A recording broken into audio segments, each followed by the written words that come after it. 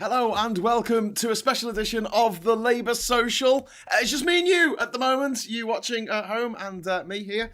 We will be joined later on this evening by Supertansky and by Josh from the Movement Forward and maybe some others as well. Maybe Ollie will put in an appearance and we might see some other regulars from the Labour Social. But at the moment, it's just me, you and this can of beer because it does look like the Tories are going to get absolutely battered in this upcoming election, which is what we're hoping for. That's what we're hoping for.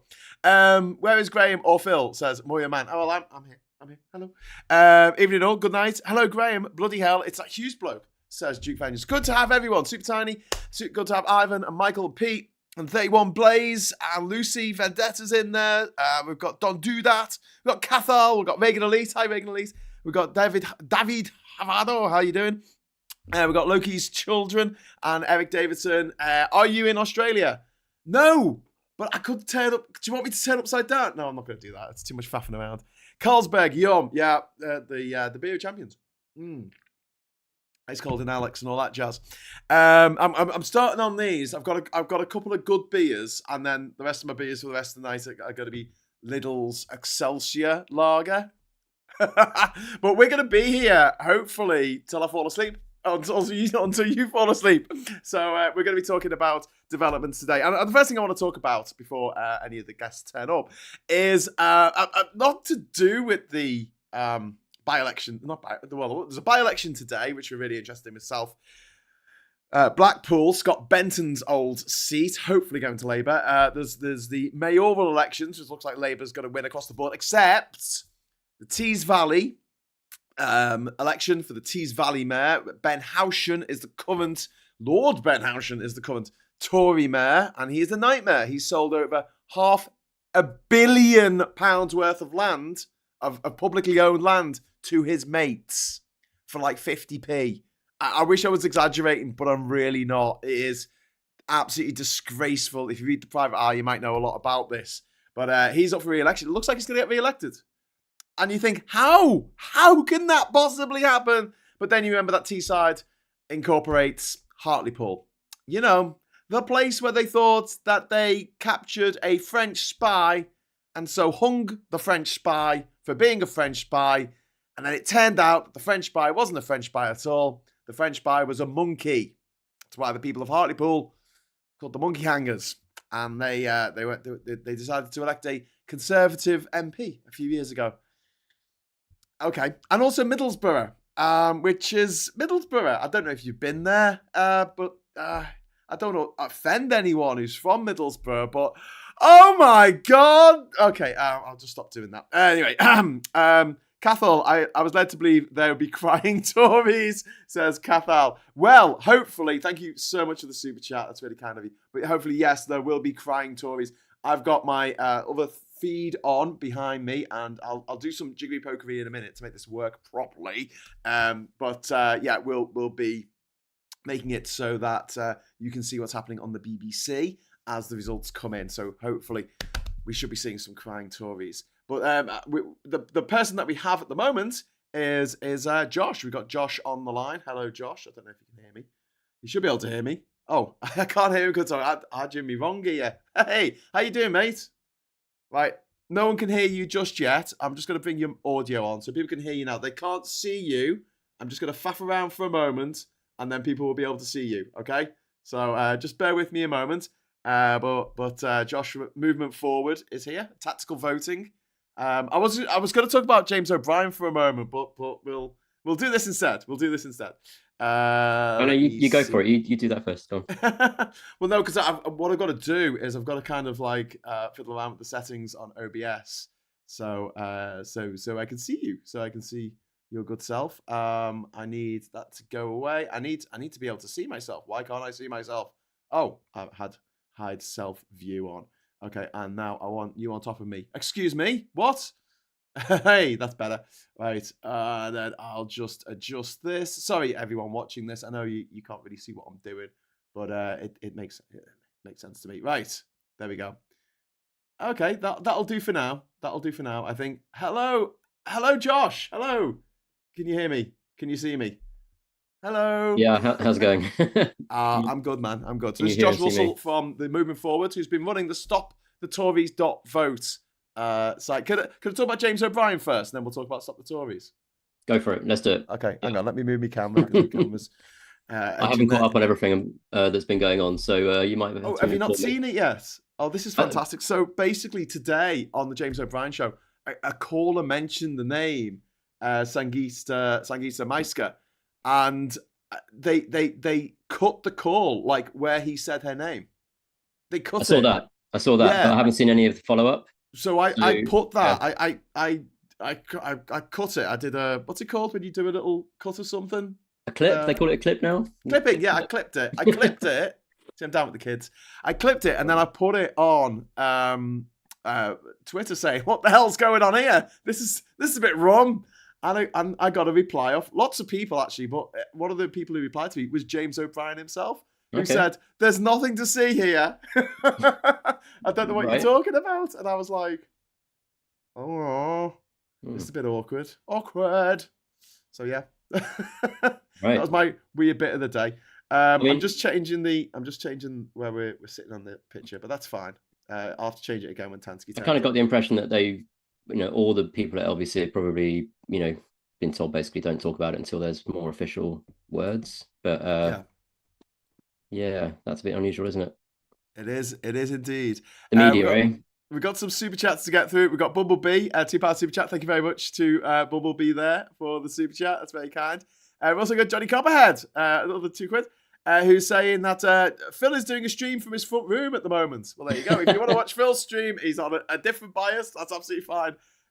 He said he'd be having an early night tonight. I don't know.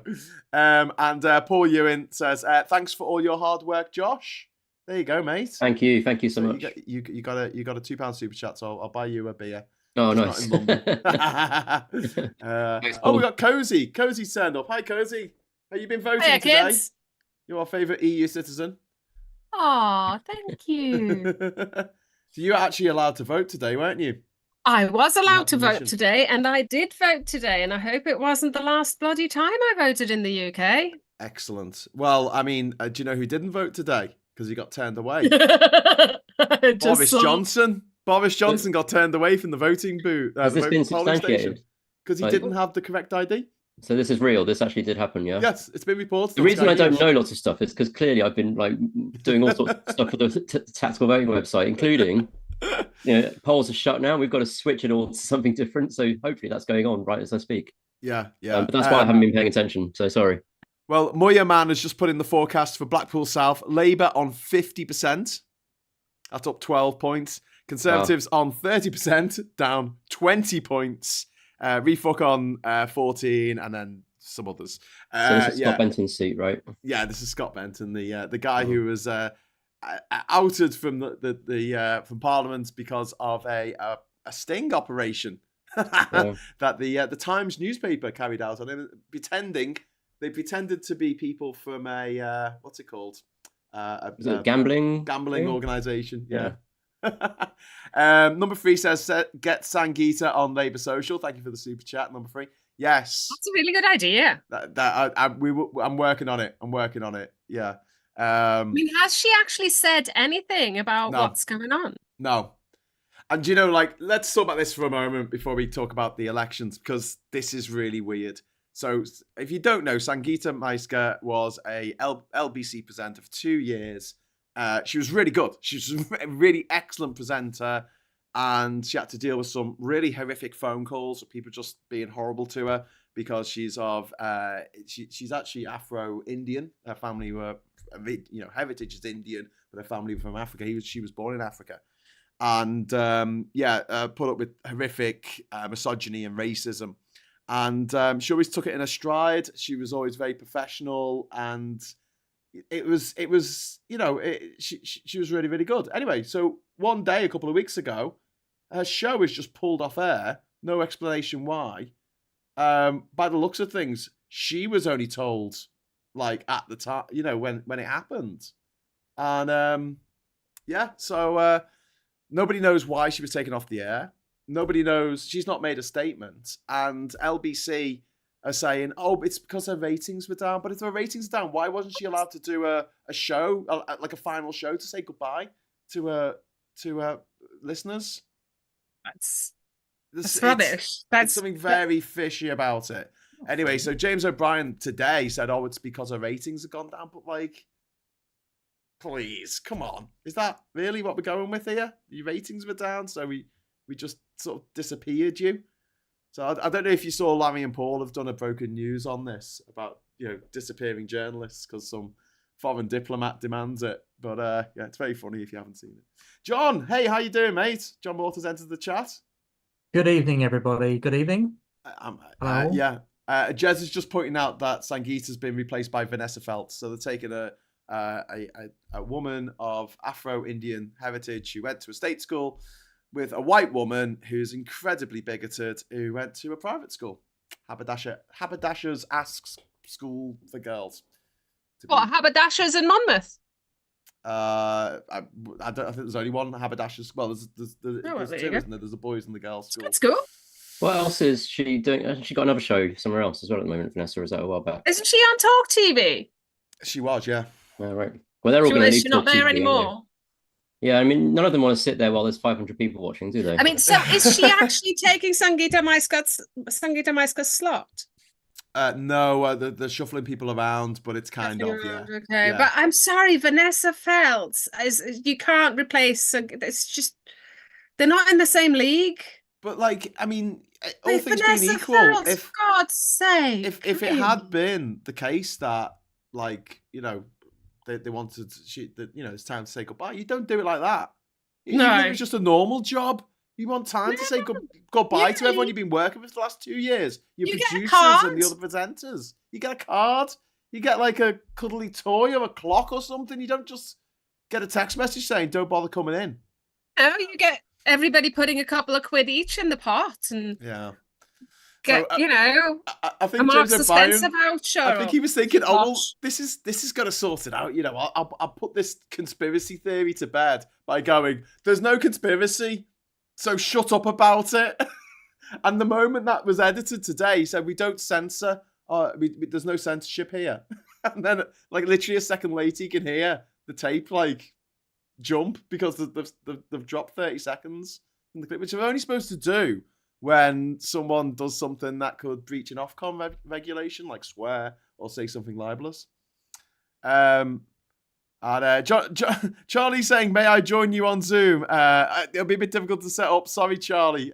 Sorry, I'm a little bit tied up at the moment. Plus, if you have loads and loads of people on here, it gets a little bit difficult for anyone to get a word in edgeways. But thanks very much anyway for the super chat. And Brad is there. Brad, free market, but not when the free market fails, favors others. Free speech, but not when free speech is critical of them. Hypocrisy at its finest. Thank you very much for the super chat and the wise words, Brad. I can't disagree with that. This is not making anyone look particularly good, not least Sheila Fogarty and James O'Brien, who we thought were on our side and are just peddling the company line. Did I say lie? I meant line. Don't sue me. Don't sue me, Global. I think Sangeeta will have a lot of offers, right? There's going to be, I mean, she's really good. So I imagine like she's going to take a little bit of time, and find somewhere really good to go and sit. I really hope so. I really hope so, mate, because it's what they've done to her is people will be phoning her, right, from other things. I bet you anything. I bloody hope so. Someone's saying they're watching this channel and GB News at the same time. That's some cognitive dissonance right there. That's definitely a contrast program. Yeah. How many are watching GB News right now? Yeah. CNN removed, this is from Jay, is saying CNN removed Mehdi Hassan after he criticised Israel. That came out around the same time as well. Again, he could go anywhere, Sorry? He could go anywhere as well. That robust. What did she say that could even be taken in any way, shape, or form as she interviewed an Israeli I know, I saw it. And she was a bit robust. She held him to account, but I don't think she was, like, from what I've seen of it, she was perfectly polite. And the interview ended with well, thank you very much for joining us. It was all perfectly cordial. It was like anyone stormed out or were unprofessional in any way. And that's the thing about Sangeeta. I've not seen her be unprofessional about this. Never. And I've seen her take some really horrendous racism and Islamophobia apart politely and be incredibly astute about it. So, and also, she doesn't take prisoners. I've seen her be. Sangeeta's not so well at the moment, and she's feeling a bit crook. But we can get in contact with her, so we will try and get her on the show. But if we do, it might have to be in a little while once this is all blown over, because I'm pretty sure there is a very good reason why she's not talking about it. In the same way, there was a good reason why Kate Middleton didn't want to talk about what was happening with her, and then all these rumors just flew around. It might have. But this is the thing; it might have nothing to do with that particular interview. Yeah, I know, but it might be like sudden illness or sudden illness of a family member or whatever. It's just it so happens that it was the week after that interview. Yeah. So it all looks and of course people put two and two together. So it could be, or it could have nothing to do with it. Yeah, and the thing is, the longer you leave it and the less you say, the more wild the speculation gets. Absolutely. So she's probably NDA'd up to the hilt as well, isn't she? Yeah, that's what I'm saying. If she came on here, everyone would be going, that big of NDAs. Yeah. People would be going, well, what did she say? What happened? What happened? And she won't be able to say legally. And NDAs. Should we do a book? Should we write a book? But you know what we could do? It would be nice to invite her on and just to have her tell us how she's doing and talk about everything but the reason. If she can't talk about the reason why she left, it's fine to say, well, I've left, but I can't talk about the reason, but here's what I'm doing now. Give her a platform. Absolutely. Because I think she's probably a really interesting person to speak to, and I'd be curious to know what she's up to now. She's probably up to something really interesting. Yeah. Well, that would be great. I was just going to say, James O'Brien's latest book is called How They Broke Britain. Right? How about we write a book called How We Fix Britain? And we're going to have a rule in there. We're going to say we're going to ban NDAs. One of the things we're going to do, along with universal basic income, rejoining the EU and bringing in press reform and proportional representation, ban NDAs and protect whistleblowers. In America, if you blow the whistle on a company that is pumping toxic sludge into the local children's drinking water, then when it goes to court, you get a cut of whatever class action lawsuit goes ahead as a result of you blowing the whistle. So if you rat on your company, you stand to make possibly hundreds of thousands, maybe millions of dollars. So it's a hell of an incentive to blow the whistle. Here in this country, if you hold them to account, as Alec Barrett has just said in the super chat, thank you very much, Alec. If you hold them to account and you go to the authorities about the company that you're working for, there's a good chance you'll lose your job and you'll never work in that sector again. And that's it. Bye-bye.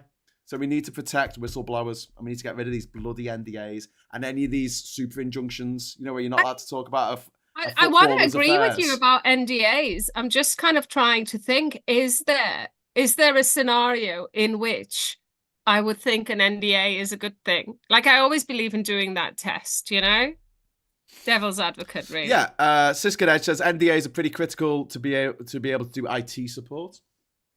I mean, it depends what industry you're in, but I'm sure we could come to we could exclude certain things between an NDA, a non-disclosure agreement. That's more like a data handling and data protection. Yeah.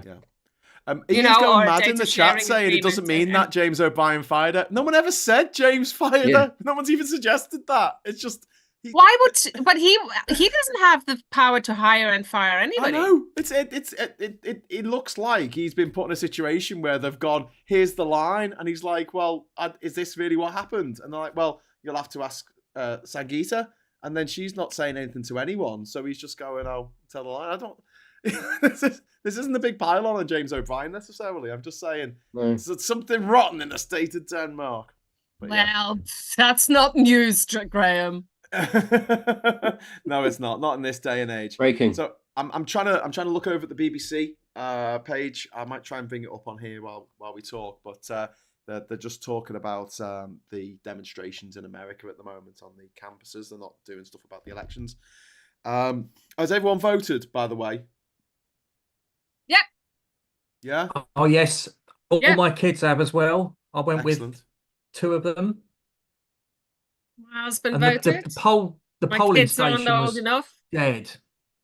Because we've only got a police and crime commissioner election here. We've got nothing else.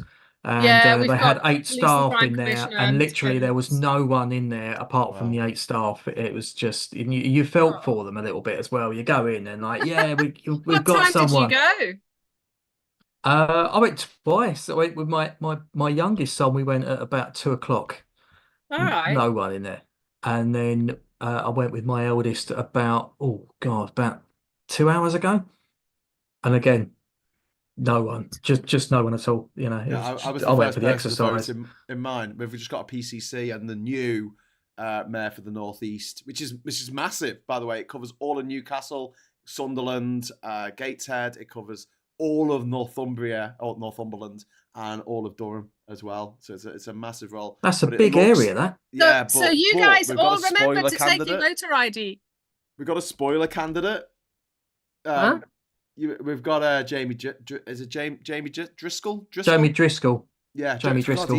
That's quite a hard name to say, actually. But yeah, he's standing, and it looks like that might take a lot of votes away from the Labour candidate Kim McGuinness, and could worryingly allow the Tory to actually win it. So I think we kind of didn't think it looked like the Tories had a chance there, so we didn't give any advice. But is it looking close, do you think? I don't know. I know that the Labour people here are a little bit worried about Jamie. Who could have probably stood, but you know, the powers that be said they didn't want him. I don't know if the membership here felt the same way. They might not have done. But we were, the mayors are quite an interesting thing for us. It's the first time that there's been tactical voting for mayors, and there's actually obviously a few new mayors as well. So it's quite a difficult thing. Some were really obvious. Quite a few were pretty obvious. Like Sadiq Khan's pretty obvious, right? He's going to be the one to tell people to vote for. But yeah, that one, the Tories, like Reform, were eating into their votes, I think. So like it really didn't look like it was going to be a close thing. But yeah, it'd be interesting to see what happens. It's learning curve. Yeah, I mean, Susan Hall is just such a worry. I mean, she's the worst possible candidate. Even Piers Morgan is saying like she's the worst Tory candidate ever, and that must be taken into account the likes of Liz Truss. She's like Marjorie Taylor Greene. And when it came out about all of these groups on Facebook that she was part of that were calling for the death of Sadiq Khan and all this horrible, racist, Islamophobic, violent, gammony shite, and this was put out there by Wes Streeting, who said this is disgraceful, and all these Tory MPs like piled onto Wes Streeting on Twitter yesterday, saying, "Oh, how dare you say this about this candidate? This is beneath you. This is beneath you." And it's like, no, look, she is part of these groups who are, using racism to try and get rid of the duly elected leader of London. What was it? London? It's not the GLC anymore, is it? GLA? Bloody hell, Graham. London Authority. GLC? God, you're not that old. I am. I've just got a very young-looking portrait of me in the attic. But Wow, yeah. I mean, come on, man. GLC, that's... Wow. You'll be going back to the London County Council soon. I remember the Comic Strip Presents GLC episode. It was absolutely brilliant, where Thatcher was there with the green blood. Yeah. And they had to kill her by throwing a spear through her. She dissolved. I think if Jennifer Saunders played Thatcher in that. I was going to say for the London Assembly, of course, it's worth noting that the citywide seats, it's that way around, isn't it? Citywide seats are under a proportional system. So, obviously people could vote however they wanted for those and know that vote would count. We didn't give any advice there either. We, basically said, look, it's proportional, do what you like. But it's a fair vote, that. Yeah. Yeah, and I'd be interested to see how the Rejoin Party did in that, because they were targeting that to try and get, a percentage of the vote, which would mean they would get a percentage of the seats. Yeah. So it'd be interesting to see how that works out, because that could be quite an interesting story about how a proportional voting system might actually have an impact for smaller parties to have a voice in a council or a government. Hi Tom, how you doing? I've got a bunch of super chats to go through. I'm getting told off for not mentioning the super chat, so I'm going to have to do that now. But one sec, and I'll come back to you. This is from Claire. Thank you very much for the super chat, Claire. Is it true that the Liz Truss book only sold 2,000 copies? Yes, that is true. It was currently. She probably bought all of them herself. It was like number 7,000 on the Amazon top sellers list. 7,000. And they tried to make a news story about the fact that it had sold more copies this week than Rory Stewart's book, which came out last year. Which is a bit like no one going to see your movie and you're saying, well, more people saw my movie at the cinema than they saw The Godfather this year. And you're like, okay, well done. Veg Pie says, thank you very much, Veg Pie, for the information and the super chat. Graham, you're very quiet compared with everyone else. I've just pushed my gain up a little bit on my mic, so hopefully I'm a bit louder now.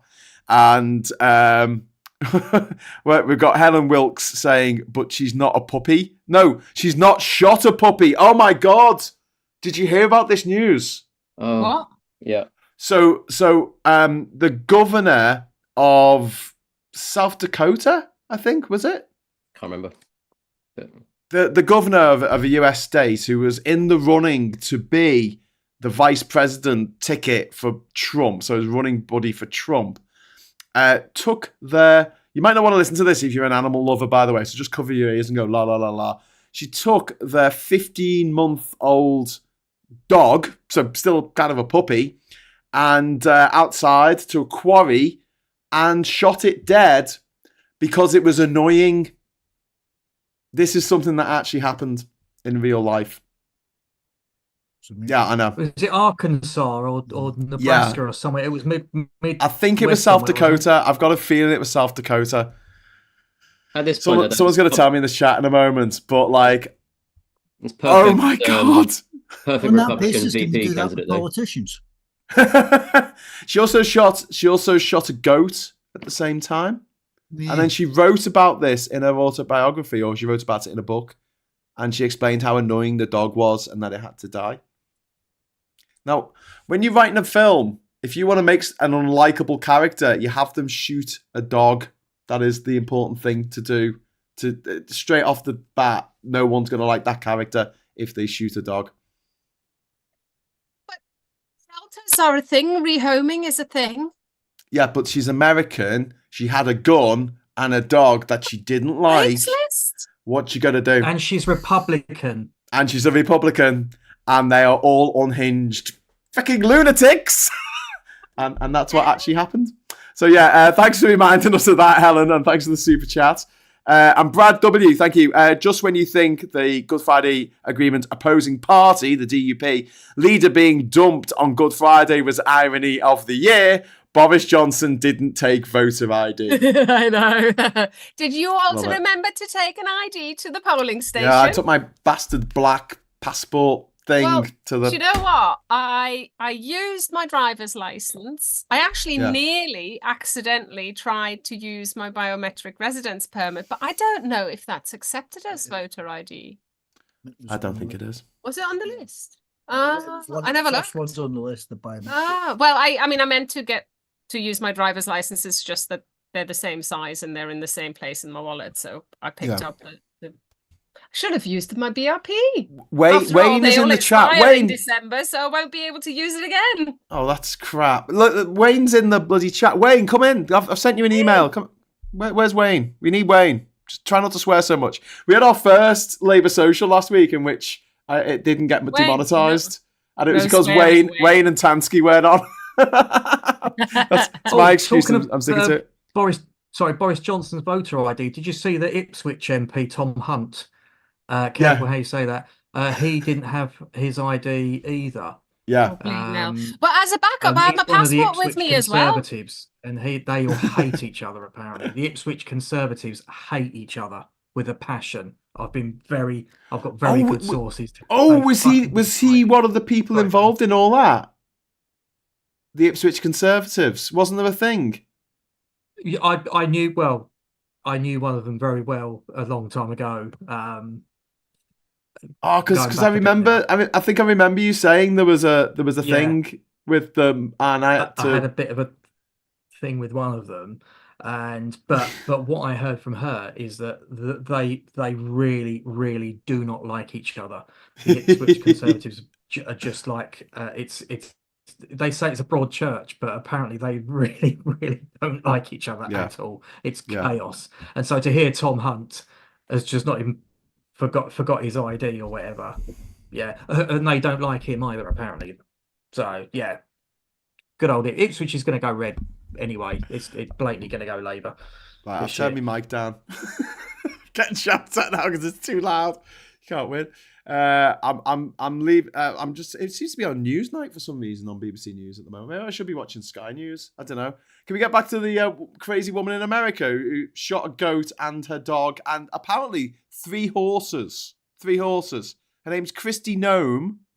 Kristi Noem is her name. And Evil Cow. She's a loon. And then she shot the goat.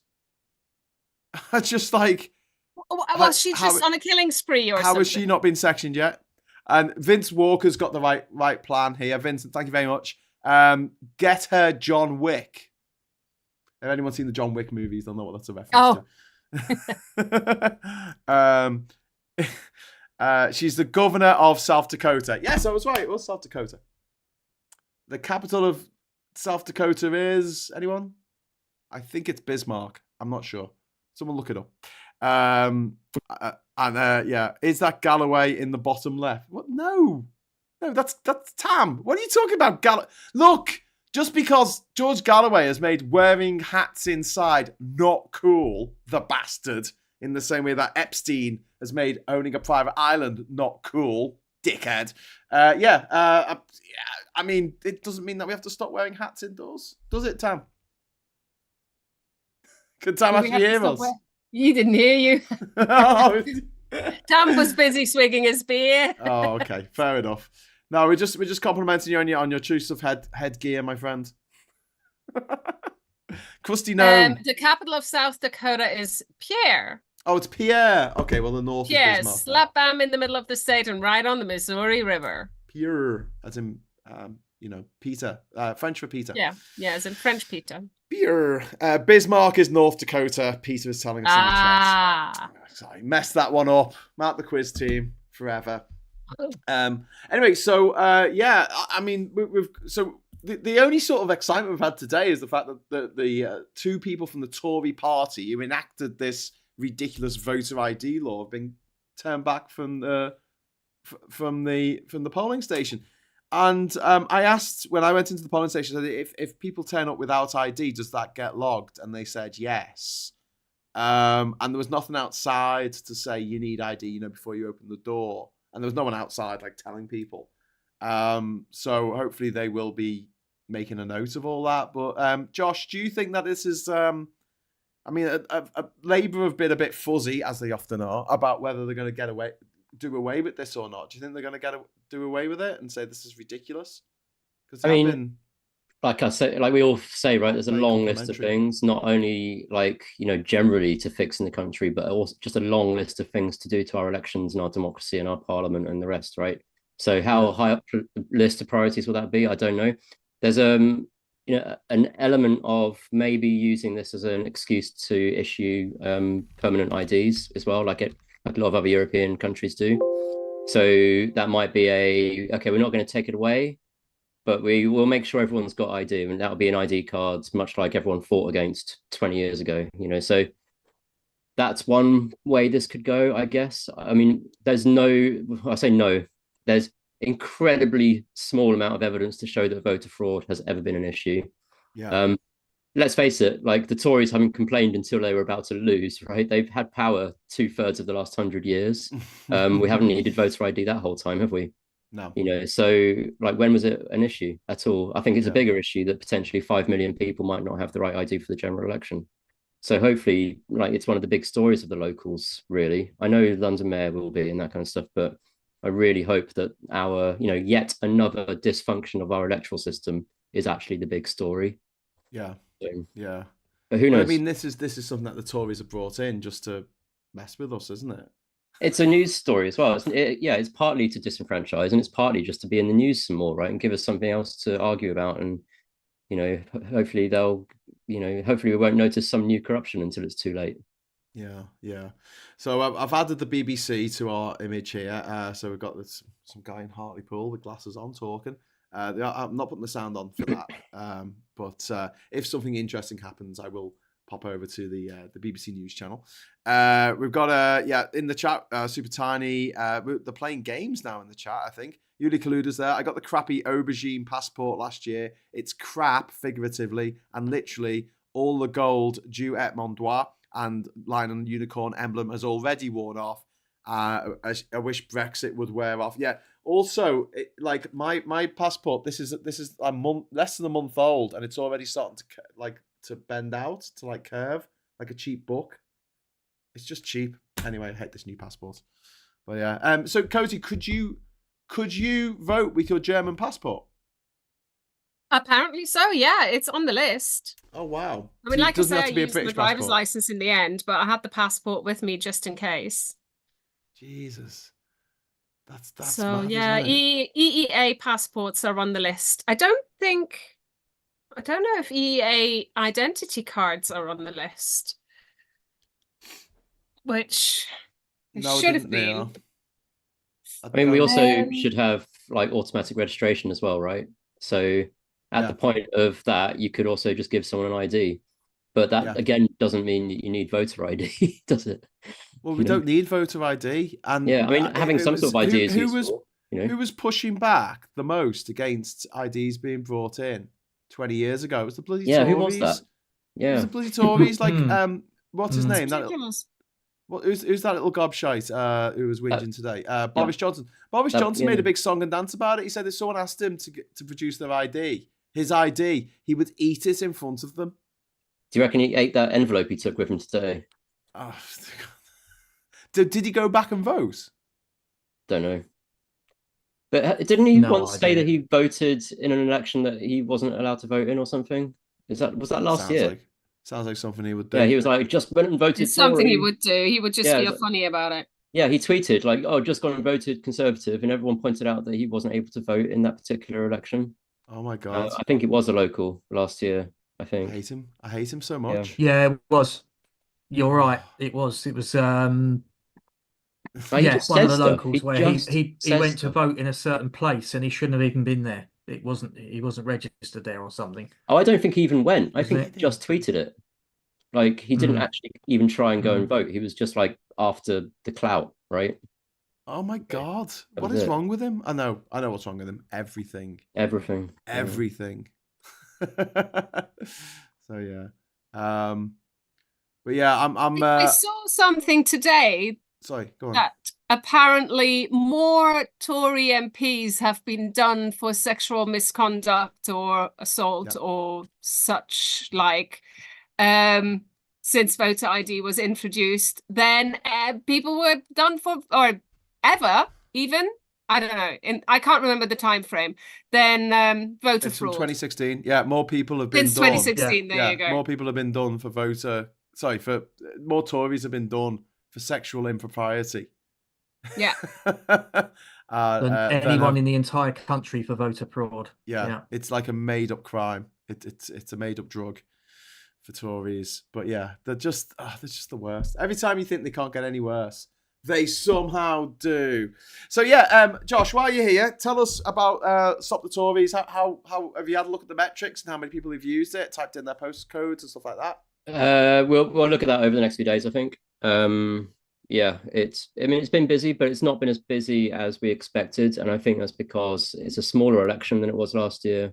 There's a lot more going on in the news cycle the last week or two. Like the local elections have not really been a thing until tonight. You know, we've definitely seen a spike in people tweeting about it and that kind of stuff today rather than over the last week or two. And also, of course, the mayoral elections have really taken a lot of the attention, and not everyone can vote in the big ones.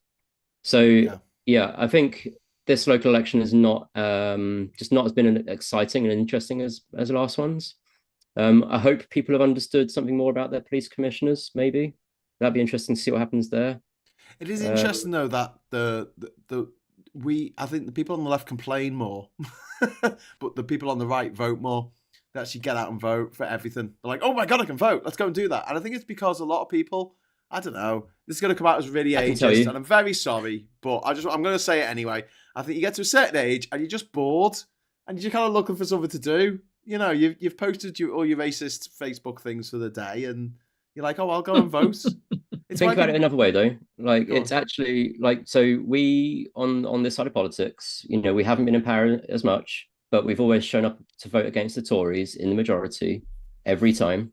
And so we just become apathetic to it, don't we? It's like, what's the point? We always win, you know, at the popular vote collectively, but we always lose because we can't agree on, you know, how to actually use our votes efficiently. I mean, this is literally why I put this project together, because we should have been winning for the last 100 years, right? Yes. None of the policies that are going through, we wouldn't be arguing about Rwanda right now. Do you know what I mean? Yeah. Just wouldn't be happening. Yeah. So I think the apathy is there because of the system, because people don't think their votes count, and they're kind of right. There was a really interesting study in America. So I'm going to come to the super chats in a moment, but just let me say, where they were looking at the probability of a bill going through their parliament, Congress over there, and basically, if it had 100% support from the population, it had exactly the same chance of going through as if it had 0% chance.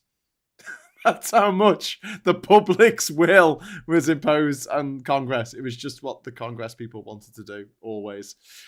Johnny, thank you very much for the super chat and the terrible news that comes with it. It says, Tory Kunsberg, careful how you say that, is doing a biased local election special at 11:40 on the BBC. And Captain Bart Roberts, thank you for the super chat, says, of course, Johnny. Just agreeing with what Johnny Copperhead said. We've also got Jeff True saying, friend of mine used a French passport. Peter M saying, my partner voted with their Polish passport, so you could use different passports. National identity card issued by EEA state is on the list of acceptable bits of ID. Multiple citizenship should be a human right, said Judy Kaluda. I can't disagree with that. Eric Davidson says it is not interesting because no one discussed the Labour councillors resigning because of Starmer's stance on Israel. But also, Labour are going to win a load of seats today. So I don't know. See, we talk about Israel a lot. We talk about Gaza a lot on the left. But at the same time, it's not necessarily the overriding. Oh, hang on. We've got an extra person. People forget that like there's millions of people just in the middle of all of this that aren't really paying a lot of attention to politics. Exactly. You know, and it's a shame. Obviously, they should have a need to and a desire to understand what's going on. Yeah. But partly they've got other things going on in their lives, right? The cost of living and everything else. Yeah. And partly it's just like politics is really off-putting. You know. Who wants to pay attention to all this, really? Like, we shouldn't have to, should we? It's horrible. It's aggressive, and it makes people sad and angry, and when people get really go, let's talk about politics, and you're like, this conversation is not going to end well, is it? Even if we agree, it's probably not going to end well, because we'll find that one thing that we can disagree on and shout at each other about it.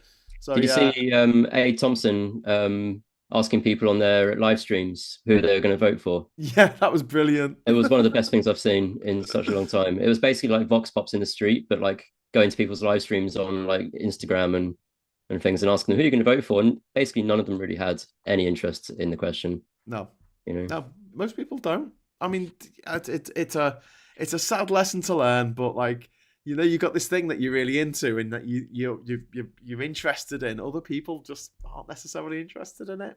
It's not because they're bad people. It's just they've got other things going on. Talking of having other things going on, Wayne, hello, how you doing? Can you hear us? Oh, you all right? Hey, how you doing, mate? I'm good. Hiya, kiddo. Hello. Oh, you've got a tan. Have you been out in the sun? Oh, for God's sake, Cozy, stop being racist. Wasn't that what Sylvia Berlusconi once said to a black woman? He said, "Oh, you got a lovely tan." No, Cozy only gets away with it because randomly, Cozy knows my mum. Still there. What? Cozy knows your mum? How does this happen? What? Right. How did we get onto this? I think Wayne and I worked out that I live like literally 5 minutes drive from his mum's shop where his mum works. So I'll pop round there. And then I messaged back and said, "Oh yeah, what's your mum's name?" You know, I was like, I mean, I would walk in and go, "Hiya, Wayne's mum," but I thought it'd be nice if I know her name. And then we worked out that I'm already friends with her on Facebook.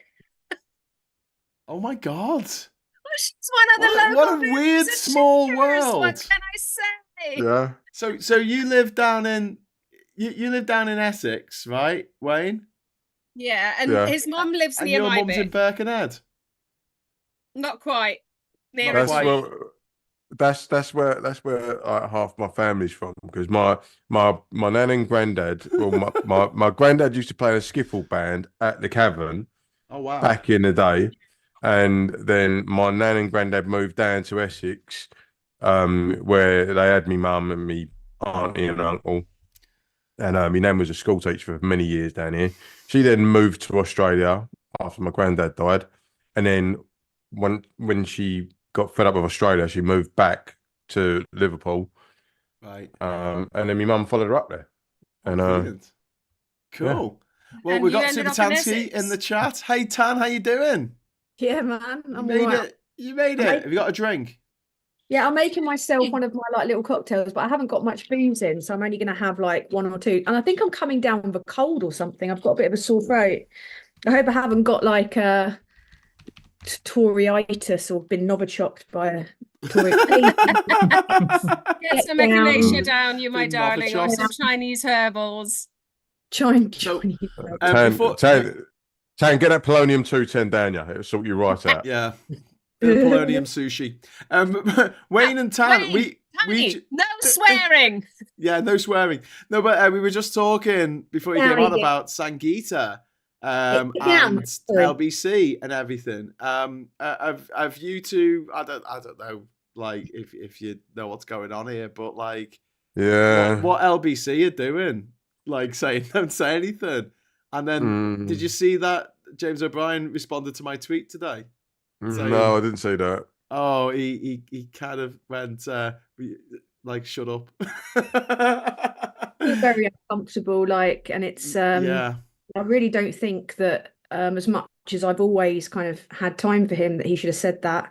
No, and it's made a bad situation worse. Like, if he had just not responded and not said anything, people would be going, "Oh well, you know, it's because of this," and everyone's going, "It's because she interviewed this Israeli guy, and so they got rid of her because she wasn't nice to him." And like, he's come along and gone, "No, it's not. I can't tell you what it is, but it's not that. Oh, it's a rate. No, he said it was a ratings. No, it was because of ratings." I'm sorry, but that's just bull. No. Well, exactly. It's just made a bad situation worse, because everyone's like, "Well, that's evidently not the case," because she would have been able to do a show where she said goodbye to listeners, and I've not addressed it at all, because I'm just like, there's certain like boundaries that you don't cross when you're pals with someone who's in that sort of industry, and it's like, I don't really want to be sort of like some sort of snitch. Do you know what I mean? So I'm just like, I just left it well alone. I just like, because I think Navarro covered it quite well, because they kind of basically put up. I think her last show was April the 14th or something like that. But that's where she was interviewing that guy from the IDF. But she also, I think she was kind of instrumental in getting that Elon fella sacked as well, because she weren't having not any Elon Musk. This is the Elon guy who worked for the Elon Levy. Yeah, Elon Levy. He was a bit of a nightmare, wasn't he? And yeah, he basically just came on and was just a propaganda mouthpiece, and she dismantled him. He subsequently got sacked, and then he started doing his own thing, effectively from his bedroom, where he just got like an Israeli flag and like, I don't know, his nephew or something to produce it. And one of his sign-offs, he was just basically standing there looking at the camera, expecting his producer to cut the feed. He was just kind of like this for a good 30 seconds. Very odd man, that guy. He's almost like sociopathically sharp. Like it's almost like he's programmed, you know, he's like AI. Like Wayne, I don't really feel comfortable going into it in too much detail because I get on Will Sangeeta and I just don't feel like it's appropriate to talk about that because a lot of it's speculation at the moment. And, you know, if we know stuff or we've talked to either of them, I think it's probably best just to leave for now until... I'm just saying that what James O'Brien said publicly today, it just made a bad situation worse because I agree. People don't know what's going on. And obviously they're going to fill that void with whatever they think. Well, it's a speculation vacuum. This is the problem. Yeah. Like he has gone into what is essentially a speculation vacuum with a snippet of input, and then it's just gone. And you know, I really don't. I just don't think he handled it on any level correctly. Yeah, I agree. I agree. Johnny Copperhead, thank you very much for the super chat. Who says, "Yay, Tan" in capital letters. There you go. Oh. Hello. Hello. But yeah, have you voted, Wayne Tansky? Have you voted today? No, I didn't bother. Yeah. Oh, God, what? Yeah, and like I said, I went there fully tooled up. Tooled up. Me? What? Oh my God! Oh, with it? Yeah, okay. I went there with all my IDs. If they turned around and said, "Nah, that's not good enough," I'd be like, "How about that? How about that?" On your ID, like a suit made of ID. Talking but to be fair, I went straight from work and I still had my work ID badge on, like my lanyard. Oh wow! I was like, "Come on, bruv." Well, talking of tools, Lawrence Fox is in the news again. Did you see what he did today? No. He tweeted an upskirting picture that was taken without consent by a celebrity, by paparazzi. A picture that was taken down offline when the upskirting bill went through, and he put it to prove a point about something that she said to make her look like a hypocrite. Because, you know, she said something about a woman who you know, got naked for, you know, because that was the job, or she was a model, or I don't know what the story was behind person, I think that like, and it was the other day, and it's actually massively, it's Narinda Kaur, and it's actually massively illegal to do that on every. He's been referred to the police, and hopefully he'll go to jail this time because or end up on a sex offender list. Can we not get him like in a sort of dog cosplay outfit and send him to South Dakota and see how he gets on? Yes, we should. Him and George Galloway, who was interviewed by Novara Media, who were all like, "You're our busy mate, aren't you?" And then he said that he doesn't want children learning that being gay is normal. Well, I mean, it's nice that Aaron Bastani's finally cottoned on to what, you know, George Galloway is. It's like, I didn't mind him flirting with fascism and being mates with Steve Bannon, but, you know, I finally realised he's a bit of a cock. And I'm like, you kidding me, aren't you? I mean, like, what does it take? all you got to do is just replay that footage of him saying, "Would you like me to be the cat?" Oh, God. That's it. Hasn't he barely been in Parliament? He's barely been in Parliament to talk about the very topics that he got elected on as well, right? I mean, yeah. Maybe this will be the aha moment for a lot of people, right? Like, actually, this is the thing about putting someone like him or Farage or Tice in Parliament, is that you can actually see what they would do, and it turns out nothing, right? Yeah, but we had that with Farage when he was in the EU. He never turned up. He was our representative on the Fisheries Commission. He never turned up to the meetings. Two meetings he turned up. Two meetings he turned up to. Yeah. Well, he turned, and then Hugh Fearnley-Whittingstall ended up doing more for British fishing than he did. But so far, George Galloway has actually voted with the government, with the Tories. So yeah, proper left-wing fucking hero, isn't he? Like voting with the. There goes your demonetisation. With that whole fishing thing though, what the people that was banging on about it so much neglected to say was all of the fishermen saw that it was a dying trade and just cashed in. They just went, right, Norway, you want it? Yeah, fuck it, have it. Go on. We'll just retire up in Norfolk with our webbed hands and webbed feet. Don't say that way. I apologise to all the people of Norfolk there. Aha!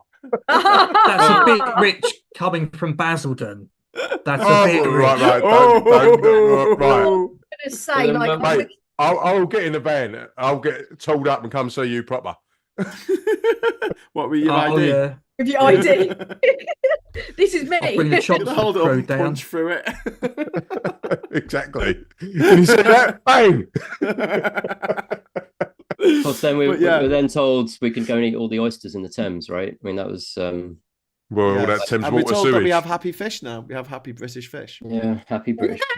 But being a fisher person is a bloody hard job. It is incredibly dangerous, and I wouldn't do it. This is where, like, Greta Thunberg, she has so much respect from me, not just for the environmental stuff that she's done, which I think is incredible, but the fact that she took a sailboat across the Atlantic Ocean in winter. And, like, I wouldn't do that. I've done some mad stuff, and I would not do that. God, I'd be sick every day. bombing Puking off the side. face out. Yeah, I won't be able to keep anything down. I'll turn up like 3 stone lighter. Thank you very much to Brad for the super chat. Seen on Twitter. The thing I don't get is why Fox is not a socialist, given his commitment to being publicly owned. Very good. Very Yeah, good. that's I like that. I mean, Someone should put down a t-shirt. How the Tories have treated people that in the fishing industry, it's like literally exactly how they treated pretty much everyone else, right? But they just see us as numbers, basically. But the joke is that they're even bad at numbers. Like, they're not even good at looking at us like we're numbers. Like, they can't actually help us to be good for the economy, even though that's why they might say they're making certain decisions. Like, they have no idea. It's cliche to say they're disconnected, but it's worse than that, isn't it? What's worse than being disconnected? Can you be more disconnected than disconnected? Cut off. Aloof from reality. Aloof. Yeah. Empty. It's almost purposeful as well. Like, they actually don't. They're not even. There's not even an attempt to be connected, is there?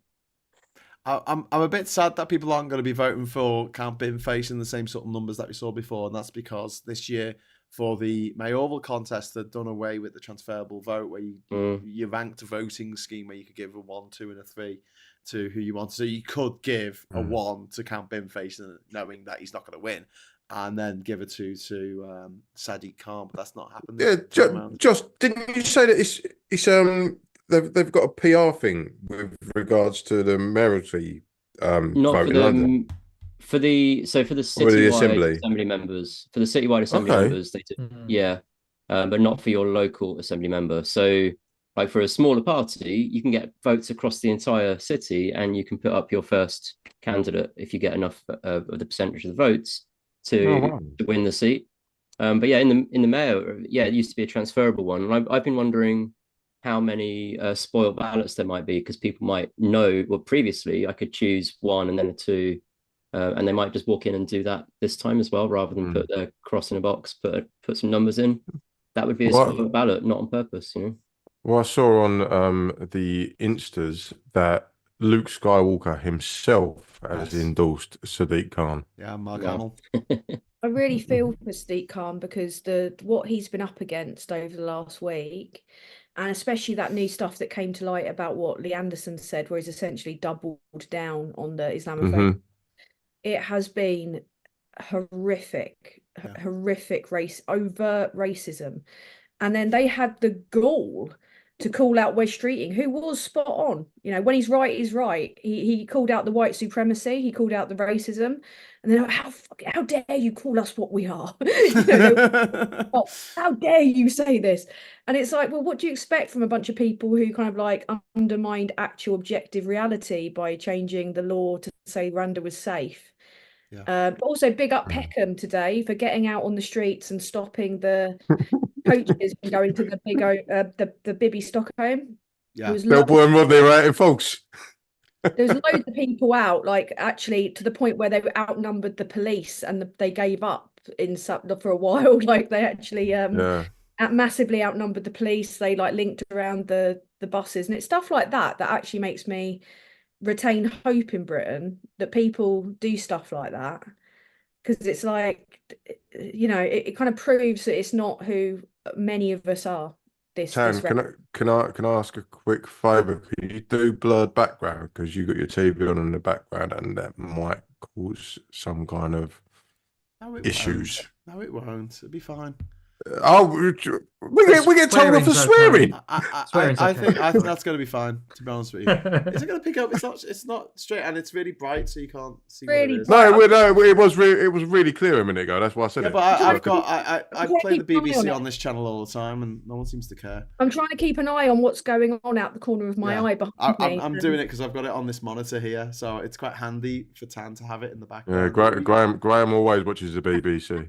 Have you got you don't think it's a problem with all the adverts that it's showing? No, it's very small, and I'll be very small. It's very small and far away. Keeping an eye on it, because I've got not only like that going on, I've also got something streaming here. I'm like plugged into 3 different things at once. This is multitasking. This is what happens on election night. Like the thing that I love about elections is like how it's weirdly calming for me to have 3 different information sources pumped into my head at once, because that's how I feel most days anyway. So it kind of like, I'm used to it. So it's kind of like, in a way, it's just like at least a reason for it all to be happening like this, you know. So yeah, I've just got a super chat from Heather. Thank you very much, Heather Hanks, for the super chat. Boris turned away after forgetting to bring ID. Yeah. It was just a stunt, wasn't it? That's going to be the news story, isn't it? Do you reckon that's going to be on the newspapers tomorrow? Yeah, but it was a stunt. Of course it did. Like, it was a stunt. 100%. 100%. Of course, he's the guy that got caught stuck on a zip wire. Oh, I accidentally forgot my voter ID. They're probably trying to rehabilitate him in some way. He's probably poisoning himself with some form of comeback. I'm just looking on tomorrow's papers today. No one's got as the front cover news story that he was he was turned back, which is a bit rubbish. They got loads of pictures of Princess Charlotte, who looks disturbingly like her dad, like a lot like it. She looks so much like her dad. Balding?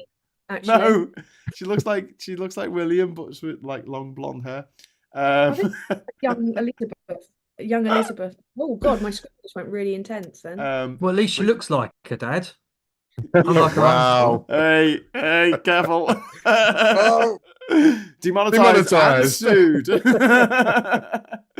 The words of John Morton are not the words of the Labour Social. But on Wayne's the Daily quite down Mail, on the old swearing tonight, so I thought I'll just throw a few in as well, just to, you know.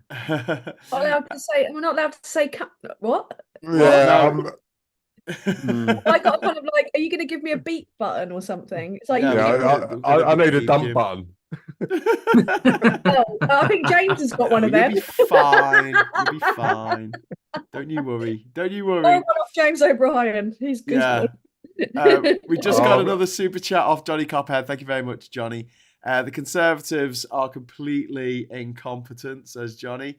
The party of business, my Arsenal.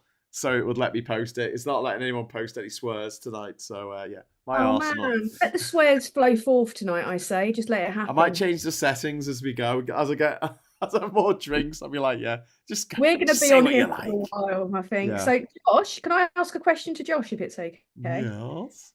How did Stop the Tories Stop Vote do in terms of people visiting? Good turnout in visits. It's been okay. So I went over this a little bit earlier when we first came on. I feel like these local elections have been quieter than than last year, because there's just so much else going on this year, basically. Like this week, the local elections has not really been a big topic, I don't think. But the London Mayor one has, and so I feel like that's taken a lot of the attention. also it's a smaller election. There are fewer councils up for election this year, so I think so it's not as many this year at all, is there? So yeah, so like for us, effect. exactly. So for us, it's definitely been quieter, but we kind of expected that in a way. I was obviously really kind of gunning for it to be a lot bigger, but you can't get people excited about an election they don't have. So Yeah. it's, yeah, but like it's still, I think in terms of growing the idea of tactical voting, getting more people sharing with each other, understanding that lending their votes, is something they can do. And that obviously that people are coming around to the idea that okay, I'll lend it this time, but they're gonna have to earn it next time. I think that's a really important thing. Like, so yeah, numbers. I mean, we're going to crunch a lot of the numbers, and they're like blow any records or anything. We're really focusing on the general election now. Yeah, I feel like it's been a weird one because even my local polling station, right, last locals, I was out and I was being a do-gooder, taking the numbers down for local Labour, and we were sat out the front, and I was sat, unfortunately, with the reverse Miriam Margolyes, a woman who looked just like Miriam Margolyes, but she was ultra Tory, and it was and I had to kind of like, I had to kind of get out of that conversation. But there was no people doing that. There was no people sitting out the front. There was no people kind of like usual. There wasn't a kind of a presence of any of the parties in the polling station whatsoever. It was completely different. And also, like, I just think people have got probably a bit of election fatigue. And I just feel a little bit like people just longing for the general now, really. I think that's when people are really I think people have politics fatigue. And scandal fatigue, because it's been like a year of all of this shit, and it's just been piling on. And obviously, a lot of people's lives have got a lot worse, and they probably think that these locals don't make any difference to them. Yeah. Did you all have police commissioner votes? Everyone in England and Wales. I know my commissioner. He's one of my local Labour guys, Adam Fox. Knock. I've voted for him today. No, I'm actually friends with my local councillor. I've known him. So am I, but he's a Tory. Oh my God! What? Same here. Think about you. What? You what? Well, my councillor's a Tory. I live in Tory hell, don't I? No, but you're not friends with them, right? I know a couple of them. I know a couple of them. I'm not saying they're best mates, but I know a couple of them. Ex-Tory we get on friends, okay. They know I am not a Tory in any way, shape, or form. They're okay with that. They're all right with that. I voted for my friend who is a Tory, and I said, because I had 3 votes in my thing. What? Hang on, what? I went to get a beer, I missed a bit. Sorry, what happened? What the voted Tory? Right. No, hear me out. Who have you got on this, Graham? Who have you got on this show, man? I don't know. Where's the dog button? And I said to him, yeah, you've got my vote, but there's no way I can do a clean sweep with you lot, because my pod mates would take me down to the woodshed and blow my brains out. Yes. In a nice way, in a nice, friendly way. Exactly. Wayne, your vote is private. You don't have to tell anyone. You can just go and vote. Yeah, you can't just lie. You can't just lie to us. I don't give a monkeys. That is grim. That is. Then again, I can I just say, slightly in Wayne's defence, in the town I live in, the main opposition to the Tories are like the local independence group, and they're more gammon than the Tories. So this is like mid and south Essex. Trust me, that it gets fucked up. It gets messed up. Sorry, around here. I live in Essex, man. So I can kind of see that, and you're near the Canvey Island independence as well, and they are legendary. They are. Well, we're getting some love in the chat for Wayne. Wayne is banned. What? We've got cancel Wayne. In other news, free speech, mother effers. Sarah's saying in capitals, all caps, Wayne, it's called Labour Social. It's called free speech, mother and on effers. that bombshell, should we head off to South Dakota? I heard the quarries are really nice there this time of year. Get in a silo immediately. Just finish on the numbers thing and like local elections being done and all that. before, so look back to, when was it? Like beginning of April, right? Well, no, sorry, like middle of March. It was like March 18th, right? And we were all thinking, well, there could be a general election on May 2nd as well, you know? Yeah. Right. And of course, at that point, we were right in the middle of building the stopthetories.vote site for the general election, thinking, you never know, we might have to have this ready immediately. And it is ready. But the point is, we had to get the local elections out of the way. So we only had 10 days of that being live. We're going to have the general election one, you know, ready pretty damn soon.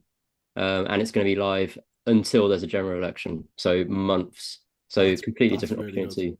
But, Can I just say thank you to Josh, to John, to Sean, to Andrew, to James, to all the volunteers at Stop the Tories Vote, because they're fucking legends. Oh, sorry, flipping legends. What? Jan, if I'm on a C word ban, you're on all of the swear word bans. On that note, Tansky, your lovely, lovely tweet thanking everybody with their gratitude to Josh and Sean and Stop the Tories Stop Vote and the follow-up to John Mortar. Sorry, John. Just got retweeted by Carol Vorderman. I didn't see this. She was on our Spaces the other night. She kind enough to join our that. Yeah. I mean, Borders is lovely. She's like brilliant. She's one of the nicest people I've met. Like, did anyone in the chat get an email from Carol this evening? Yes, I did. Also, I got a voice note from her. So nice. like Carol does actually the best voice notes. She's like I love Carol. I've got a proper girl crush on Carol. She's just lovely. Who doesn't? Who doesn't? Who doesn't? Who doesn't fangirl or fanboy Carol Vorderman? She's so nice, though. I can't say my thoughts because again I'll get banned. Oh mate! What, another Tory? What? No. What? No. What? No, it's not. I've an unhealthy obsession with borders. You're only human. What, like Kay and the gang? You're only As in, yeah, she can. We know what you mean. I do want to know. I do want to know if Carol's actually heard the Carol Vorderman song by Kay and the gang. I think. You can't even say it. You can't even say it. They did as well. No, I was going to leave it for a little bit because I think after 90 minutes they don't care anymore. So at half 11, you can swear your asses off. I think she does know about it because I know Kay and the gang quite well. I think others do as well. I believe shouldn't the watershed apply? Shouldn't the same rules apply as for on TV for the watershed? No, it's under 9 p.m. somewhere in the world. I always thought that's why you did 9 p.m. No, they don't do watershed stuff because people can watch it at any time. Can't I suppose it's 24 hours. Do you know what? It's going to make no difference. No one's going to watch this like 3 weeks hence. If you're watching this 3 weeks hence, hi. 3 weeks hence. Hence, So if today is the 23rd of May, actually that's my ex-boyfriend's birthday. How funny! What? Today's the 2nd of May. Forget about him. Yeah, exactly. But 3 weeks hence will be the 23rd. Yes, it will be. Well done for that mental arithmetic. That's pretty cool. Johnny Copperhead in the chat is saying, "Send Wayne to South Dakota." Lol. Cheers, mate. Sorry, mate, but you voted Tory, and you know. If you voted Tory, Wayne, you're dead. You're like, that's it. Why would you A, have a friend who's Tory, and B, vote for it? Okay, right. No, my friend who is a Tory is probably the most liberal Tory that you'll ever meet. All right? Is it James O'Brien? No. Graham, I think you just got yourself banned. I think you just got banned from his show. I have been banned. Hey, listen, you know, you might have a Ray Liotta, but I've been put in idiot's corner, mate. I've been put in idiot's corner. Exactly where you belong. Yeah. I got a round of applause once though for a question about Confucius. Oh, I've got a shout out today on Mystery Hour. There's the guy that does Old English, and he's called Glenn from Basildon. And he said, James said, how many rounds of applause is that? And he said, I don't know anymore. He said, I'm just trying to catch up with my town mate, Wayne. I was like, for fuck's 10. 10. I think you're going to run into the same problem that we had with Three Blokes in the Pub, because you've geographically located yourself in Basildon, so you can't move out now. No, to be fair, 9 times out of 10 when I ring in, I'm not in Basildon. There's a little bit of how the sausage is made. I'm sorry. Yeah, I think I'm still down as Graham from Liverpool, and they go, do you want us to say Durham or Liverpool? I say Liverpool, just in case. Do you know what I mean? People tracking me down. That's where you're from. It is where I'm from. It's where I'm going to be next weekend. Cozy, if you're about. Loads is happening in Liverpool from next Thursday onwards. Next Thursday is Europe Day. Are you coming to celebrate Europe Day with us? Yes. Although the trains are off, so I'm going to be getting the megabus. We get the freaking megabus. It's going to take me 6 hours to get to Liverpool on the megabus. It's either 6 or 7 p.m. onwards. I think it's 6 p.m. onwards, or maybe 7 p.m. onwards. Yeah. We will be celebrating the inaugural event of Liverpool European Festival and celebrating Europe Day at Murphy's Distillery. Down by the location, right next to the Invisible Wind Factory. So we're kicking off on Europe Day, and the festival will continue. The Invisible Wind Factory. It's a really nice venue, actually. What is that? It's on the old Dock Road by the Titanic Hotel and the old. It's a bit further along than that. Sounds like a made-up place, like the Invisible. No. It's all wind is invisible. It's called the Invisible Wind Factory, and it's like a venue. It's awesome. I was there. It's quite cozy. I was there for New Year a few years ago, and the theme was sci-fi. So I went as Zaphod Beetlebrox, and I had a second papier-mâché head on my shoulder. Someone is mugging everyone off because an Invisible Wind Factory is meaning arsehole. No, but I know it's a joke. That's what I was thinking. Arsehole. It's arsehole. Oh, I just saw a headline pop up on Sky News, right? And it's Penny Mordaunt saying, "I won't be installed in number 10 like some spoiler." That's literally the headline in the Times. What is it? Okay. What? So anyway, back to Liverpool European Festival. Number 10. We've got probably about 15 or 20 events coming up until the end of June. So we've got film screenings. The Italians are doing a job. The Italians are doing a little job. Actually, they're doing a garden party and a music night, and we've got a Black Europeans event, and we're celebrating Midsummer. And what, the film? No, as in with all the death in it. The Midsummer Festival, as in, you know.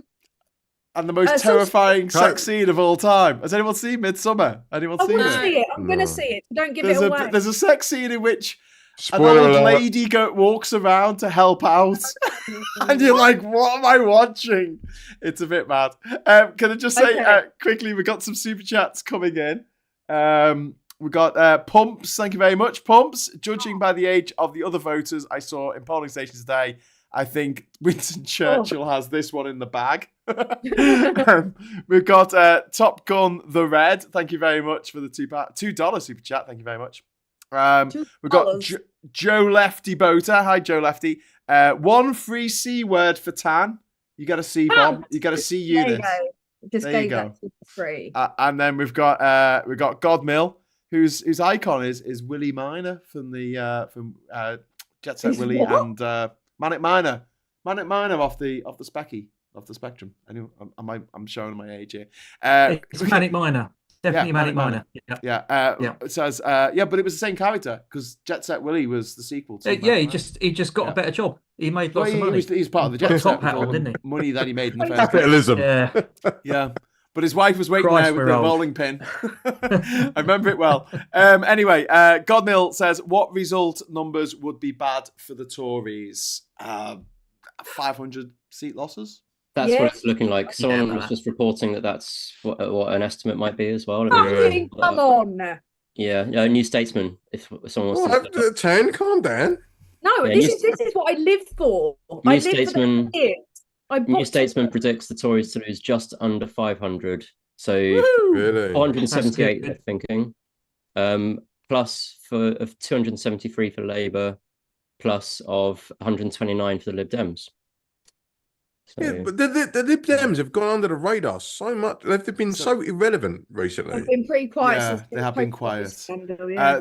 On the BBC, they've just reported that the Tories have basically already gone home from Blackpool South, where the by-election's taking place. They're going to get their asses tanned. Ladies and gentlemen, we got him. I want to see him cry. I want to see them cry. Did you just say they're predicting the Tories to lose 500? Just under. Yes, 500 seats.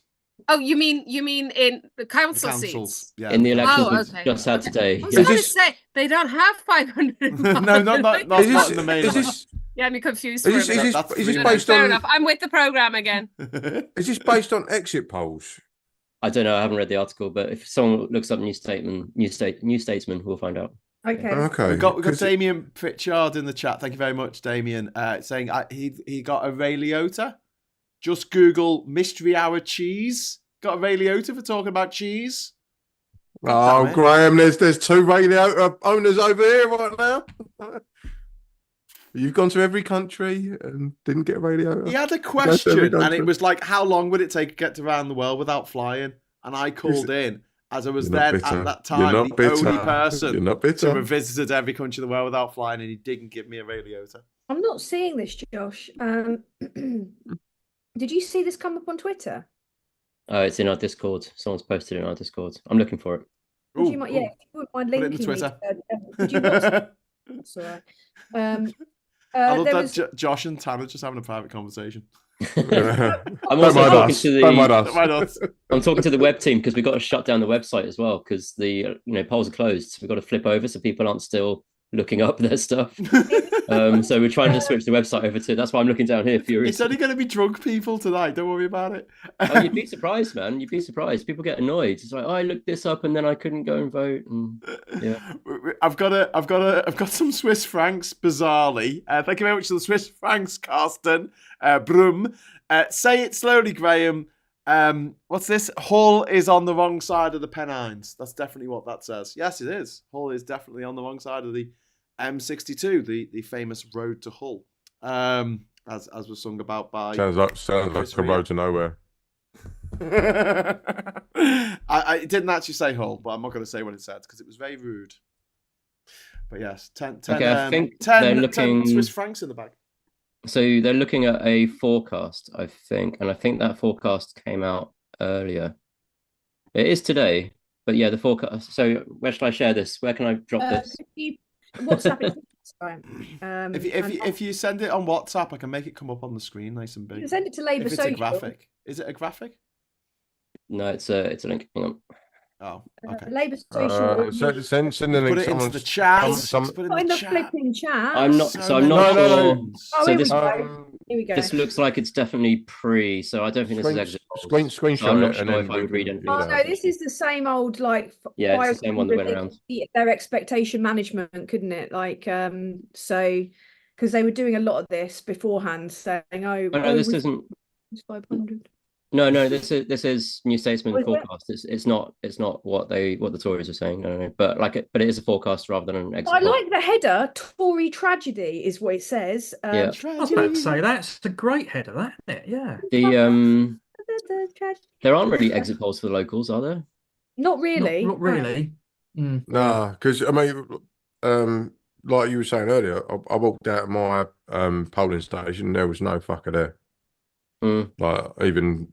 Can you give it 4 minutes before you say that? Sorry, there was no copulator there. Oh, bless you. Is that how we need to do? There was no negative, pejorative, vaginal person there. What? That's not even a thing. There was no minge. There was no minge. So Johnny Mercer wasn't there. So there was someone getting knocked back for not having voter ID today. That was actually responded to by Johnny Mercer, because the guy who got knocked back was actually a veteran, and he had a veteran's card. Oh yeah, and he knocked him back, and Johnny Mercer's like, "Oh, that's disgraceful." I'm like, "You literally voted for this thing to happen. That's happened, and now you're like, oh, can't believe this has happened. Well, it's disgraceful." Can't believe leopards are eating my face. As the man never thought it would happen to me. So I'm guessing it was a white geezer that served in the military with his card, and now that's disgraceful.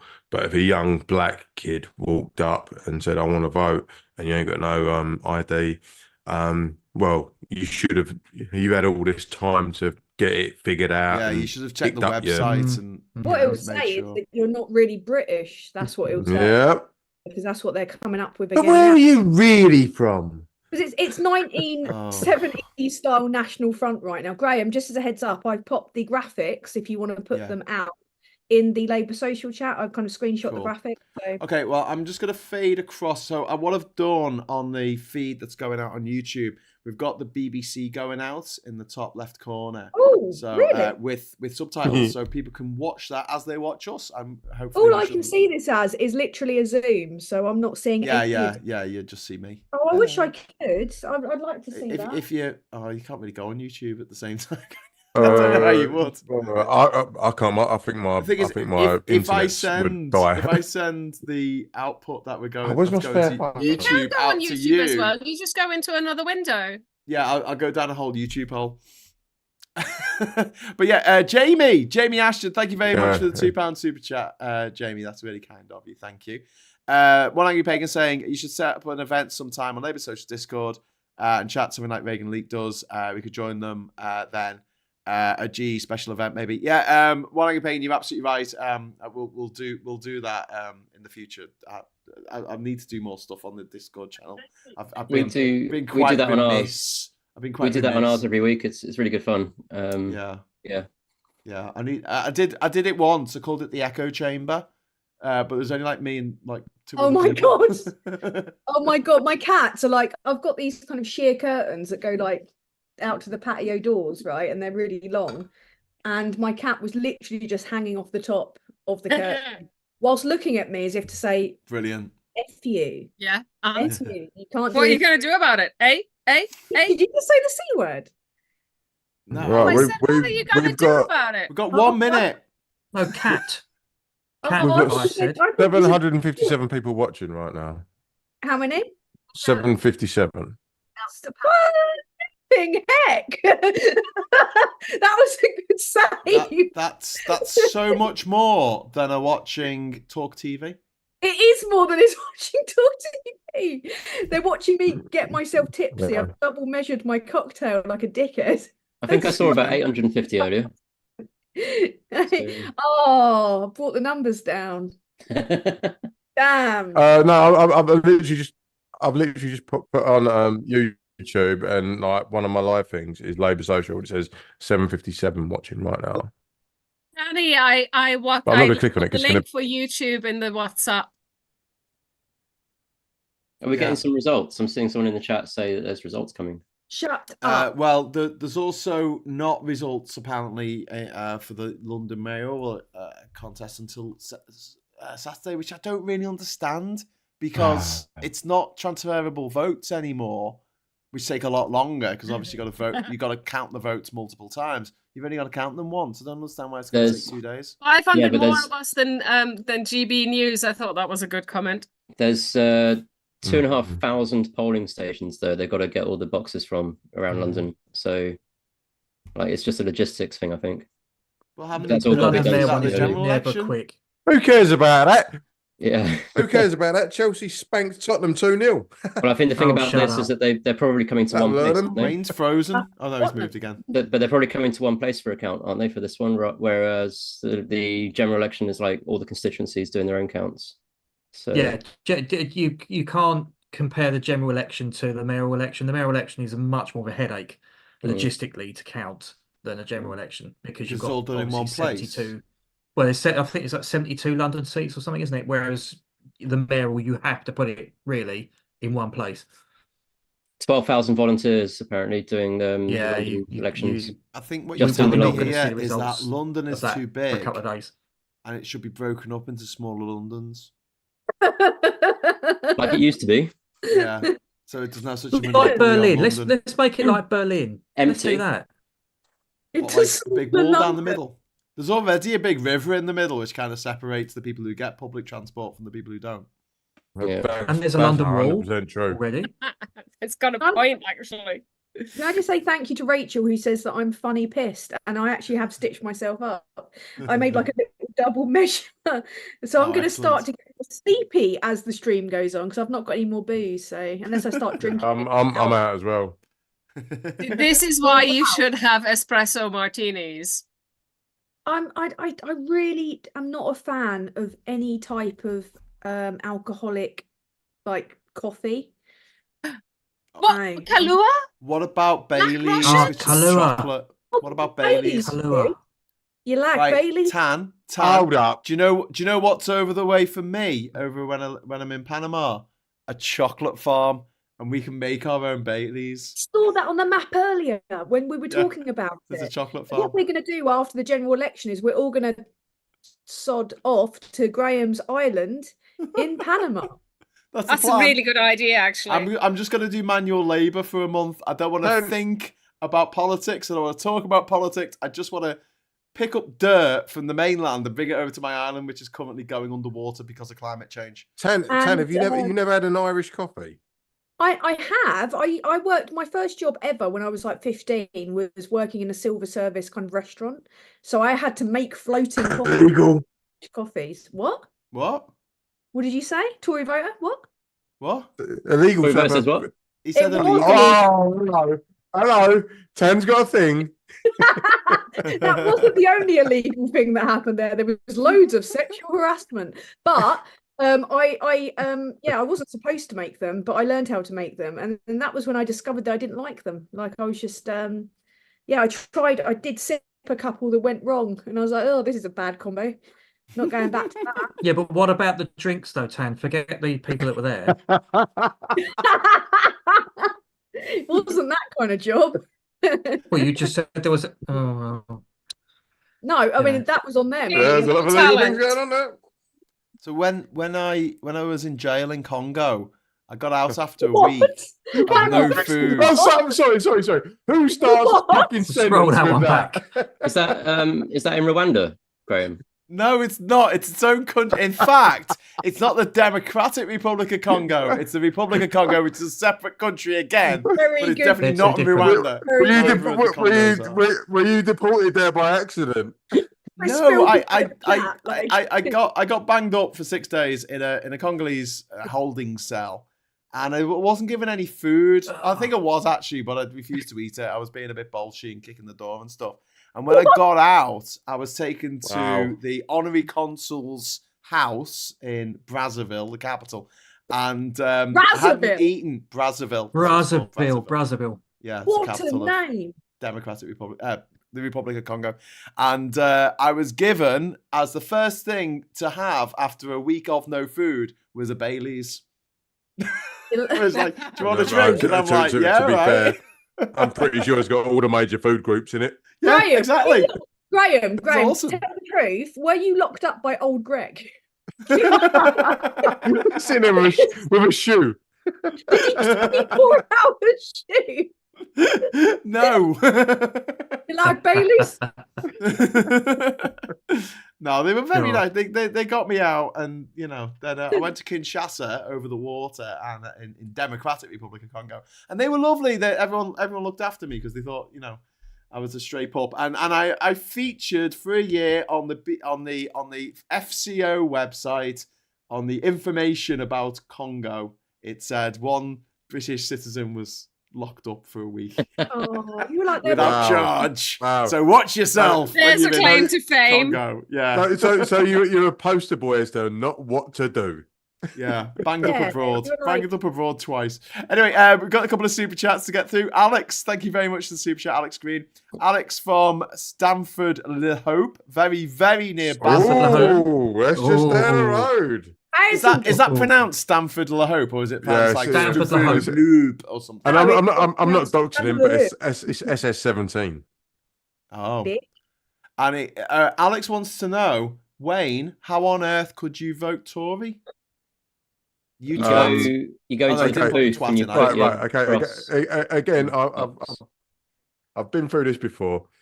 He's my local. I'm gonna give you shit all nice.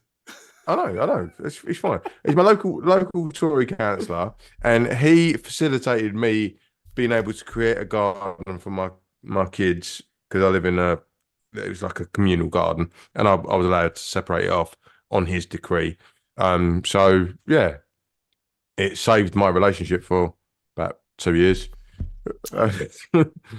Yeah. Oh well. Yeah. So I've got a lovely garden out the back there.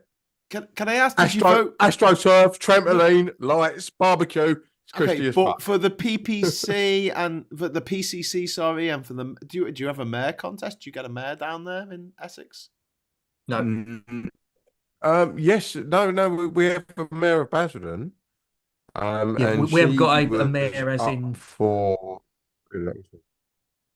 mayor of Essex. No, I don't think it's a mayor of Essex. No. There's a mayor of Basildon, and I think there's a mayor of. I think there's a mayor of Colchester and a mayor of Chelmsford, but I don't. And a mayor of Brentwood. Yeah, they're just council mayors though. We haven't actually got a like a mayor of Manchester or a mayor of they haven't got this Valley kind of thing. We don't have that. Yeah, they don't have the same sort of powers. They're metro mayors. They're combined authorities. Thank you. They're totally different. And then you've got Susan Hall, who's a nightmare. Well, yeah. But Damien has put me right here. London is not a city. It is a collection of 32 boroughs. Thank you for the super chat. Westminster is a city, and the square mile is the city of London. Well, that clears that up then. No, it's actually true. That is true. That is true, though. And we've got Carson. Chelmsford is only a city because it's got a cathedral. I've got news. No. We've got news. Just confirmed on LBC that Labour has won Washington South Ward on Sunderland City Council from Reform UK. What? They've won it from Reform, so Reform had it. I think that might have been a UKIP or something like that previously. Well, it's just oh my God. Councillor Ross Armour of Northamptonshire is saying that that can't be right. Labour has gained Washington South Ward on Sunderland from Reform. It can't be. It can be because that's Sunderland, and Sunderland are nutters, and they're all the people who voted for Brexit. I didn't think that Reform had any. Well, no, because the people went to Reform, didn't they? Like Neanderthal defected to Reform, so it would have been ex-UKIPers, ex-Brexit. UKIP though last year went down to 0 elected people around in every elected position, didn't they? Yeah, but they went from UKIP to Brexit Party, and these will be ex-Brexit Party. I don't think that's true. I also think that wrong again, Graham. Sunderland are such a bunch of bloody proper bloody boffins with the count, aren't they? They're like, oh, we've got to be the first, we've got to be the quickest. Yeah, they weren't last time though. They lost to Newcastle, didn't they? Did they? Ha ha ha ha! Yeah, Sunderlanders are not going to like that. Beat them. The listen to you fucking nerds. Oh, what did you call me? You effing C. Actually, we can swear now. We've been going on for half an hour. Can we please? Yeah. So before we get into this, Wayne, if you want to start swearing, we've got a super chat from Karsten. Thank you very much. That's Tory Sleaze, Wayne. There you go, Tory Sleaze. And Johnny Copperhead, thank you very much for the super chat. Wants to know. So is Wayne? Shut up, you cunt. Is Wayne now Tory Wayne? You're going to lose us viewers. People are going to stop watching. They're going to be very offended with you dropping the C-bomb there. It's a misogynistic word that we shouldn't use. Unless Tam wants to use it, she can use it as much as she likes. She's a lady. Apparently. Apparently Reform have 2 councillors defending seats today. Shut up, you Tory. Not you. Not me. I can't be a Tory. Absolutely. I don't have the right to vote. Not allowed. Wayne, who wastes it being a turncoat. What? Peter in the chat saying, Tory Wayne, typical Southerner. Oi! That Josh is about as south as you can get. Like Josh is like the very southernmost tip of the Britain. Yeah, but it's also Josh is basically French. Bonjour. Yeah, sure. Salut. Bon nuit. You got your Brian's all right. and a baguette You know. on the God, we've fucking got Kunzberg on the telly on the BBC. Oh, turn it up. She's there. Fascinating insights. In charge of the roads, the bins, care. It's just basically her saying, I'll tell you what though. Hello, Boris Johnson, repeatedly, like for an hour. I love you, Boris. Koonsberg, Boris, though, look at me. Look at me, Boris. She might be in line to actually present the main show on the election night for the BBC, because obviously Hugh Edwards can't do it anymore. Yeah. Who's going to do it? Why can't Hugh Edwards do it? Did he get his money out? You're incorrect. We're going to be presenting the top-rated show on New. Oh no, you're right. I was just saying about the BBC. Who are the BBC going to get? Channel 4 are going to have Rory Stewart, and they're going to have all sorts. Channel 4, aren't they? The BBC will get Graham Norton in and do it like fucking Eurovision. No, they want to get Nish Kumar from the MASH Report. Oh yes, yeah, I'd be up for that. Nish is sound, but we're going to be streaming it. Josh has got a plan. We have plans. Yeah, absolutely. You can probably do a pretty passable. Rachel, what's her surname? Rachel Green. Who's with Nish Kumar. Paris. I want to call her Peach because she is such a peach, but Parish. That's it. Is it Parish or Paris? I don't know. It is Parish. You're right. It's Paris. I don't know. But my brain turned that into a peach. Rachel Peach. Oh, classic. I say night of the general election, we all just get absolutely messed up. I'm coming down to London. I'm going to invade London. Yeah. I'm going to wake up like that's Eddie and Patsy on the barge going down. Do you know what? We need to get like a venue and just live stream from there. On all of our we'll go down. We'll be like the Sex Pistols going down the Thames. Graham, did you just tell a brand man to get on a boat? Good idea, actually. We can get together in person and get drunk on camera. Do you know what? Someone said that to me, Wayne, when I was in the Caribbean. Because I was complaining and going, why are there no ferries? Like, and he was like, what? What do you mean? I went, there's no ferries going between the nations of the Caribbean. And the guy I was talking to said that. He said, do you know what happened the last time you white fuckers put us on a boat? And I was like, okay. But yeah, I got it. Absolutely. Fair play. Anyway, but yeah. Let's go to Raquel's, Wayne. So apparently there's Raquel's in Essex. Can we go there? Oh no, Raquel's was like the quintessential nightclub of Basildon back in the day, right? This is where Depeche Mode, Alison Moyet, all these people got their big breaks. That's where they played. Then it turned into Europa. Then it turned into Riley's, and now it's just a empty void. Oh, no. But yeah, Colours as well, wasn't it? Was it Colours? No, Colours is what used to be the Bullseye, which is now the Honeypot. The Honeypot. No, you're right. Yeah, Colours is the gay club above Honeypot. Oh, sorry, the Beehive. The Honeypot's over Festival Leisure Park. Yeah. It all sounds quite gay, to be fair, but in a nice way. I'm up for it. All right, it's massively gay.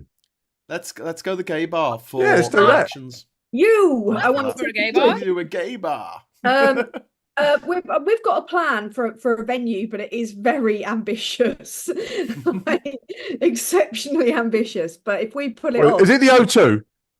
No, it'll be. No, it's the Manchester, their new arena in Manchester, which keeps on failing to open. Yeah, they've had to cancel its opening night 3 times. We could do it in the canteen. It's a very safe place. Canteen.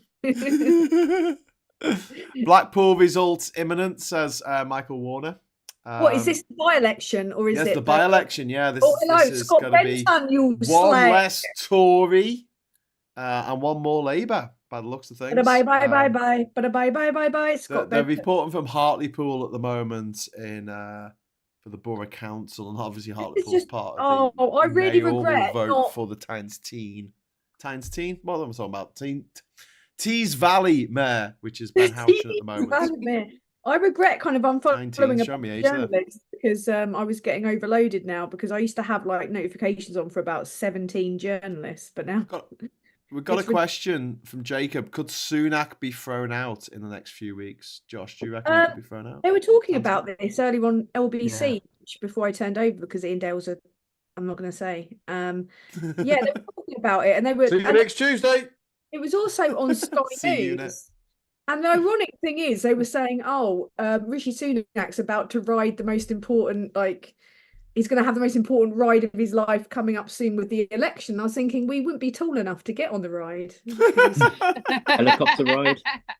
And she complained anyway. So, what's the point? What's the speculation on the method of getting him out, though? Like 1922 letters or... What? Well, they're thinking that the discontent that's already massively brewing will get worse. But then there was also people saying they couldn't possibly, could they? But then they will. I think they will. Isn't that mad enough? I think they're going to replace him with Penny Mordaunt. This is what I have always said, that it will be Penny Mordaunt. And if it is Penny Mordaunt, there is a risk because she does appear to be halfway competent and she has charisma. But at the same time, like a pot plant. The thing is, Sunak she can hold a sword like nobody's business. Sunak looked competent, didn't he? Until he got in the office. Well, they all look competent until they try and talk. But then there was that talk about how Ian Dale loved it, obviously, because he was like, "Oh, it's exciting for us. We've got massive salaries and no worries." But everyone else is like, we've had enough of this. This is ridiculous. Like, we're not gonna stand for it as a public. So I don't know. I mean, they panic, don't they? It's hard to tell what they'll do. Penny though has I think she's smart enough to look at what's going on. She can read the room, right? She knows that they're not going to win. And I think also if you've got future eyes on a leadership role, you don't want to get that just before you're about to lose, right? Yeah. It's all about who comes in to be the new leader in opposition, Yeah, but she might want to be the leader in opposition. Yeah, but that traditionally never happens, right? They always resign. They always resign, don't they? She have the energy for like a 10 stretch because that's what she could be looking at. But she's going to lose her seat anyway because she's only got about 3,500 majority. I think she might want to do it. So John mentioned there's actually a really good point. Like, if you get into the cabinet, if you've got a safe seat, basically, because it's really embarrassing, isn't it, if you get unelected? Yeah, Portillo moments, right? Yeah. So you only get into the cabinet if you've got a safe seat. Now, at the moment, there are very, very, very few safe seats. So who do you pick, right? And I think that's part of the problem that they have right now. Is like, who's got some of the safest seats in the country? Yeah, who is it? Anyone know? They had this problem in 97. Labour. I would say that round here in my manner, I would say that Stephen Metcalfe, who is my local MP, has probably got one of the most safest Tory seats around because he's cultivated the boomers and the people around here that are all sort of like, mortgage free and, got their little holiday homes in Malaga and all that sort of thing. They're the ones that vote. The people that are out there grafting, they ain't got any sort of like intonation to vote because they don't want to. It's like, well, what's the point? Yeah. I mean, it depends on.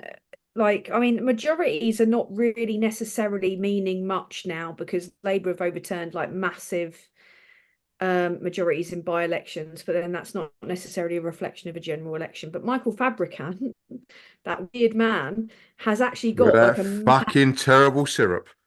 He's a terrible syrup, and he's got a massive majority. I think it's like, I don't know if I'm incorrect on this, but I thought in my mind I've got the figure of 30-odd thousand. No, it's not. It's not as much as that. Sorry, I cut in. But please tell me. No, Fabricant is like, I think it's 20 something. It's not as he had that. I think in a couple of previous elections back. Right. But in recent times, he's not had as much. It's still a lot. It's Lichfield. So, yeah, he's going to get a pretty big one there. But the biggest ones, see, ironically, I'm probably in one of the biggest ones, Malden, which under new boundaries he's apparently going to be number 1, 2 or 3. You under Malden where you are. Literally, you could throw a stone to the Chelmsford border, which is like a proper Lib Dem, fighting seat, that one. But I'm just on the wrong side of the fence. 49.7% majority of the vote. Sorry, what? Say that again. What? 49.7%. Malden has 59.6%.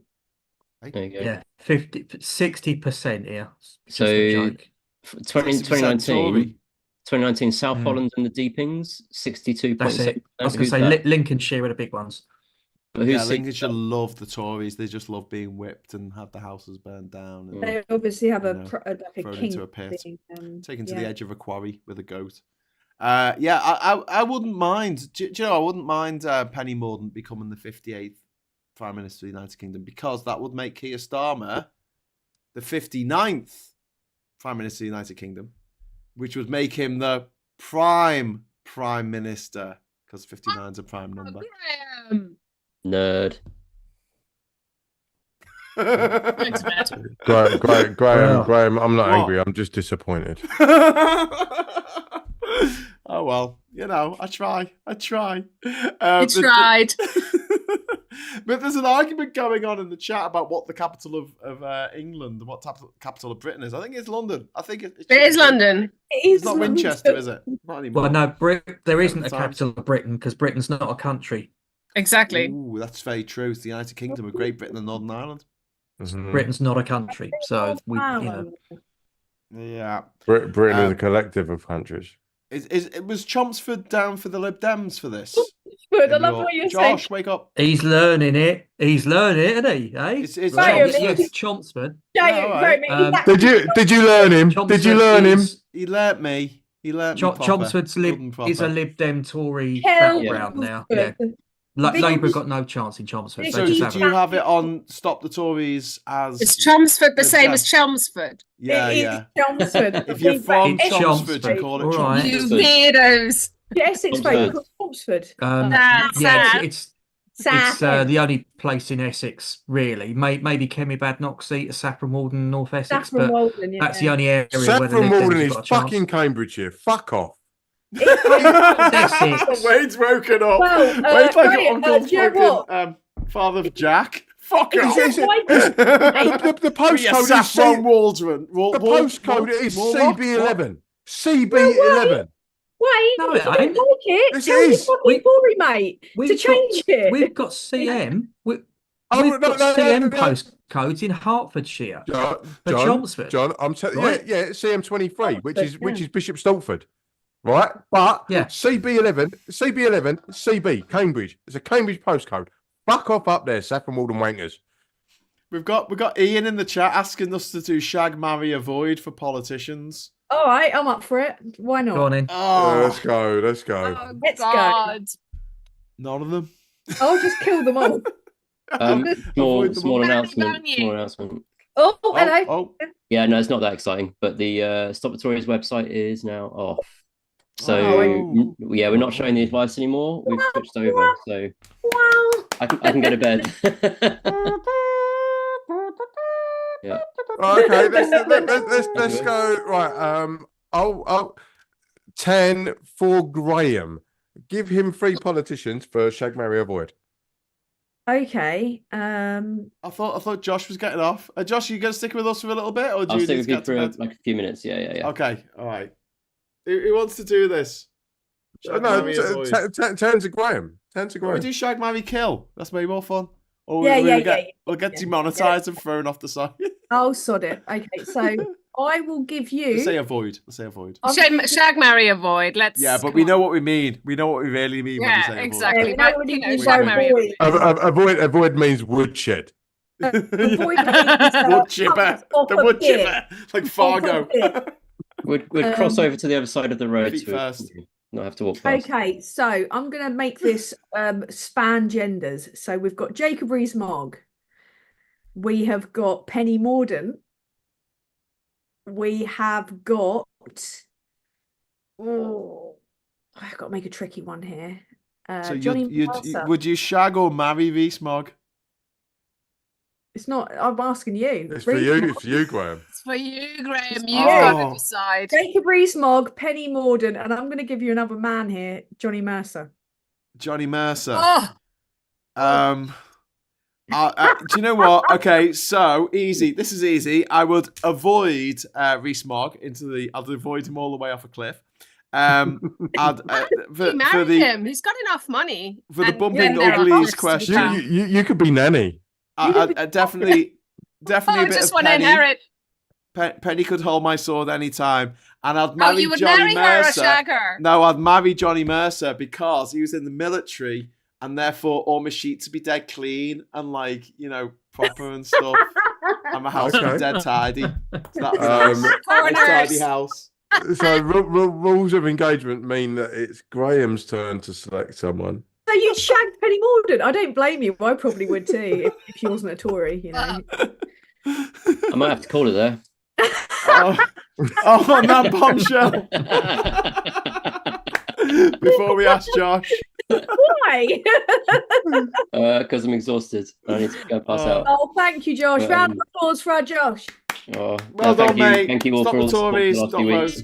Well played, fella. Thank you so thanks, much, guys. Josh. You've been a legend. Likewise, all of you guys too. I'll see you soon. All right. This means should be going to bed as well, but hey ho. Oh no, stay up for a bit. This means the slaughters have risen. If Rachel wants to join us, hi Rachel, if she's still watching. Well, we've got Kemi Patel, Priti Patel, Mordor. So I'll do. Oh, for God's sake, everyone's trying to give selections here. Who's it you say? Kemi Badenoch. Salami the cat has offered Kemi Badenoch, Priti Patel. I'd marry Larry the cat, obviously. Graham, you've got to nominate someone. Graham, you've got to nominate. I reckon Graham should do John. Yes. John. Give John options. Yeah. Oh, should I give him those? Okay, John. You decide. Rachel suggested Miriam Cates, Nigel Farage, and Kemi Badenoch. Fucking hell! I don't think I know her. Oh, John, man. You're in for a bad time here. Wow. No one wins. It's okay. She's fine until she opens her mouth. Wow. This is like Alien versus Predator. Whoever wins, we lose. Who was fine to open their mouth? Which one? It was Miriam Cates, Nigel Farage, and Kemi Badenoch. Oh my God. Okay. Bloody hell. All right. Well, Farage the garage has got to be avoided. Absolutely. Numerous times. I mean, that's the given, isn't it? Really? Off a cliff into a wood chipper. Avoid Farage. Yeah, absolutely. But the other who's the first one? Miriam Cates. I don't think I know who that is. Cates Coates. She's the horrible, transphobic, homophobic woman. She looks a bit like. What was the name of the guy who played the Incredible Hulk in the 1980s? Lou Ferrigno. Bill Bixby. Lou Ferrigno. Lou Ferrigno. She looks a bit like Lou Ferrigno. The female Lou Ferrigno. Bloody hell. I must have, if I've ever come across her, I must have blanked it out. Well, John might have to come across her. Yeah, apologise and wipe it off. The problem we've got here. Yeah, I was going to say he's going to be coming across her very soon. I think the problem we got here is that Miriam Cates is so batshit. Which I even wrote an AI song about her called at least not batshit of Miriam Cates.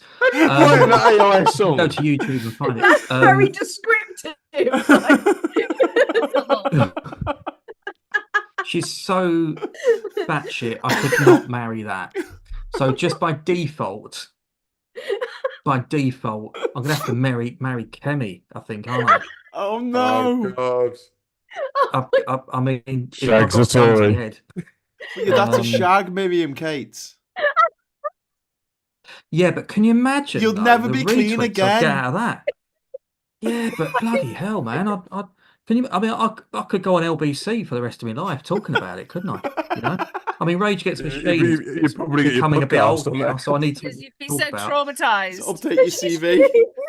Like somber music, like this is how I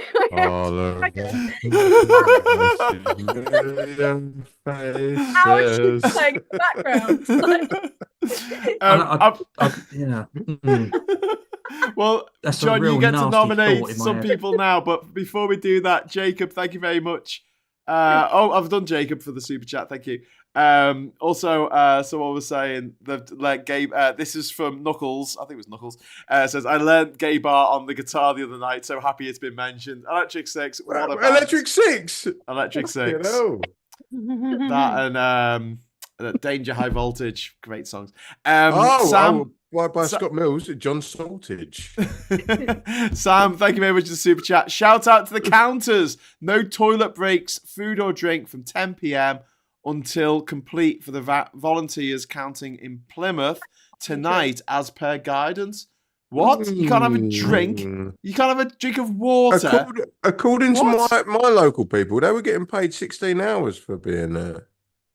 But what? They can't have a drink of water. That's ridiculous. Anyway, thank you for the super chat, Sam. I don't know if that's not even legal.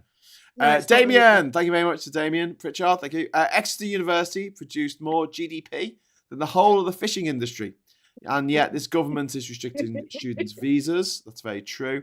And we've got Multi Mandrake, £10 super chat. Thank you very much. It's great to listen to you guys after arguing with a right-wing Tory troll on my Facebook page for much of the day. Are we winning yet? Shall I get the beer out? Well, I've already got the beer out. Get the beers out. I'm sorry you have to put up with a Tory troll, with a right-wing troll on your Facebook page, mate. Yeah, that really sucks. You all know what it's like. Okay, we've had the suggestion of Bill Cash, Gullis, and Neanderthal. So would you like to throw that at John? John must choose himself his own, because he's already married to Kemi Badenoch. So I think it's only fair that this poor fella, because I'm just looking at him now, imagining him. And Priti Patel is going to be the maid of honour.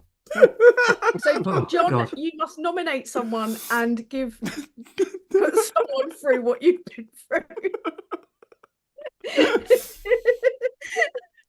Yeah. It's like, Sophie's choice. Yeah. But look, if you've got a gun to your head, you've got to make a choice, haven't you? I mean, And you did well, to be fair.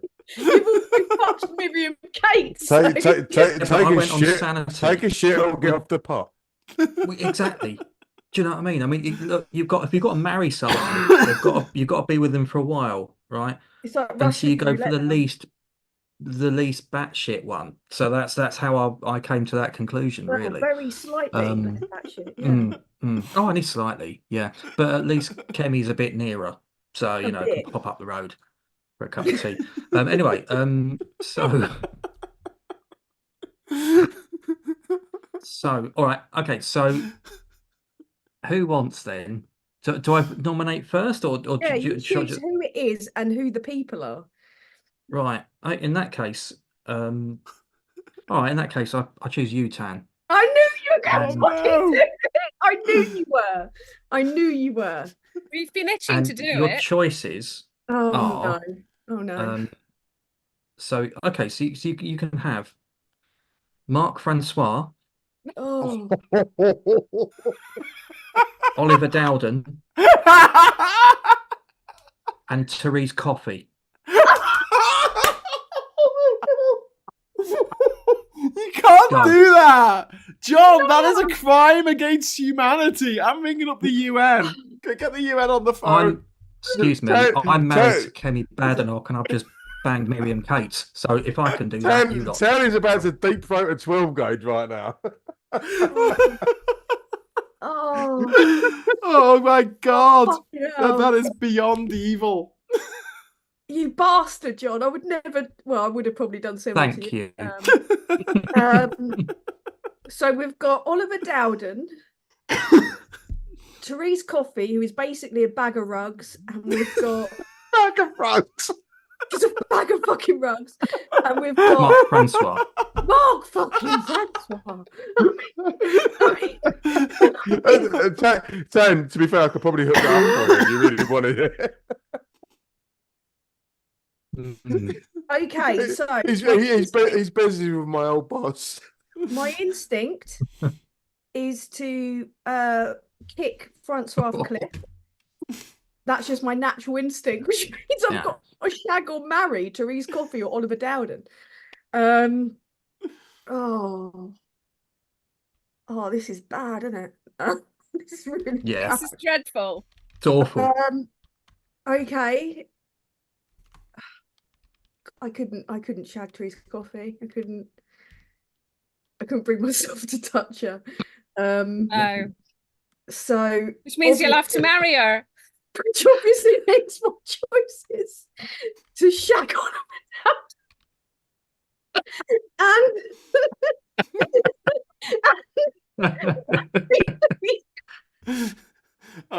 we're not getting this, Tan. Andy, you're all pulling a hood. Okay, I'll repeat it calmly. Which means I'm obviously forced to shag Oliver Dowden. Oh God, no. No. Stop. Oh, the humanity.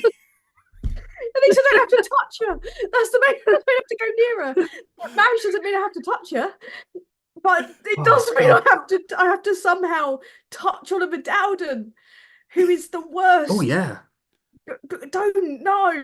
All right, Miriam Kate. Oh. Yeah, well, so sorry. Just to get this straight, you're gonna shag Oliver Dowden. Not my choice. You're gonna kill. You're gonna avoid Mark Francois, and you're gonna marry the bag of rugs. Yes. Rug buncher. Are you writing these down, Graham? No, I'm just trying to remember them. This is my lot in life, but at least I'm not married to Kemi Badenoch, you know.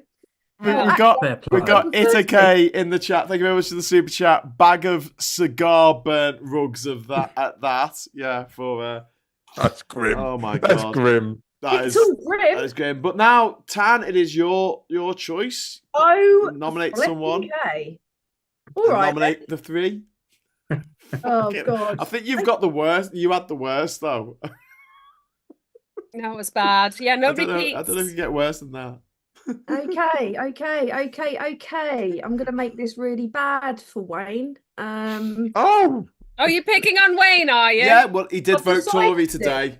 I've decided to. Yeah. What, today? Yeah. He voted for his mate who's a Tory. That's why we were ripping him. At some distant point in the past. No, it was today, Cozy. I can't believe you did that today. I didn't. That's why we've been ripping the shit out of him. I noticed you made. But I did vote Labour. Years ago. He did vote Labour as well. Did you vote for like 6 people and 5 of them were Labour? What? I voted one Tory and Josh just said, Tan, this is why I left when I could, and I understand this very well. All right then. Wayne, we've got first up Theresa May. Ooh. How do you like the taste of them apples, right? Then we've got Suella Braverman. Oh no! AKA Evil ET. Then we've got... she looks like one of the fucking Gelflings from Dark Crystal. Yes, she does. And she's now yours in your choice, right? Then who have we got? Skeksis. She's like the Skeksis, not the Gelflings. Yeah, like Skeksis. Definitely. Yeah, Skeksis. Oh. Who have we got? Rachel's here! Woo! Yay! Sorry, who? Hey, Rachel. How you doing? Over here. I'm good. How are you? Rachel? On the OG Enterprise. You timed that well, Rachel. We're doing shag, marry, kill. Well, shag, marry, avoid. Avoid yeah. all the way into a wood chipper. I put some in the chat for you, Graham. Oh, did you? I missed it. Oh, wow. I know I did them. Oh, did you? I must have missed those. No, but it was. I gave them to John. John had to decide for yours. Right, so who's Wayne? my You've third got choice? Theresa May. You got Suella Braverman and Okay, Tansky. I'm trying to think of a third because I want to make this really bad. Okay, Danny. So we've got Braverman. Oh, hang on, I've got it. So we've got Liz Truss coming in third. So we've got Liz Truss. We've got Suella Braverman. We have got Theresa May. Good luck shagging any of them, Wayne. Oh my good God. Wayne, off you go, son. All right. Go, son. Okay. Take your punishment. I can actually pick one to shag there. I would go with Braverman avoid. Oh really? Clifford. Yeah, just Cliff Richard, and then follow her down with the elbow. She's not too bad looking. Oh, she really is. Suella Braverman? Oh, not in comparison to the others. Oh no, but you hear my reasoning. Hear my reasoning. Okay. I would have She's the most mendacious. I would have to marry Theresa May. Yeah, I'd agree with that. Because she looks the more sensible out of the two. Yeah. It's because you want to shag Liz Truss, isn't it? Like, let's face it. No. It'll be a hate shag. You've got a thing for a lettuce. See. It'd be one of them. I'd still rather hate shag Cruella than the lettuce. Really? I would. Yeah. No. Sorry, it's iceberg salad all the way. She makes me feel that like. I'd rather shag Theresa May. Yeah. No. Theresa May should be like, oh, do you want a coffee, love? Yeah, I would love a coffee. That's fantastic. Let me make you some breakfast. Yeah, kush do. Lovely. Right? But sorry, bollocks. Right? I would hate shag her. In the sense of it would just be like, there's no love in this. Someone described her. So they were talking about it was an impressionist doing the voice of Liz Truss, and they were saying it was a cross between a haunted doll and a 6-year-old girl who's always been told by her father that she's really funny and interesting. Well, I would probably take that age. I'd probably take that age thing out of it if I was doing what I was doing. No, but she is. Yeah. She's You definitely take the age thing out of pork it. markets. I mean, anyway, listen, mate. She's 7,000th on the Amazon bestseller list. So you know, you quid. Right. So yeah, but Liz Truss, man. But the thing is, it could only ever be a hate shag. One of them sort of like, it's 2 o'clock in the morning. With the shag, it's over. It ends. Yeah, just also as well, your appendage would survive. I mean, if you get it near Suella Braverman, the acid would just. I would literally become trans. Fair point, well made. I've got to interrupt because Tinkinator's dropped £10 in. Thank you very much, Tinkinator. A core aspect of conservative ideology is that the Eton elite must rig the system in their favour to stop what they call the tyranny of the majority or mob rule. They really do loathe and despise us, and I can't agree more. But they really do. Yeah. Eton, Harrow, Winchester. They feel like they are born to rule, and they make a bit of a ham fist of it. Anyway, Labour's won three council seats so far, which is good. Conservatives on 0, Lib Dems on 0, Greens on 0, and Independents on 0 as well. They don't even have a thing on the BBC for reform because they don't think they're going to get any councillors. So massively early. I don't know. But Sunderland is a Labour hold, so Labour has held on to Sunderland, even though I'm glad Cozy's back because it's my turn to get her. Oh, I'm the last one. I left it anyway. So hang on a minute, just before we move on to Cozy, who's married to who? So Graham, who are you married to? I'm married to Johnny Mercer because he shines my shoes up so well and he folds all my shirts. And who are you married to, John? Timmy Badenoch. Mr. Badenoch. John is Mr. Badenoch. Who are you married to, Mr. Wayne? Badenoch. Theresa May. And I'm married to Therese Coffey. On to Cozy next. Good luck. Right, so Cozy, Go on, Wayne. you're the last to go. I'm going to give you Michael Fabricant. Okay. God. I'm going to give you. I mean, he's already got the wood chip on his head, but hey ho. I'm going to give you. Who else? Michael Fabricant. Then I'm going to go with Boris Johnson. Lindsay Hoyle. Oh. Okay. Nice cup of tea. Yeah, exactly. That's okay, Lindsay Hoyle, fine. Okay. Then I'm going to go with Emily Thornberry. Oh, Emily. Oh, I like Emily. I like I like Emily. Yeah, I don't. Thank you, Wayne. I'd marry Emily Thornberry. Thank you very much. That was easy. I would. I actually would. Or actually, I might shag her and marry Lindsay Hoyle and have very nice cups of tea for the rest of my life. Get that very mild, Wayne. Actually. Yeah. Yeah, that you were being very kind nice to me. Thank you. Cup of tea. Nice. Okay, well, Cozy. I was going to go with Ian Blackford, but. Oh, I like Ian Blackford. Cozy, I'd marry him. Rachel, are you up for this? Are you up for giving? Are you up for this? Yeah. Well, I suppose Rachel, so. it's your turn. Okay, Cozy. It's Cozy. Cozy's on you. After that softball, I feel that was thrown to Cozy. Okay. Well, I was violated, to be fair. Rachel, I'm going to give you, what's her name? Kate Forbes. Yeah. Actually, does look like Rachel's in the Starship Enterprise right now. Yeah. Yeah, of course she is. She always is. OG Starship Enterprise. Always. NCC 1701. This is my technology. This was the stuff. Nerd alert. Right, Kate Forbes. Yeah. Let me think. I'm so crap with names as well. And use the force to beam me up. Oh, Wayne, you're mean. Yeah, go on. Anne That's a good Widdecombe. one. What was that? Anne Widdecombe. Ugh. Yeah. Boris Johnson. Or Australia level. Yeah, have we? No. I was thinking about J.K. Rowling, but let's have Johnson instead. I don't want to be too cruel. So Anne Widdecombe, Boris Johnson, and who was the other one? Kate Forbes. Who's Kate Forbes? The religious Scottish national. Yeah, Scottish national. SNP girl.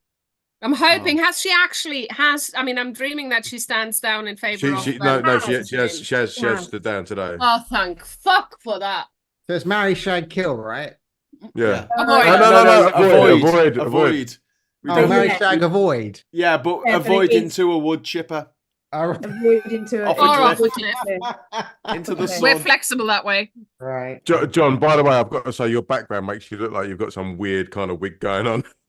The co-op. Oh, It's fine. Oh, John, come on now. It's a bit strong, it's just not cricket, is it? It's not cricket, mate. We've got Pennywise at first. We've got a super chat come in from. Oh no! Don't, John. Oh, for God's sake! Well, it's been a good run, ladies and gentlemen, here on Labour Social. Right, and me and Ten get pulled up for using the. Yeah, no, you can say what you like, guys. I don't care anymore. John, stop being a cunt.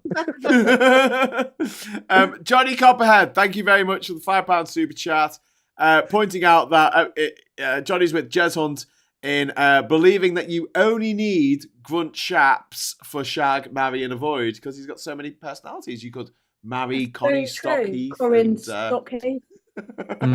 Michael Green. Or Stephen Yaxley Lennon. Yeah, Tommy 10 names. I've not got Rachel's decision yet. Oh, Yeah. Sorry. Has he waiting for climbed up today or something? Because Janie Godley has reshared her Tommy voiceover. Has he said something today or? Oh, I don't know. He's priceless. It's always worth looking at. He's boss. Mm. Where's Wayne gone? Wayne's fucked off. He's just I was gutted that she didn't come to Liverpool on her tour. Yeah. Nearest was the Lowry in Manchester, and it was just not feasible. Did you go and see her, Tan? See what? Janie Godley. She's invited me to her thing in London coming up soon. Go. Definitely go. So give her a big hug from me. She's given me some guest tickets, actually. Can I come? When is it? I'll come. I'll look at the email. Hang on. It's what's going to be written on my grave. It's just going to be like +1. It's not even going to have my name. It's just going to say +1. It's going to say guesty. Guesty. So come on, Rachel. Oh, so I thought, yeah. Yeah, you thought you were going to escape there, didn't you? Yeah, sort of did, yeah. So, Shag, Kate Forbes. Whoa, really? Whoa. It's a shame Shag, isn't it? Only because she's a woman and I only date women, so there you go. Okay. And to be fair, she's a lot better looking than Anne Widdecombe. Yeah, that was my reasoning, right? That's not very hard though, is it? Avoid Anne Widdecombe because awful human being. Don't want to be in a And then I'd marry Boris Johnson because he'd be out shagging and I could spend all his money. So there you go. That's a good comment, actually. Rachel, so you're admitting to being a gold digging hoe right now? Yeah, well, I would be. If I was married to Boris Johnson, I would be going. That is not the only kind of woman that marries worthy of a Vulcan. That is. I mean, like that. Can I just say thank you to all the nice comments, and because when I've been away for a short while, and so thanks to everybody in the comments that sent some really nice messages. Thank you. Yeah, we got a lot of love coming in for Rachel. Yes, thank you. Yeah, you deserve the love, but not from Boris Johnson. Not from Boris Johnson. No, he won't be home. Not for Bojo. Yeah, his wife's not very happy about it either. Which one? Oh yeah, true. There was a thing about Rishi Sunak, like we don't know where he voted today. Whether he voted in London or did not have the right. Voted. Did he have the right ID then? Did he vote? Did he vote? Where is he registered? Richmond, that's a good which point. is his constituency in Yorkshire. Nobody knows. Nobody knows whether he voted for the Khan to be mayor. But as a London resident, can he not vote in the mayoral election as well? Well, according to Carol Vorderman, because Tan hosted a show last night on Twitter with Carol, she was saying that you can actually vote twice legally in the local elections. If you have a house elsewhere, yeah. Ooh. That's what she reckoned. So I could have voted in Liverpool as well as here in Durham. Well, not for surely not for the general election and not for the general, but for the local. Not for general, no. Oh, okay. No, but surely that's got to be council and mayoral. You can't obviously vote for two councils. Yeah, even if you do have two homes. Yeah. Yeah, you can. Well, this is what Carol. No, that can't be right. I didn't look it up. Someone's going to tell us in the chat now. Some somebody's going to go look. Returning officer is going to to be like, no, you can't. No. Right. Because the thing is, you could have residencies all over the country. That doesn't mean that you get to vote because even though you pay council tax in all these different parts of the country, doesn't mean that you can vote in all these different parts of the country at all. No. But if it's two different things, if it's mayoralty and it's local council, then yes. Like today, I had 3 votes for local council and 1 vote for commissioner. Yeah. So, but if I had a house in, I don't know, Shropshire, yeah, I couldn't then vote in Shropshire. This is what Carol reckons you can do for locals because it's not national. That's what she reckons if you've got 2 homes. And a lot of Tories. But even if you've got 2 residences, you're only registered. You pay less for the council tax for the second one. You're registered with one as your main residence, aren't you? Yeah, but say you're a student. Say you're a student and you're living in, Manchester, but your parents. Well, as a student, you're eligible for council tax, aren't you? No. So this is where that formula falls down, because as a student, you can only vote from your place of residence, like your where you're coming from. So if you're like Reading University, you can't then vote in the Manchester local elections. Even though you're going to university there. Because you are allowed to register. No, you can. You absolutely can. My son's done it. John's in on it. Yeah, because you have to pick one. I think if you're a student, you've got to pick one or the other. Yeah, but that's what I mean. You can't do both. You can't do both. For the nationals, no, you can't do both. One. No, but for the general election, you have to pick one. But I think for the local elections. No, I think it might be for the mayoral, because if where you are living there is no mayoral election, then you can vote for the mayor in London at that time. Like if you have a house in Manchester, no, Manchester's a bad example. Where was there no mayoral election today? Basildon. Basildon, right? If you're in Basildon and in London, it's not even a real place. Yes, they do have a mayor. You can vote for the council in the Middle Earth. I swear, Graham, next time I see you, I'm going to slap the granny out of you. It's like Slovenia doesn't really exist. Right, kids. I am going to go. But I'm going to leave with you my news of the week, which is there was an all-party parliamentary... So 2 all-party parliamentary committees got together, one on poverty and the other one on immigration, and they released a report. And I've put the link to the report in the Zoom chat. On the effects of immigration, asylum and refugee policy on poverty in the UK. Oh, wow. And I don't need to tell any of you here that the policies are pushing migrants into poverty. Surprise. That comes as no surprise at all. But it's kind of nice to see that there are parliamentarians taking an interest in this, and you kind of want to shake him and go, no shit, Sherlock. But it's progress that at least it's it's there in the parliamentary record, so that's something. All right, cozy before you go. Oh, Wayne, your signal Can you buy some more internet? Can you buy some more internet? Put another 50p in the meter, mate. Wayne's falling asleep. Hello, you're a darling. I think Theresa May's rehypnoled him.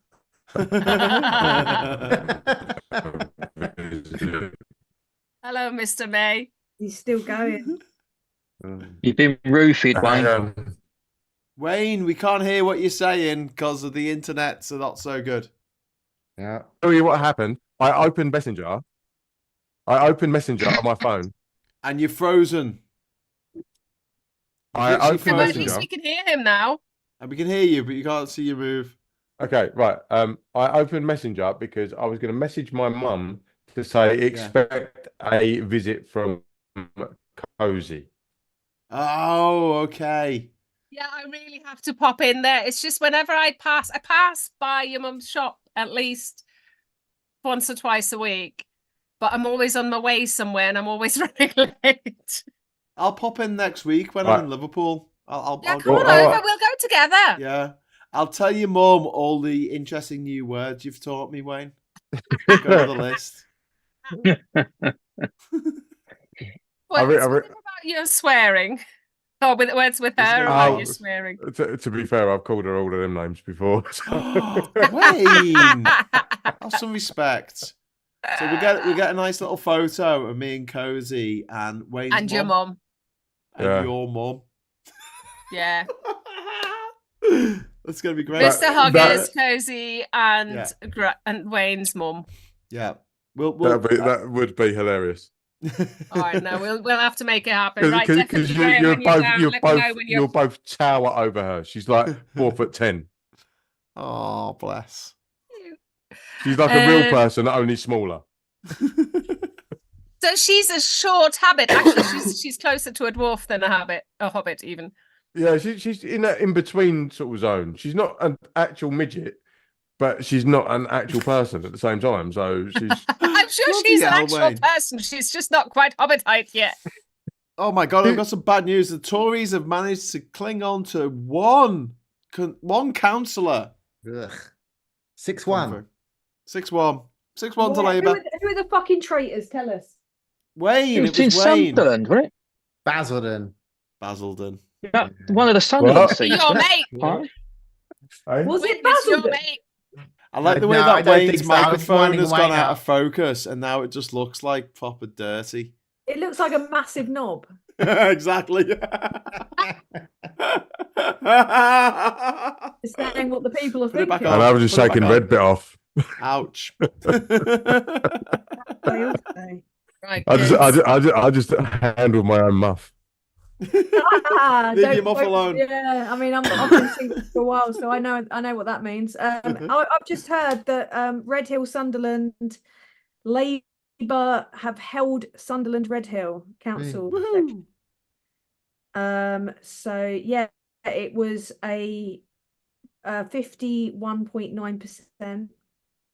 Reform second at 32. Plus 32.3. Wow. Right, can we not just take all of the Reform Party people down to the fucking woodshed? Well, no, because then more will vote Tory. Oh yeah. You see? Yeah, Reform that's actually doing us a favour in a really weird way. Yeah, you got to should be grateful for them. It's like in that episode of Rick and Morty when hepatitis B turned out to be the good guy. That is Reform is hepatitis B because the Conservatives were on 8.7 and it's down 22.3. Wow. It's just so frustrating. Let's split the vote there. Just hearing the rhetoric that comes out of these people and how it's so easily regurgitated by the unthinking fucking masses. And this is not me trying to be quite pretentious of you, talking about the unthinking masses. I'm one of them, Wayne. No, but what I'm saying is it's not me sort of like trying to be like, I know better than these people. It's I hear what they say and then I can counter it with facts, but because they're so emotionally involved in their rhetoric, they will not hear anything other than what they're told. What they want to makes hear. them feel better. And it's infuriating because I have to sit in my local pub. You don't have to, Wayne. That is an option. That is definitely an option. Is that the Conservative Association, Wayne? Just popping down there for a pint. Go down the Conservatives Association. That's it. I'm definitely going now, kids. Sorry, Wayne. I'm going to leave you while they gang up on you. Cozy, go and see me mum. I will do. She'll look up. Yeah, give you a tin of beans and a loaf of bread. Love you all. Brilliant. Love you so. See you. Thank you so much, Cozy. Have a good night. Kids. Bye. Bye. Right, we've got a space now. Wayne, is your club a bit like Phoenix Nights? Is it a bit like that? Is your Conservative Association? No, it's not that. It's like it's the working lot, like because where I used to finish around sort of 3:00, you get all your builders and like your ground workers and your chippies and all that come in, and basically they would like regurgitate anything that they'd heard in the Daily Mail or the right-wing media, and I'd be sitting there like just biting my fist, going, because I think I can absolutely eviscerate these people right now. But at the same time, I'm just talking shit about football and music and having a beer. So why would I want to create an atmosphere when I'm just like, okay, look, I'll let it go. You're associates, you're not friends. Acquaintances, not buddies. There's no point in creating that argument. But every now and then I do go, I don't know what, fuck it, let's go. They're like, but what about this? What about this? And I'll go, okay, let me just pull up some facts for you. Do you want to read that? Oh, yes, so that's not true. Yes, that's not true. You've just regurgitated something that you've been told. Yeah. Oh, And then they feel a dick, and then they start getting defensive, and then it's some people have got a bit cultish. It's a bit Trump cultish. Some people, I mean, I've got one person here today said that I met where I live, who said, "Oh no, they're all as bad as each other. I'm not going to vote." And I just said, "Well," he said, "they're and I said, "Well, you can't get into the local hospital. You were complaining about that, but the NHS always gets better under Labour. So don't you want to vote Labour?" Well, I don't know. That kid's really boring. So you're voting it on personality politics, not on stuff you need. If you can stand another 5 years of the Tories, then great. So I used all the arguments that we all use. So I'm, and he went, "Oh, I'll think about it," and he grumbled off. But the other one was the one I said on Labour Social the other night, which was the guy that in my village, I know quite well. He was going, "Well, they're coming off the boats. They're getting houses and Mercedes." That's what he said. I went, "Where the fuck do you read that?" It's like, that was, and I just said to my partner, I said, "There's some people who are just too stupid to argue with. There's no way he's not going to believe that." And I just call him Reform X now. That's what I just call him, because that's where he's got it from. And he told me he was going to vote Reform because he said, "I like their policies." And I said, "Which policies?" "Well, the one about the boats." And it's like, that's it, is it? Have you seen all the other policies? And I said, "I'm an LGBT. My wife's LGBT, and they are not an LGBT supporting party. So means." Anyway, it was a lost argument. But that's what it is when you scratch your surface and ask why, what, and then there's no follow-up, because all they're doing is regurgitating those talking points that they've heard, and then when you ask for the detail is not forthcoming, because all they've got is the talking points, and you come there armed with facts and the legislation that is going to be implemented by whatever party has said. They don't want to know. All they want is like the three line slogan: "Get Brexit done." It works. It works. Simplicity works, because what we do on the left all the time, and this is where we always fuck up, is that we make people feel stupid. Make people feel bad about themselves. So we try and explain things in complex ways. The right don't do that. They make it really fucking simple. Like Trump doesn't use language that's above 8th grade. Neither does the Sun newspaper. Neither does the Mail. They don't use big words because they don't want to make their readership feel stupid because they don't know something. And they're very good at making people feel good about being horrible people. Graham, to your point, I get that all the time. "Oh, here comes Wayne with his fucking big words." Because I remember I was in conversation, and I said, "Look, we need to just truncate this discussion right now, because you're not going in." "Truncate? Who says truncate?" I went, I've honestly had a discussion with someone who said to me, "I hate you because you know all this stuff and it makes me feel stupid." It's not like it's not. It's what do you want me to do?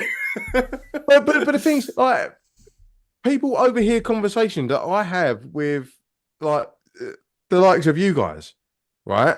That we overhear the conversation that we have and the words that we're using, because instead of it being the simple words, we want to use the nuance in the big words, because it's not about just being like bad, good, yes, no.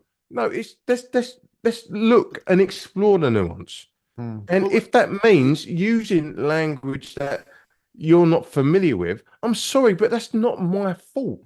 I get that, but at the same time, I do think that the left need to make people feel good about themselves for being on the left, and need to make people feel positive for a future in which the left are in power. And I don't know if Labour are doing a particularly good job of that at the moment. Even though so what do we have to do? Dumb ourselves down? And no. No, it's not about dumbing down the message. It's just like the difference between forcing someone to sit and watch a Polish film for 3 hours or letting them watch the new Marvel movie. Do you know what I mean? Like, let them watch the Marvel movie.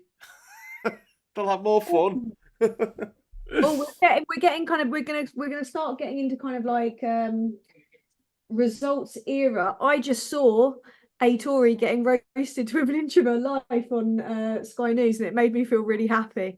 There's some interesting stats coming in that I'm getting from Britain Elect, so I just need to find my flipping thing. Interesting results. Reform have beaten the Tories in 7 out of 9 wards in Sunderland. Yeah. They haven't won. Labour have held it, but they have usurped the Tories in 7 out of 9. Taken a massive number of votes, which is showing that they're doing the job. Good. Fuck it. You know, split the vote. Do it. You know. But this goes to what John and I were discussing a few weeks ago about that void of disillusioned Tory voters going to Reform, and then what we're going to end up with is, instead of all going to be more right-leaning shit, that's what scares me. Yeah, but it splits the vote, and there's not enough of them. So you look at Red Hill in Sunderland, you've got Labour on 51.9% of the vote. They've only gone up 1.3 from last time. I mean, there's a Labour stronghold. But Reform have gone up 32.3% from nothing to 30%. That's what I'm saying. That's what I'm saying. And the Tories are down It doesn't 22%. matter, because under first past the post, it's not going to translate into the actual seats. It's going to be no. But what I'm saying is the political messaging, what it's going to do. If people are going to sort of like shed away from the Tories and go to the likes of Reform, which is kind of like polished BNP, let's face it. Of course it is. That's where they're going to go. They can't maintain it. This is the thing. If we have a government that turns away from culture wars, that turns away from populism, they'll just fade into, you know, I know Farage just isn't fucking going anywhere. I mean, it's my worry too that he's going to obviously stick around like a bad smell for a long time. But if we have a government that just won't entertain it, because Labour's not going to be beholden in any way to this lot, whereas the Tories have been. Like, Farage has basically been writing Tory policy for the last 5 years. So we're not going to have a Labour party that's going to put up with that. You know, they're not going to have it, and they'll be able to gradually, I think, turn away from the populism and the culture wars and using vulnerable people as you know, punch bags. If they don't, we'll have their guts for garters. But I really don't see it happening. I just see grown-up governance happening and focusing on like priorities. And then I just think that will reduce Farage's power ultimately. Farage is essentially a fart in a lift. You can't fucking escape the cunt. I know. Right? And no matter when you join that fucking lift, whatever floor you're on, that cunt's still there. Very well put, yeah. But Tan's got a really good point though, in the fact that for the first time in a long, long time, Farage is not actually going to have anywhere near as much influence as he thinks he's going to have. No way. He's been kneecapped by Reform. He's been kneecapped towards Reform from a big cohort of people. But you know what? I'm not actually frightened about that, because that is not going to translate into. You might get a few council seats next year, perhaps, maybe a few here and there, but in general, especially in a general election, it's just not going to translate. It just really isn't. And it's going to be. I think it's going to be, you know, effectively they're going to be a nice little spoiler. They already are. They're already turning out into a very nice spoiler effect for us. And what's brilliant is they're actually helping to bring their whole side down. Which is why, as I said, over in Malden, the Reform candidate has joined our local Facebook group. And I've been stealthily bumping it because they're siphoning votes from the Tories. They're just absolutely siphoning them. And so the gammon element, you're always going to get them, whether they vote Tory or whether they vote Reform. They're always going to be around. You're always going to get the thick gammon. But the beauty is that if they genuinely think Reform are going to go places, so they're going to give their votes to them, we're sorted. We're all right. we're actually quids in. But is it also a finite number of people, John? The bigots are still going to be there, you know. Is it a finite number for them though? Because with Generation Z and young millennials aren't moving to the right; they're all middle to the left. That's so eventually, the Gammons are just going to die, and then we just hopefully become a more liberal country. I think, Rachel, you got a really good point, because what I think is going to happen is the Overton's going to move, window's going to move back a little bit. And it's history repeating itself a little bit, because this is kind of what happened in 97 to a degree, because don't forget we had the referendum party turned up and they siphoned tons of Tory votes away in 97. And then the Tories realised they had to be a bit more like the other lot, hence they put Cameron in. Rather than, who was up against Cameron? David Davis and Ian Duncan Smith was a disaster as well, wasn't he? So, cheers, Chingford. So you might get that situation where the Tories think, Christ, we better be a bit more like we need our own Starmer to try and get anywhere near power again. No drama, just Starmer. Just as a side note, nice curtains. Did Kemi choose them? Did she choose them? I'm going to do the reveal in a minute, and she's going to be standing there. She can be sitting there in the Princess Leia Jabba the Hutt fucking outfit. Yeah, she's going to have the hair out to here as well, and something to grab onto. Do you know what I mean? Sorry to interrupt this debauchery, but Space Pills has dropped the super chat. Thank you very much.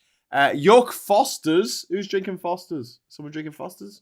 I'm not drinking Fosters. I think you may think that I'm drinking Fosters, but I'm not. I'm actually drinking Excelsior, which is Lidl's finest 79p a can.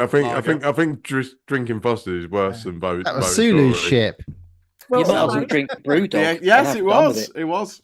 I mean, I could do some drinking Fosters, Wayne, but never for voting to Sulu. And Johnny B, thank you very much for the £2 super chat. Message retracted. That was the chat. And you probably drink Carling. Sharp to the bottom of the glass. Big words coming from someone that's very fucking Tory, isn't it? I would never drink Carling. I would rather I might drink my own piss, because that's what it tastes like. Carling is filth. Carling and Foster's are filth. Do you know what? I like the beer in Panama because it's like having sex in a boat. It's fucking close to water. Well done. Thank you very much. It's like I like having sex at festivals. It's fucking intense. We're getting people asking if we can get Phil on here. I think Phil's gone to bed. I think it's. Sorry. Intense. Sorry. I just. So I think Panama. Don't forget they've got a canal. Yeah. Sorry. Are you coming to Panama with us, John? Well, they've got a canal there, haven't they? They have got a canal. It's running out of water, though. Yeah. John, what does Kemi say? Yeah. You're allowed. Clear it, Kemi. What's that? She says, "Shut up." She says, "Shut up and get on the boat." Did she say, "Shut up, you white devil"? Hang on, that's late at night. I've got Therese coffee here. Oh no, please don't. Fuck off, Therese. Like, don't worry, look. You guys can't see it, but I've got Miriam down there. Oh, John! And what you don't realise is I've got a blurred background because behind me is Teresa dancing. No. I can see her necklace from here. She's got a big one, Wayne. All right, so if you went down into the basement of an old stately home, and in the basement, right, they were having a satanic mass, right? And one of the people, because they're all wearing like animal masks and stuff and with big horns, and one of the people takes their mask off, and it's Theresa May. Would you be surprised? No.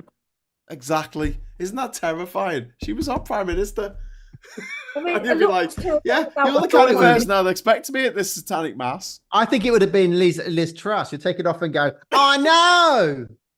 No, I think I would be surprised if it was Liz Truss. Graham, I'm leaving. I'm just going to have a wee. I'll be back. Okay. I know. Tan's going for a slash. Have a lovely big kiss. That's all. Gary Arnold, thank you very much for the £2 super chat. Thanks, you make all this bearable. It's the listenator. Theresa May, like I don't know how nerdy you are, but Theresa May reminds me of the race in Star Wars that built the clones. You know, the big, long, fucking legged people with the long necks. Yeah. In the ocean. Theresa May's one of them. Yes. Theresa May's one of them. Well, here's a little side fact. The Queen Amidala, you know, in Star Trek 1 and Star Wars 1 and 2.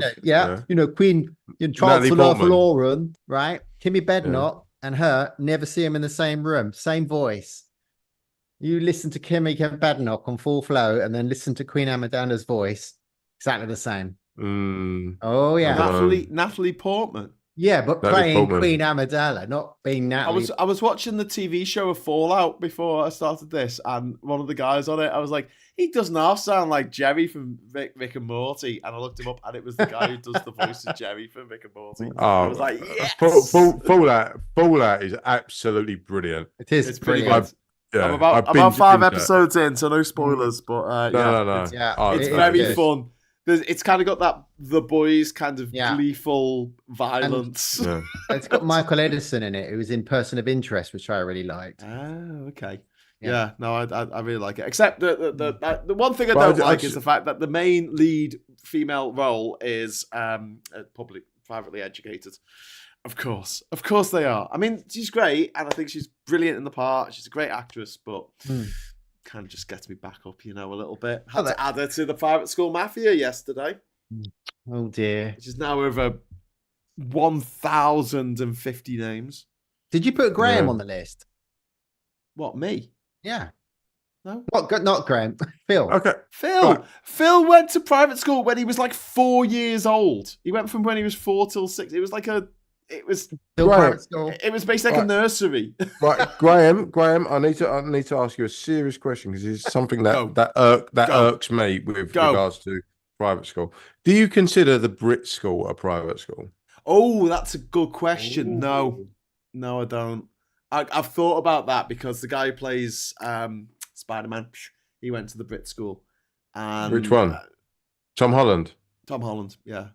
Okay. And I've not put it down as a private school because it's not quite okay. Even though it's a closed shop. So every year at the Brit, got Lipper in Liverpool, which is run by the same fella. Every year at the Brit Awards, you have the Golden Circle, which is only inhabited by students from the Brit school. Oh, I didn't know that. Oh yeah, mate. I thought the Golden Circle was a movie. No, that's the Kingsman. Oh, the Golden Kingsman. Yeah. And there's the golden one, the Golden Compass. Yes, as well. Which was called Northern Lights in the UK. But like the Brit school is basically it's like Sylvia Young. It's like a guaranteed fame. Well, Sylvia Young's definitely a private school because you've got to pay to go there, but you don't have to pay to go to no, but you do get scholarships. I know, but you get scholarships in all private schools. I mean, they do the minimum. No. They're like 1%. They're the absolute bare minimum they can get away with. Okay, well, thanks for all the gift aid, taxpayers. I'm very good friends with someone who benefited from the Sylvia Young school. Well, my least favorite human on the planet, Russell Brand, he went to Sylvia Young.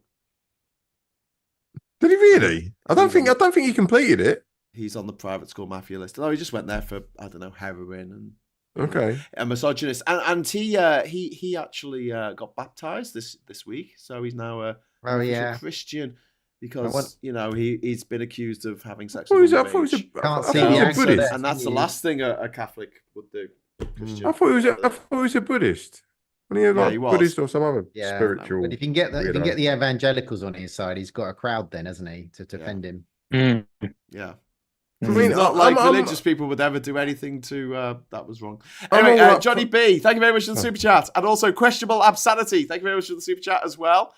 Technically, Luke is a king of Naboo. No, is Luke Skywalker a king of Naboo? Ooh. No, because it's an elected position. No. It's an elected position. But then why was Princess Leia princess? when she wasn't Princess of Naboo? Makes no sense. No, she was Princess of Coruscant. Alderaan. No, Alderaan, yeah. Yeah, definitely Alderaan. Don't at me at the Star Wars trivia. I'll blast you. You'll be done for. If anyone wants to throw some Star Wars trivia into the chat, I'm up for it. Very much. A bit of news, I'm all over it. Oh, Tan's got news. Labour are calling a Hartlepool gain. Yes. I take back what I said about Hartlepool. You're wonderful people. John, I hope that's neat vodka. I need it. Have you seen who I'm married to? Shit tasting Kirk, mate. Cheers, Tan. Cheers, Tan. You haven't seen I've got a bang later as well. Jesus Christ. So what have we got? What have we got on the screen here? We've got Labour. I've got 15 councillors. Lib Dems 2. Conservatives on 1. Newcastle. They're still counting. The Tories are 10% down. Labour are only 1% up, but that's all they need to be. I think. Yeah, Greens have got a really good showing in Newcastle. They're up 9%. But yeah, it's been Labour for the last forever, so it's probably going to be Labour again. That's all they need. And there's only 3 seats of the 27 counted so far. It's on the BBC at the moment. Have we got any updates from our local areas at all? Who created Star Wars? George Lucas? They reckoned earlier on that Essex, like my particular wards and others in Essex, wouldn't be called until 3 a.m. But mine's under no overall control. So it's pretty split round here. We've got Lib Dems, we've got a bit of Green in Central, and we've also got, in my area, Red till I'm dead. So I got to vote for my preferred party today. But it's and the same in the general, actually. So that, yeah, they were saying earlier on, I caught a snippet of LBC because it was just still on, and they said they reckon that's not going to be until like 3 a.m. and I'm realizing now that I've peaked way too early. I'm actually so what I'm going to have to do is I'm going to have to make myself a kind of Earl Grey and move my entire laptop and everything upstairs so I can lounge. Or fuck off. That's my option, really. Well, if you want to go make a coffee and then come back. Coffee at this hour? Therese. Therese. Coffee. Get your wife to make you a coffee.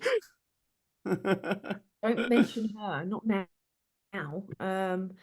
I mean, I could. What I could technically do is just give you guys a graphic insight into how I usually spend local election night, which is basically like sitting on my bed with like the laptop screen illuminating my face and just tapping away and looking at incoming results. Yeah, that sounds good. Yeah, we'll do that. That's what I do. Now and again, just to tell us that there's an update. Russ Jones has commented on that the Red Hill in Sunderland count, which I mentioned earlier. It's a monumental. Essentially, 2/3 of Tory voters here have gone to reform. It's overstating it to say conservatism is dead, but moderates fled to Labour and populists fled to reform. It's not Sunak's fault.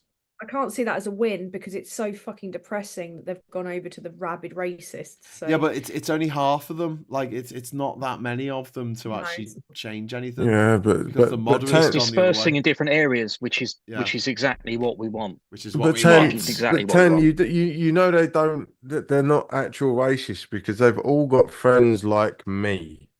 Yeah, who vote for them? Wayne. No. What I'm saying is they've all got a mate who's a Muslim. They've all got a mate who's a Jew. They've all got a mate who's black, and that just exonerates them from all fucking responsibility. Because when they're talking around their white friends, they will say, "Stop all being of the mates with them, Wayne." No, I like to be the cancer within them. Yeah, but they're using you. They're using you to hide behind their racism. No, because as soon as I say something, I'll be like, no, that's fucking racist, you dickhead. Just fucking kneecap them. Just kneecap them. The fact you even have to tell them it's racist is mental. Like, it's just get rid of them. Just bin them. Just chuck them off a cliff, you know?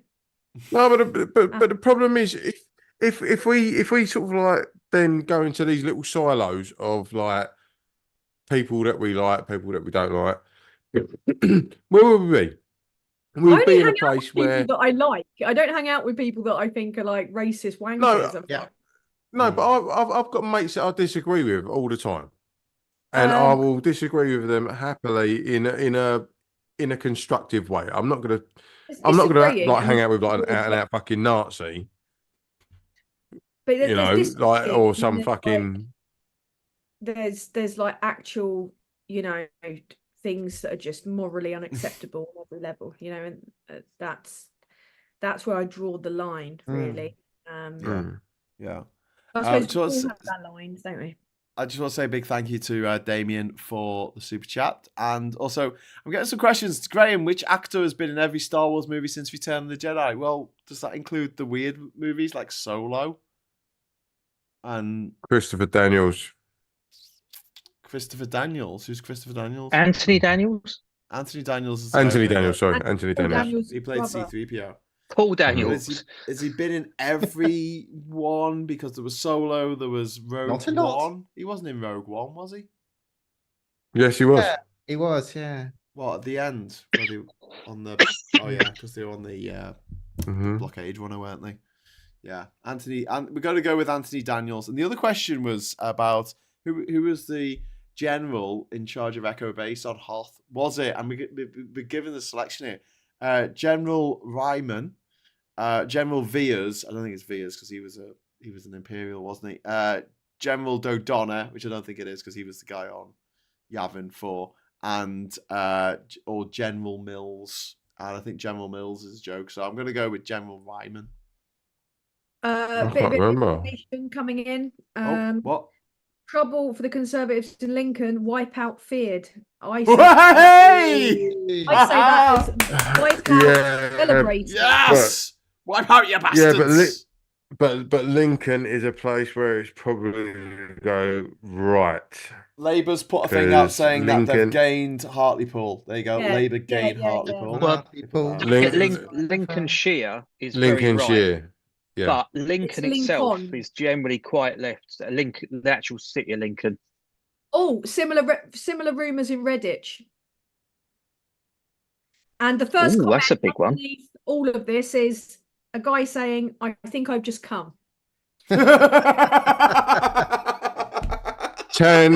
we don't need Miriam. Tan, we don't need to read the contents of your inbox. I mean, that is not my inbox is worse. My inbox is worse. But no, it's they've generally cleared up in Sunderland. I mean, they have. Is that code? We just got a super chat in to say 1 a.m. and still almost 500 people watching this. Hardcore. Thank you very much for the super chat there, Paul. We're on 485 people are watching this, which is more than are watching Rupert Murdoch's Talk TV right now, which is amazing. So thank you very much. Where the fuck is Julie Hartley-Brewer right now? Fucking horrible cunt. Wrestling with Ben Habib again over drowning people in the channel. Oh, do you know what? If there is someone that went full mask off as soon as she got released from LBC, oh my God. Yeah, but she was the reasonable person. She was the reasonable one. Yeah. I know. We've had a week where Julia Hartley-Brewer has been the reasonable one, and we've also had Piers bloody Morgan when he was talking today on Twitter being reasonable about Susan Hall, saying she's fucking nuts because she's fucking crazy. Like that. Can we all do a Susan Hall impression? It's the fists. It's the fists. Is it fists? Piers Morgan. Tan's doing this. More cheese, vomit. That's how Trump dances. Yeah. Hanking off two ghosts. Piers Morgan got found out the other day when he had Cenk Uygur on and Cornel West. And they both called him out and said, look, mate, your framing of this question about Israel is complete bullshit. You're being racist. And he was like, oh, you can't call me racist. You've got no proof. And they were like, well, look at the framing of the question that you're asking right now.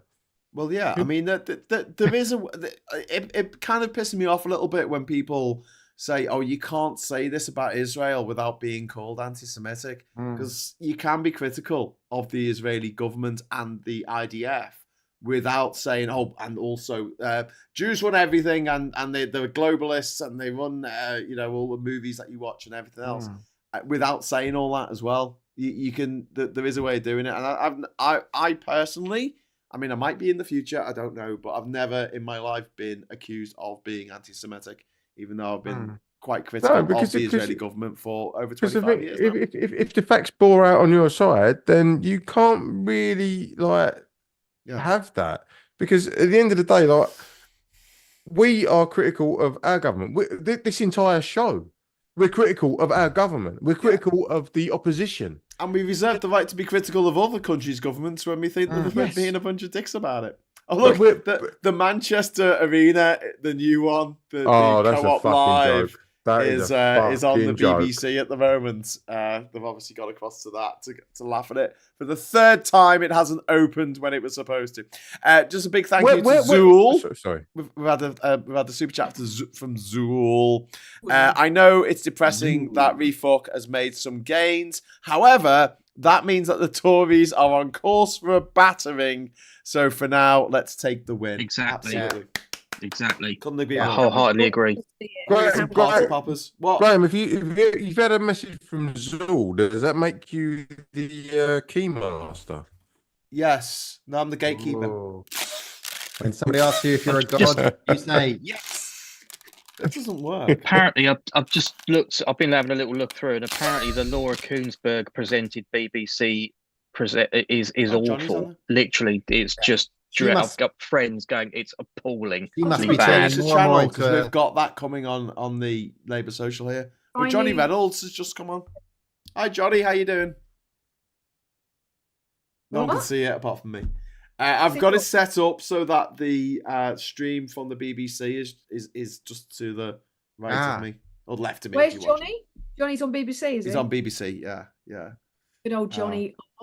So it's 19 to Labour, 4 to the Liberal Democrats, 3 to the Conservatives. Is that what's declared now? Well, that's what the BBC are displaying on their website. Very early. Yeah, it's very early. 19 Labour's pretty good, though. The next 2 hours are going to be intense. So what I might do is I might get my heroin.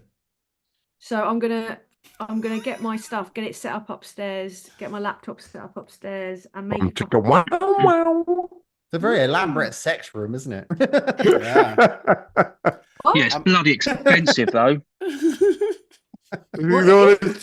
It got to change from the ceiling. A £5 it cost me, and I've got no change. What cost you a £5?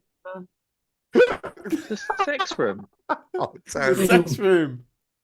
What sex room? You're in Kemi. You cards. The red room. Oh, Kemi. Yeah. On the old strap-ons. Yes. Happy International Women's Day. Classic Kemi, It's called the Saffron Walden Tusk. I could imagine Kemi just replying to emails whilst going at it.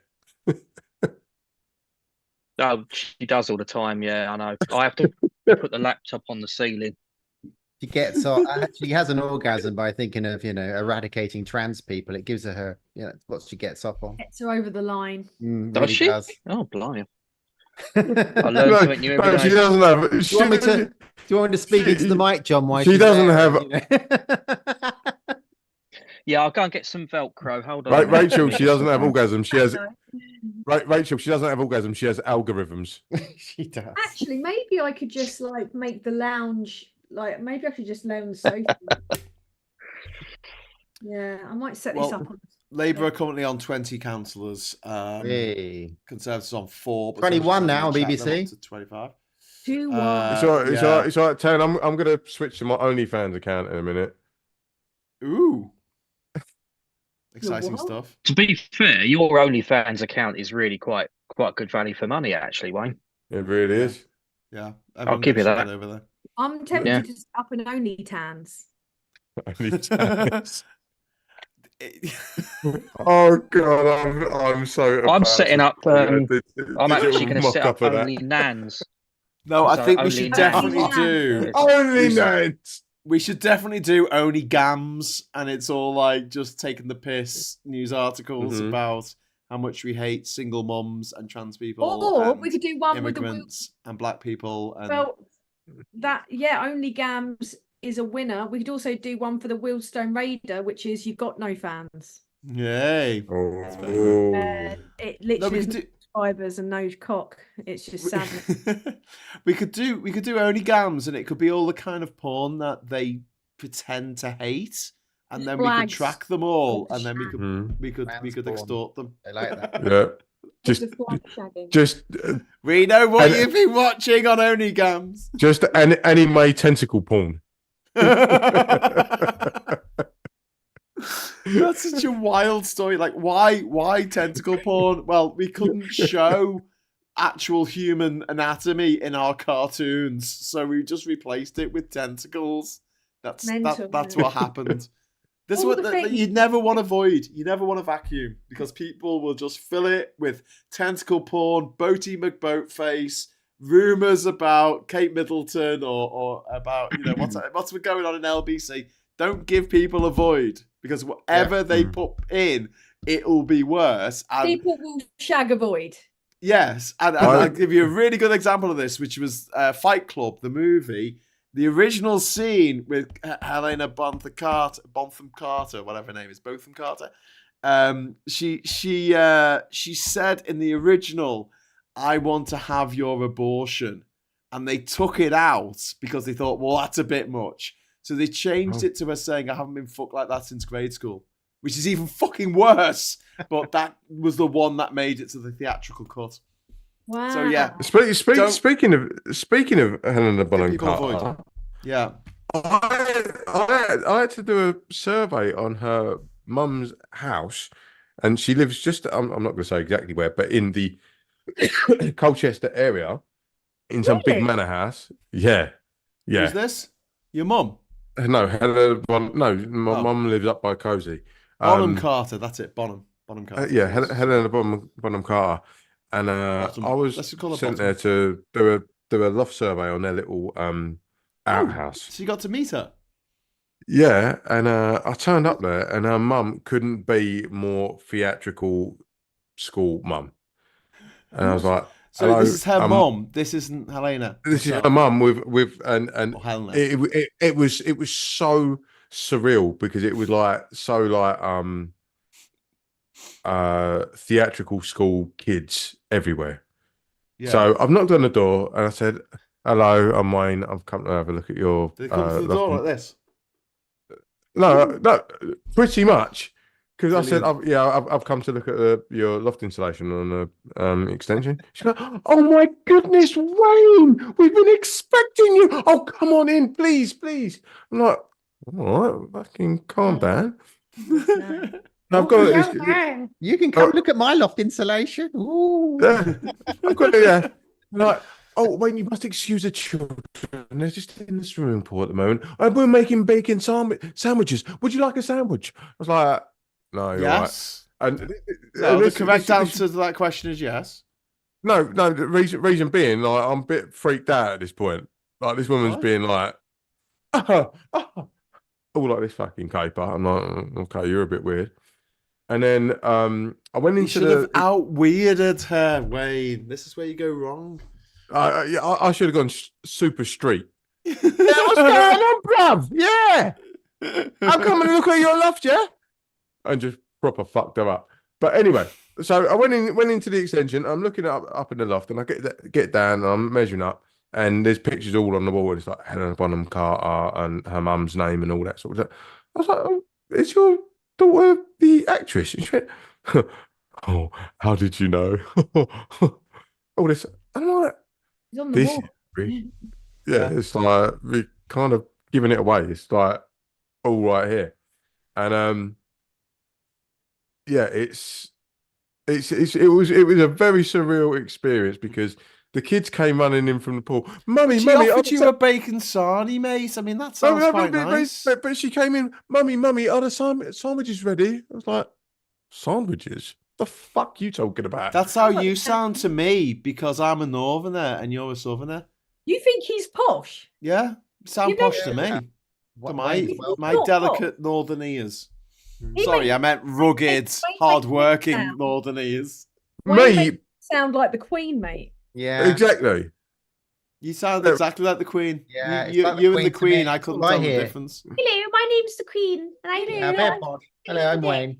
Broxbourne, wherever the hell that is. Conservatives have held Broxbourne. Does anyone know where Broxbourne is? Fucking no. It's Hertfordshire. yeah, asking where the hell is that? Not a surprise. That's not really a surprise, that one. Where is it? Where is it, John? Hertfordshire. Yeah. Is that the home counties? HA11, I believe. It's sort of Hampshire. Yeah, it is a bit, but North Hertfordshire is going a bit Lib Dem. Is that one of the home counties, John? Yes. Yeah. Oh, home counties, more like. Yes. Oh, and that's steady on. Did there? Do you know Sussex is considered one of the home counties, even though it doesn't actually border the M25? Motherfuckers. Well, Sussex doesn't really exist because it's West Sussex or East Sussex, isn't it? Really? Yeah, Wessex. Coming to you live. I love these places down south that don't even exist. Oh, there's old matey on the screen at the moment. Like this guy from Sky, I can't remember his name. During the last, I think it was the by-election, the guy that's talking to this bizarre woman, Samantha Dixon, he looked like he was gurning his tits off on live broadcasts in the background. Putting lines off the camera lens. He was looking a little bit like his jaw was like intense. Gurney McGurnison. I did the early Gurning Centre. Yeah, I did tweet about it, but I thought I'd better delete it before he sues me.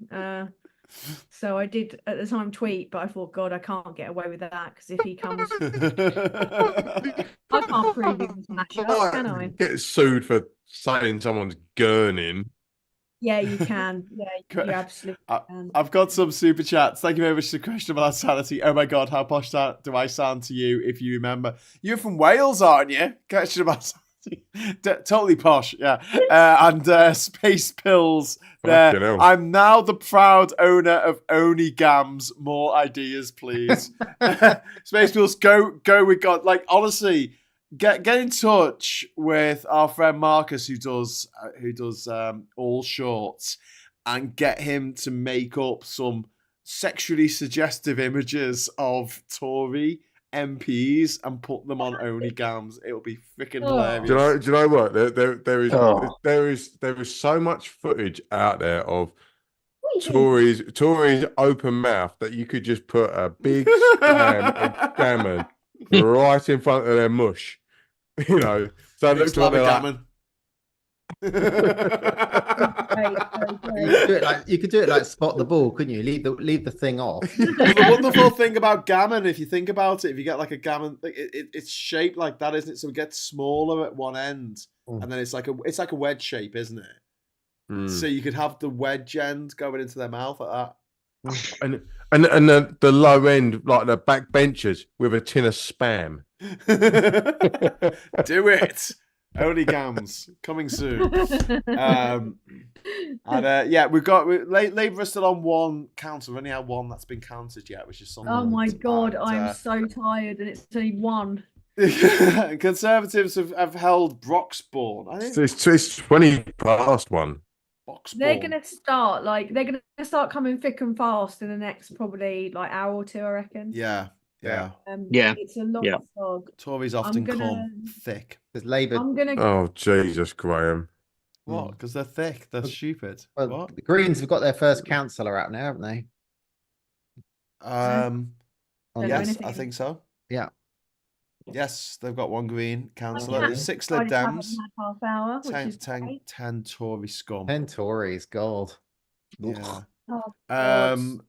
North Jesmond in Newcastle Lib Dem. Jesmond, that's not a real place. That's It not is. a real place. Jesmond's in Newcastle. That's like Crinkly Bottom. No, it's It's like- Jesmond. It's called Jesmond. Wasn't They're that a show in the band, and there's 80s two about a of bunch them. guys? And they're Oh, both... that was Desmond's. No, and one of them is That's called Jeswood. Jay, and the other one's called Desmond, and together they are Jesmond. Anyway, it's a part of Newcastle, and Lib Dems have gained that from Labour. Really? Oh, By just the way, have some breaking news Oh, well, yeah. from yeah. North Quimshire. North Your Quimshire. mum has won it. So Yay! By the way, I love Well done, Desmond Mum. back in the day. Desmond was a great show. Oh, the TV show on Channel 4 in the barbershop. Yeah. Is it a barbershop? yeah. Yeah, I like that. That was fun. fucking hilarious. Right, Old I'm gonna- pork pie. Right, That's I'm good gonna shit. I'm gonna fuck off. I probably will come back. I reckon I will. I'm gonna make a cup Please of tea. come back. Yeah, have a nice hot cup of tea. Or I'm gonna the make a cup of coffee. tea. I'm gonna move everything upstairs, and I'm Yeah. Going gonna on Only Games. deal with my cats, who are basically I can hear them running around, ruining my entire house. So That's what good cats do. I made. Do you guys ever have the day when you decide? Because today was the first time all spring that I've been able to dry my bedding on the line because it's been warm down here.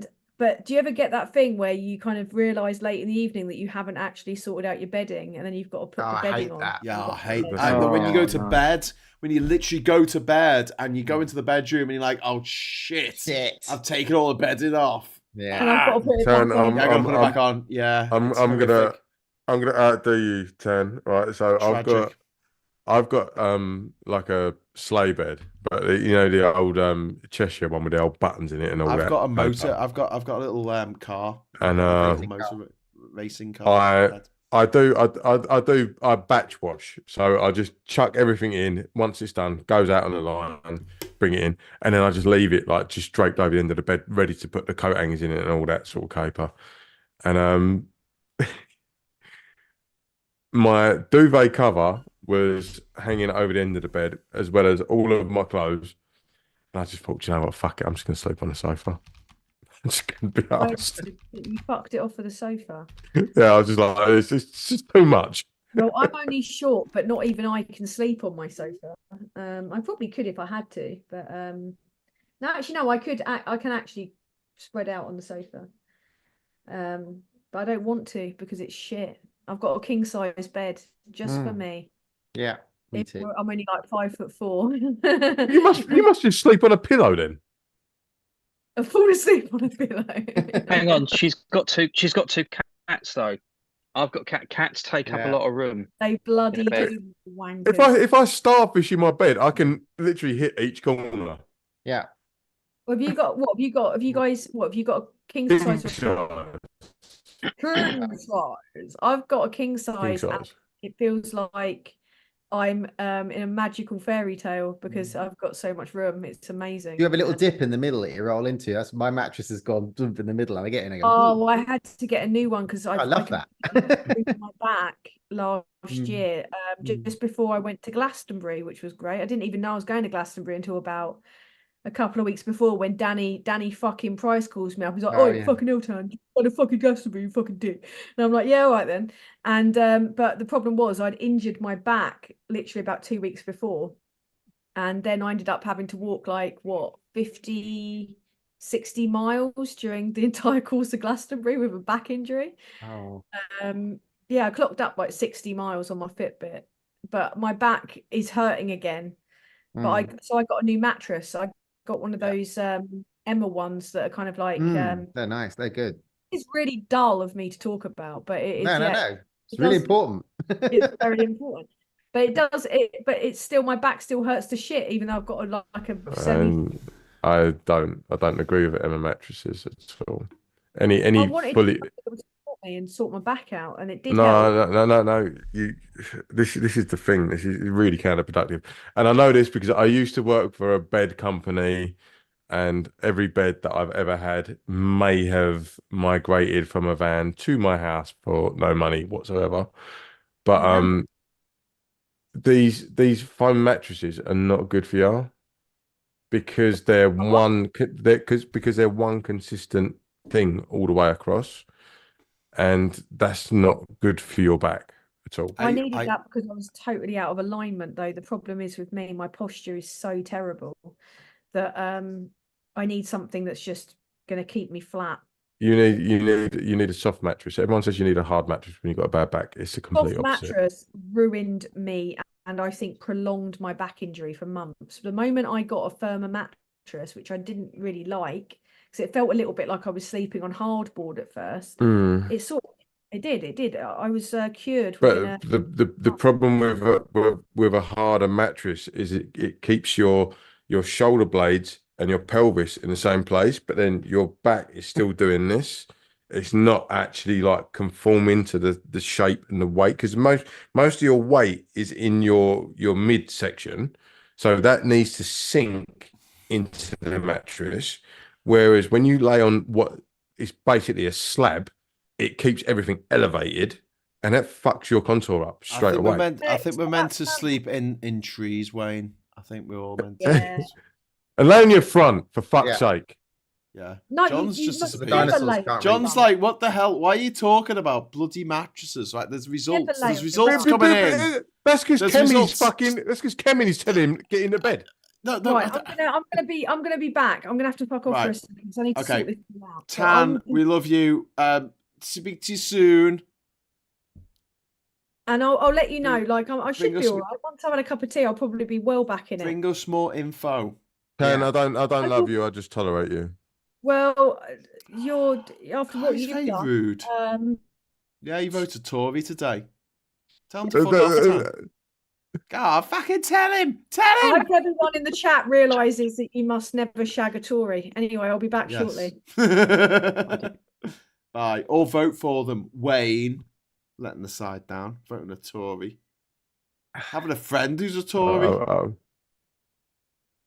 I've got a friend who's an Everton fan. Hang on, no, I'm an Everton fan. That's great. You got another friend who's an Everton fan. You got two of them. No, just you, mate. Just you. Yeah.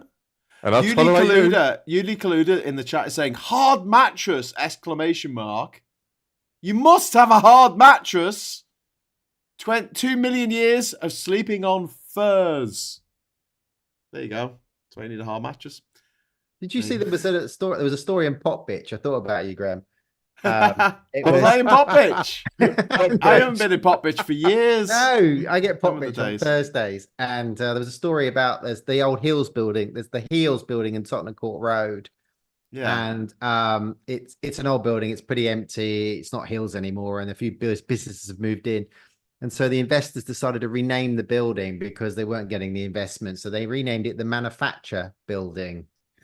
And they thought that was really good. But one of the tenants really fucking hates it. And Liverpool FC, their head office is there. And they're really upset. We're not living in any building with Man U in the title. I like it. Yeah, well, you know what? There's a shop in. So we've got a shopping precinct in Liverpool. Well, it's a shopping area. It's not all undercover. Called Liverpool One, right? It's a shopping area on Paradise Street in Liverpool. And there's a Everton shop in there, and it's called Everton 2. So their address is Everton 2, Liverpool 1. Hey. See what they did there.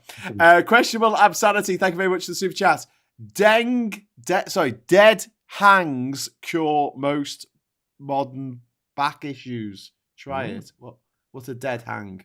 It's when you lay upside down by your feet. You mean like Batman in the movie Batman, where she wakes up in the middle? Vicky Vale wakes up in the middle, and he's just like upside down. Yeah, being weird. Being a weird billionaire. Elongates your spine. I hate Batman. Elongates your spine, and it just separates out your vertebrae nicely. Yeah. But what? He's a bit like he dresses up as a bat and he goes around beating up working class people. Yeah, but he's so unironic. Oh, look, I'm dressed as a bat and I'm a man. He dresses as a freaking bat. Like I came in one day. I think I was at my mum's in Liverpool, and I put the telly on, right, and The Dark Knight was on, right. You know, the one with Joker and Heath Ledger. But the best DC film ever made. Right. So I turn it on. It's in the middle of a scene right? And it's the head of the Gotham police force, Gary Oldman, and he's standing on top of a building having a very, very serious conversation with a guy dressed as a fucking bat. And honestly, just take it out of context, just, turning the telly on and it's there on Channel 4. I was like, that's the maddest thing ever. Why would what is even happening here? There's a police chief talking to a man dressed as a fucking bat. I would suggest that you don't ever go to Comic-Con. The Marvel universe is real. It's DC's all made up. That's. Well, Gotham is a part of what's that place called? New York, isn't it? It's a real place in New York, Gotham. Yeah. And you've got to remember New Jersey, I think. Iron Man and Batman are the same person. No, they're not. Yes, they are the same person. Well, ridiculously wealthy. They have no superpowers, and they have billions of pounds, and they rely on all their gadgets to give them the powers that they so-called have. They're gadgets that somehow magically service themselves. Mm-hmm. Like what? I just don't get that. Like, they should have literally teams of people working for them. At least James Bond supervillains had loads of henchmen running around operating their secret submarine or volcano bases. Batman's just got a fucking old butler from Britain. Yeah. What does he service? Who's clearly either an ex-crim or a nonce. Let's be real. What? Alfred? Are you calling Alfred a nonce? So you're getting upset with me for saying it's a bit silly for a man dressed as a bat. Poor old Sean Pertwee. Yeah, you're cool. You're cool with calling Alfred a nonce. Yeah. Okay, fair enough. Why would you go and work for? Why would you go and work for a billionaire and be childless, no spouse, and just sit there servicing some old geezer that you probably were queering up when you was younger? Because he was Batman. Damien, thank you for the super chat. Before I go to bed, stuff the Tories. Yes. Really? We can say fuck the Tories here. I mean, you can't say that in the chat because I won't. Labour's up 30 now. Conservatives 13. 13.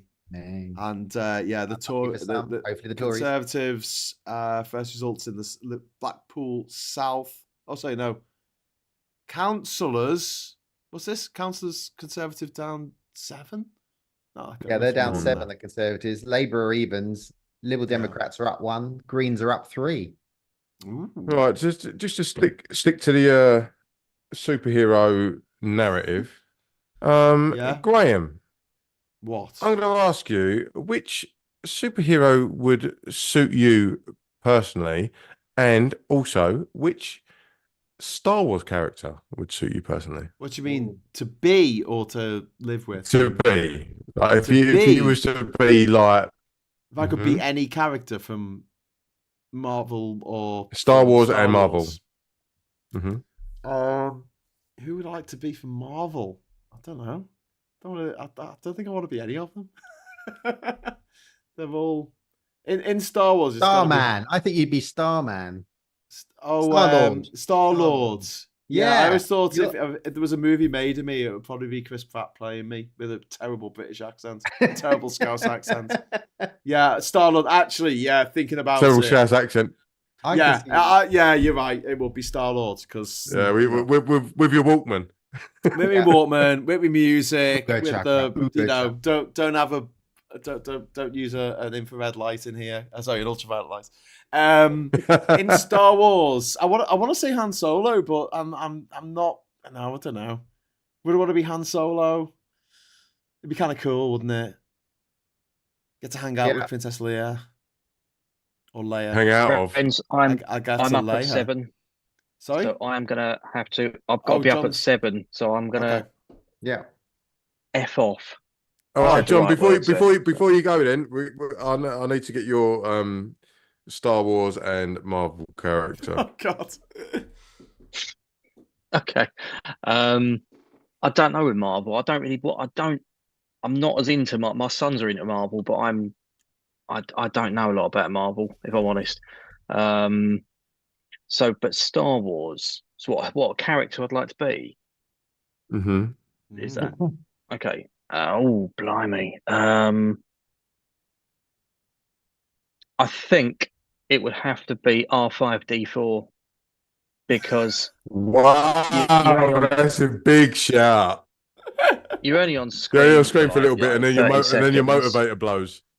And then you have a bit of a headache, and you go out in style, and you get paid mega bucks for it. Like, I don't fancy this, bruv. And you let the blue one take all the work. Yeah. Yeah, that makes sense. Very well done. Thank you, John. Very English of you. Get the Eastern European to do it. Oh yeah, get the blue ones to do all the work and take the credit. Yeah. Plus R5D4 was bigger as well. They had a bigger head anyway. So slightly, slightly taller. Very true. It was. Wow. Yeah. Fucking nerd. And it was red. I prefer red to blue. Gooner. Yeah. Oh no, hang on a minute. I didn't mean that way. This is a political channel. We're talking politics here. We got some Bloodhound Gang lyrics in the chat. I'm kind of like Han Solo, the drummer stroking my old Wookiee. Do you know the drummer for the Bloodhound Gangs? The Bloodhound Gang's drummer lives not far from Wayne, actually. Really? What's he doing in Britain? Yeah. Not true. He's in Chalkwell. Yeah, he's British. He's not. Their best they're a song part British is band now. The 10 Best Things About New Jersey, and it's just 10 seconds of silence on the album. Yeah, he's in Chalkwell near Southend. I interviewed Jimmy Pop back in 1999. Did you ever hear the secret track on the Ash 1977 album? Yes, you had to rewind it, didn't you, at the beginning?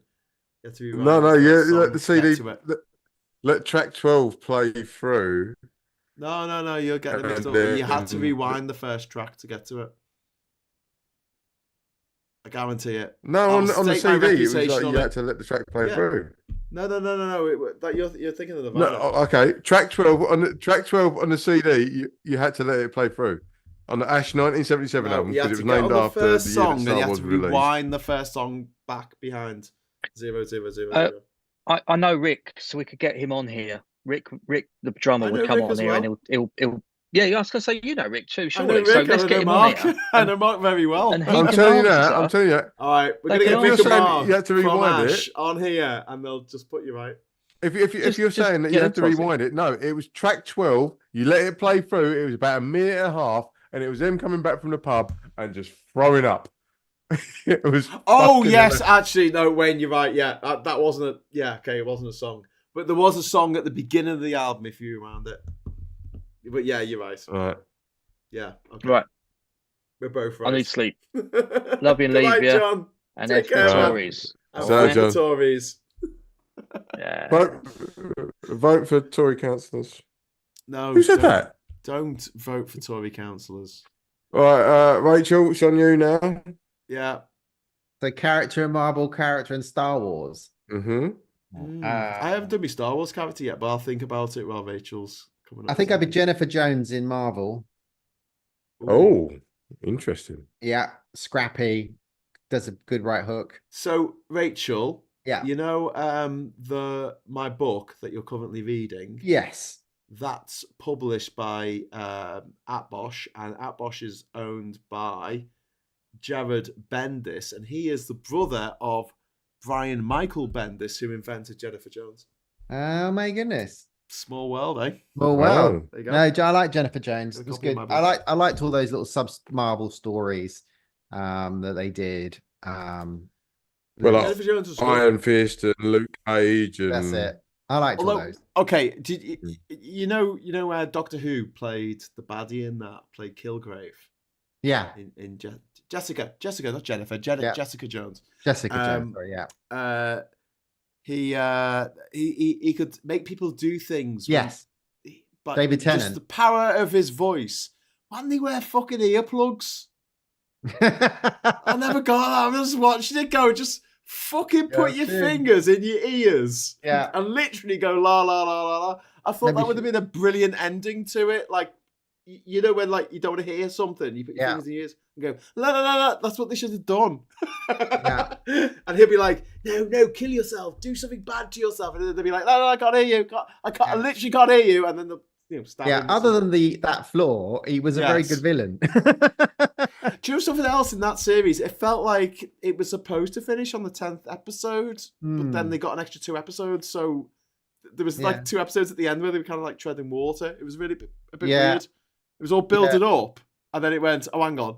And then it was starting to get weird when her best friend wanted the powers. That was when it was. Yeah, it was just a bit odd. Anyway, but I did like it. I like the is it Kirk? What's her name? The woman who played Jessica Jones. She was in Breaking Bad as Jesse's girlfriend. Oh God, yeah. Who died? Yeah. So I like those the lawyer one, the blind lawyer guy, and yes, Bullseye. No, Deadpool. No, Daredevil. Daredevil. Yeah, that was good. And Iron Fist was good. I mean, they all had their, and they like the fact that they all came together then to fight in the big battle. Yeah. Which was cool. They became the defenders. They did, and I thought that was really good. So defenders of the earth. Defenders. So Star Wars was a weird tricky one. I mean, the thing is, you could say easy like Princess Leia and stuff, but it's really it would it be? It's tricky in Star Wars, isn't it? I think I want to be Han Solo because he looks like he actually has sex. He's the only character in all of Star Wars who looks like he actually gets laid. Yeah, I don't know. I quite liked the Last Jedi series. The it begins with A. I'm really bad with names. It's my age. She's the Jedi that was the last sort of Padawan. Right. Yeah. Right. Yeah, she did the last series on the. They just did it on the Disney, whatever it is. They did her series where she, and she brings up. Ahsoka. Yeah, Ahsoka. She was pretty cool. A super soaker. Super Soaker. It's pretty good. Because I can't be Leia. Who wants to be Leia? So I think that would be powerful. Leia's not that nice a person. Like, honestly, she's approached by, I think it is General Dodonna, who says, I'm very sorry to hear what happened. She stalked her brother in The Empire Strikes Back. Her planet got blown up, and she goes, we have no time for our sorrows, and she walks off. And I'm like, what the hell? Your planet was destroyed. Like, good lines though. You came here, and also she throws Dantooine under the bus. She does. Yeah, but they don't blow up Dantooine. Don't want Harrison Ford. It's too remote to make effective. It's too remote to make an effective demonstration. Yeah. Did you watch any of the Blue Harvest stuff on Family Guy? They redid the Star Wars movies. They're really fucking funny. Hilarious. They're so funny. Do you know the only one joke that I can remember, because it was years ago I watched it, was like that for some reason the John Williams orchestra got killed, and they had to bring in the Tim what's his name, Danny Elfman. They had to bring in the Danny Elfman, and it was like oompa oompa. Yeah. No, my best bit is the bit where he goes, okay, it's Lando. Lando takes look at Lando's he's wearing Solo's clothes. It's really weird. He's got the ship and he's put on Solo's clothes. No, he's like, because that last scene in Empire, he's wearing like Han's clothes. And like a serial killer wearing the skin of their last victim. And he's nicked his old fucking ship back. Very good. But the thing is that's why Lando would be my character in Star Wars, because he looks like Lando gets the pussy. He does. Yeah. He's like, look, this is my place, Cloud City, best spin, motherfuckers. And he starts hitting on Leia as soon as they land. Yeah. I mean, he's how you doing? He's in like. He does the old kissing of the hand and all that caper. Yeah. Like, whatever. So Larry the Cat is suggesting Deadpool, which I like the idea of, not for his face, obviously, because that's all messed up, but he does get to have Monica Baccarin as his girlfriend, or Marina Baccarin. I would so beautiful. I would have to be Doctor Strange from the Marvel. Because Benedict Cumberbatch? Because I went to private school and I can fly. Are you going to play a quirky person who's actually he's not very good in social situations, but he's an absolute genius? Yeah, because that'll be a bit of a stretch for Benedict Cumberbatch because he never plays that character. It'll be like Ray Winston playing a wife beater. That hardly ever happens. It's a huge stretch for him. Yeah. Good and sexy beat. Yeah, he was. So, to be fair, Benedict Cumberbatch's best ever role was when he was cast as Sherlock in the BBC series. He was fucking brilliant in that. Yeah, it was good. You didn't like him as Khan then? No.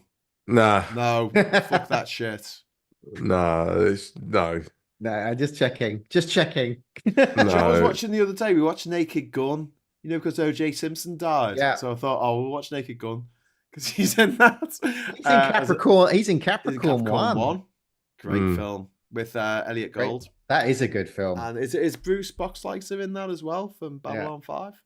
I think. I can't remember. Babylon 5, fucking hell. Babylon 5. That was a very bad CGI fucking. There was some bad CGI going on there. Oh. Yeah, okay, yeah, it was at done the time. We thought it was done on an Amiga using a video toaster. But, yeah, it was like fucking Games Master graphics. Yeah, but who was the bad guy in Naked Gun? Oh, who cares?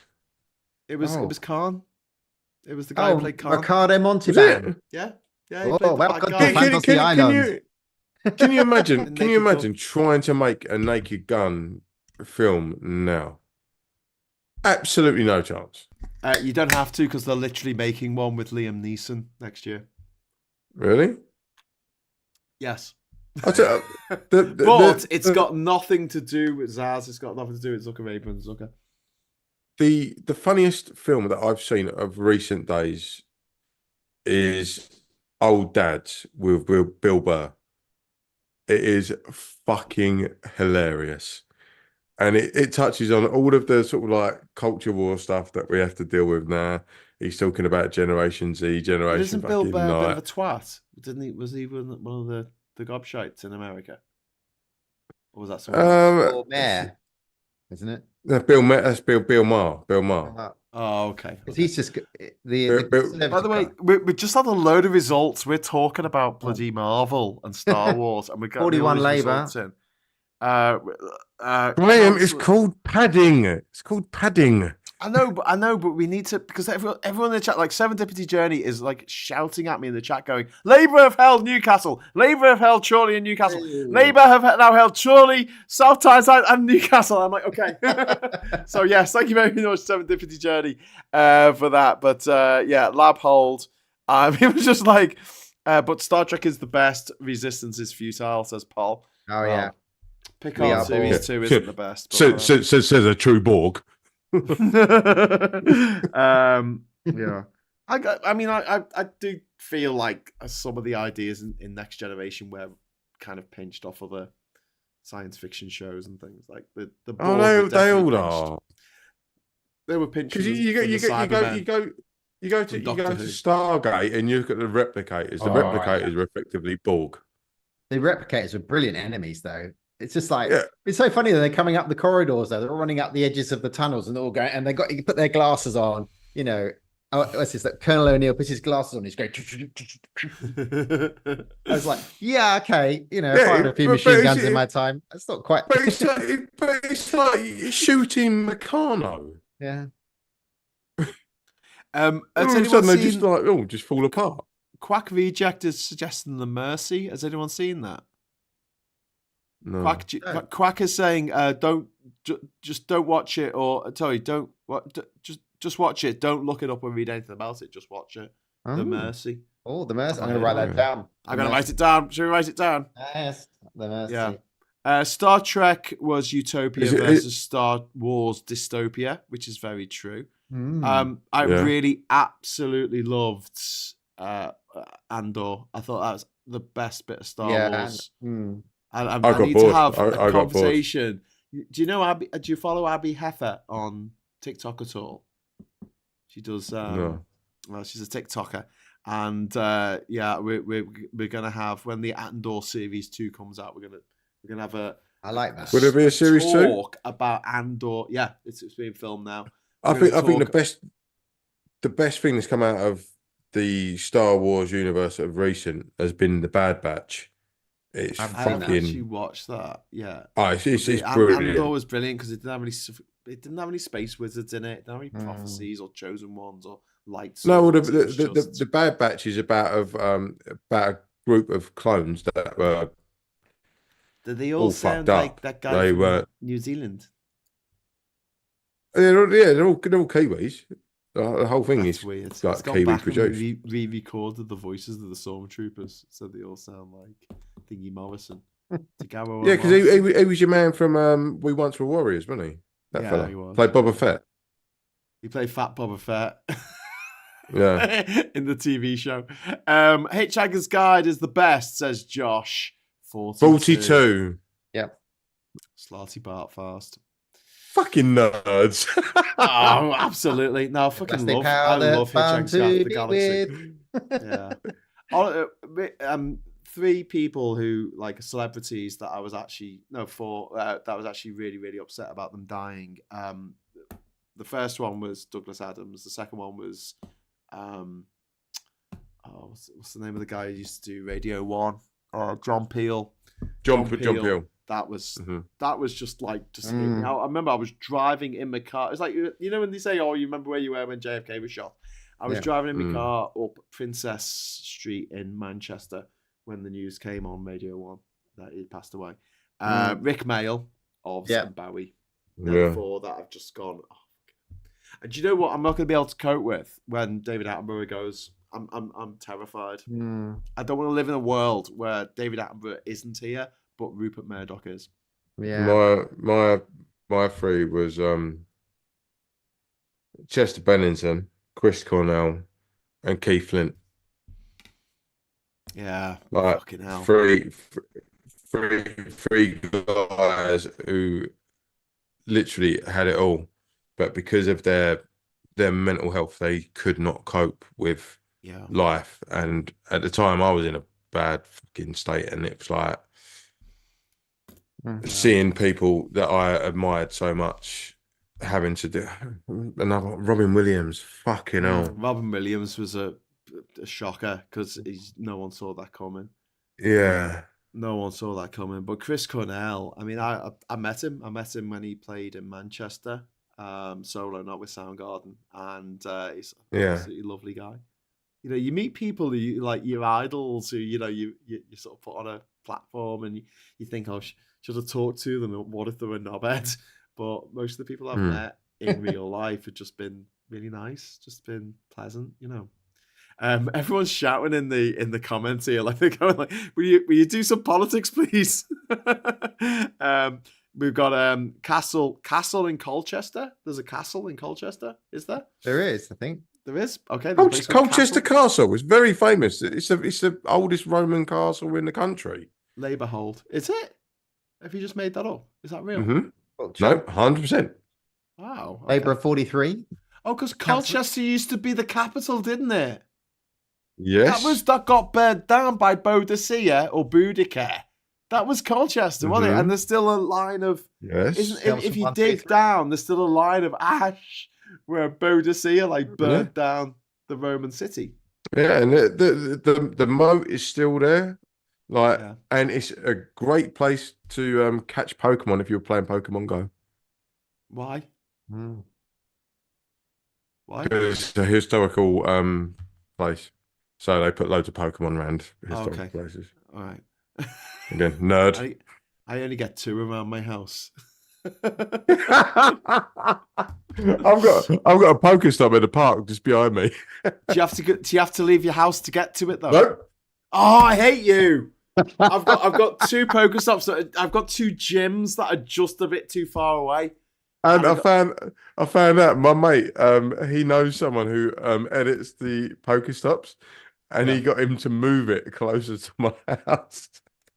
Oh, so you are shitting me. So not only did you get a Ray Liotta, you got a Pokestop moved closer to your house. I hate you. Yep. I hate you forever. I can literally I can't do it now because it'll fuck my internet completely. But yeah, I can literally just sit here and spin and get Pokeballs for nothing. And Sienna absolutely loves it. She's like, Dad, can I play Pokemon game? I'm like, yeah, all right, I'm gone. Well, I only found out this is going to sound really. If you don't play Pokemon Go, you're not going to get this at all. But basically, there's a Pokemon called the Zygarde, and you need to get cells in order to evolve him. Usually, you just get, I don't know, candy. But in order to get these, you literally have to walk the 500 miles that the Proclaimers sang about.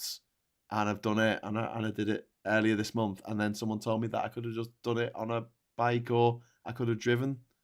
So I didn't have to walk all that way. I could have just done it in a car instead. But never mind. You don't even need to do that.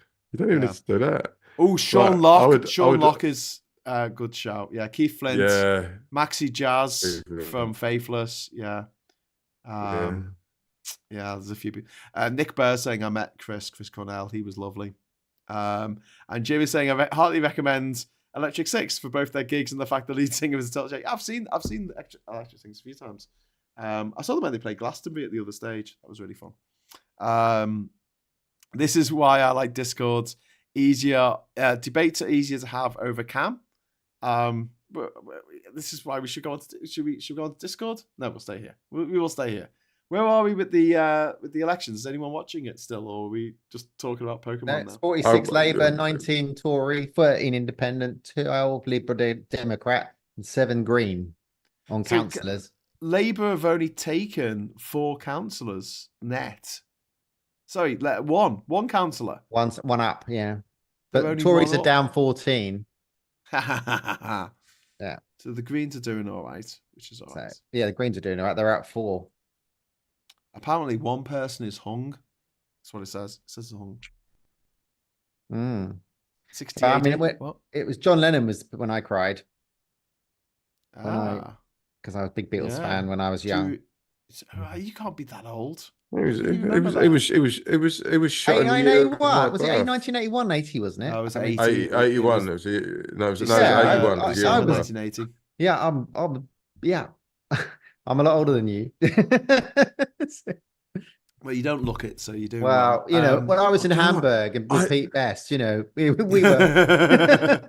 Me and Stuart. I delivered to someone today, and on the parcel that I was delivering, it said age verification. I had to ask them for their year of birth, and I said 1983, and I looked at them and I was like, "You're younger than me." This person looked like they've been fucking dug up. So old. I mean, I see some of these politicians on television. I go, "What an old fart you are! Why don't you fucking retire?" And then I find I'm older than they are. It's just like often find that. But even like the likes of like Chris Moyles. Yeah. I used to think he was like a proper old geezer, and then like he's only a few years older than me. I'm like, what? Yeah. I know. It's just like I think, it's just, I mean, how old is Lee Anderson? I don't know, but Rishi Sunak's younger than me. 56 or so. I'm older than Liz Truss, and that makes me very. Yeah, well, I even like Justin Trudeau. He's like what 40 or something. Yeah, but I mean, I think Justin Trudeau is older than me, but a British Prime Minister being younger than me makes me feel very, very, very old. And very pointless. What? It makes me feel very pointless. No, it's in like you think like you have the knowledge base that you have. You have built up a certain reportage about you, and then you see some absolute gobshite who's the leader of the country, and you think, hang on a fucking minute. What have I done wrong here? Yeah. Pete in the chat saying he remembers the headmaster announcing Jimi Hendrix's death. Which was a shocker. He was only 27, wasn't he? Labour hold Sunderland and Newcastle upon time. Yeah, we've had that, Lee. We've had that ages ago. Sorry, I have to go. Hoping you would cover the local election and not sci-fi. Bye, tube driver. Shit. We've lost another viewer. Stay with the phone.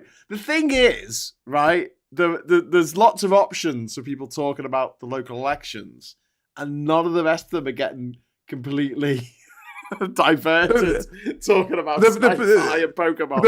The problem is, like, we can't sort of like just constantly just reiterate the numbers, because then we would be like every other fucking news channel. So we're going to fill it with cod shit.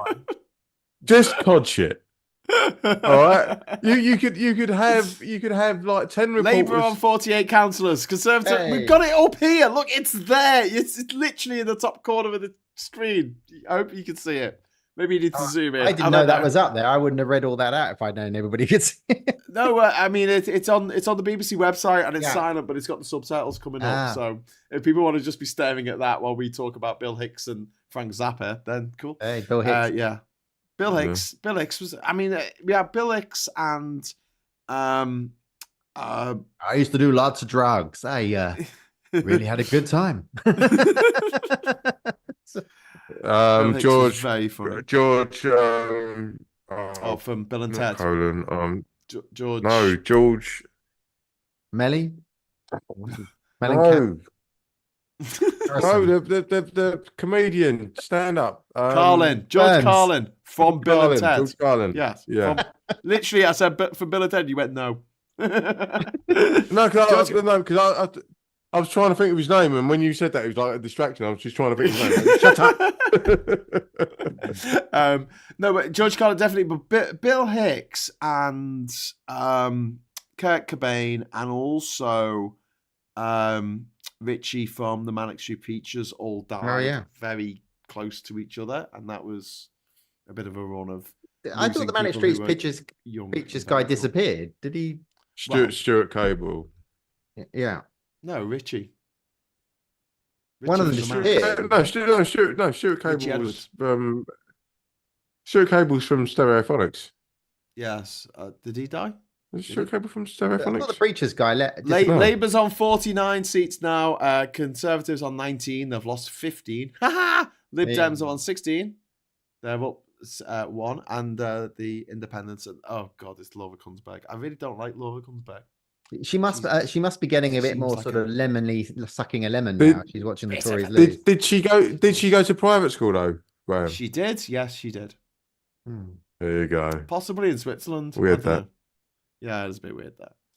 Shocker. And Tucker Carlson, he went to private school as well.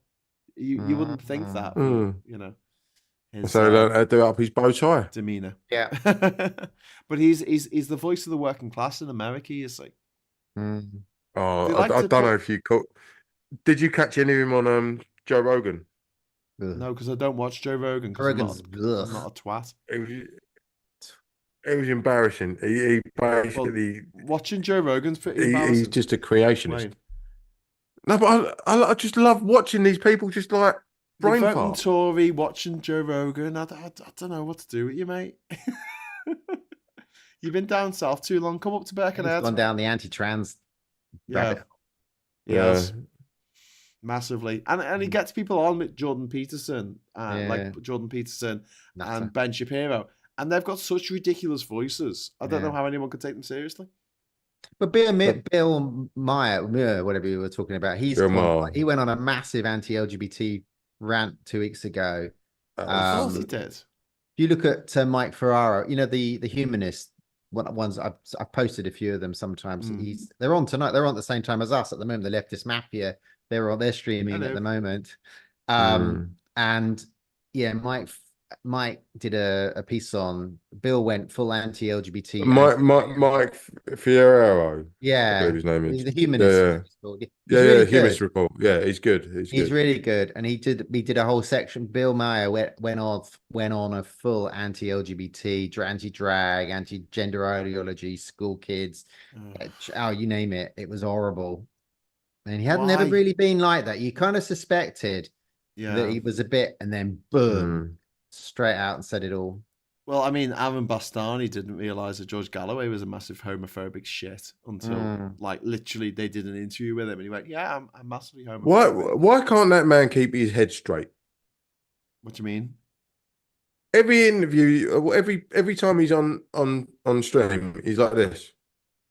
Oh, I thought you meant why can't he keep an idea in his head from all the time? No, he's just like this the entire time. He's just like this the entire time. Just keep your head up. Come on. Yeah. Just one of them little quirks. I really like Navarro News. I really admire them for what they do, and it's good. They have good content.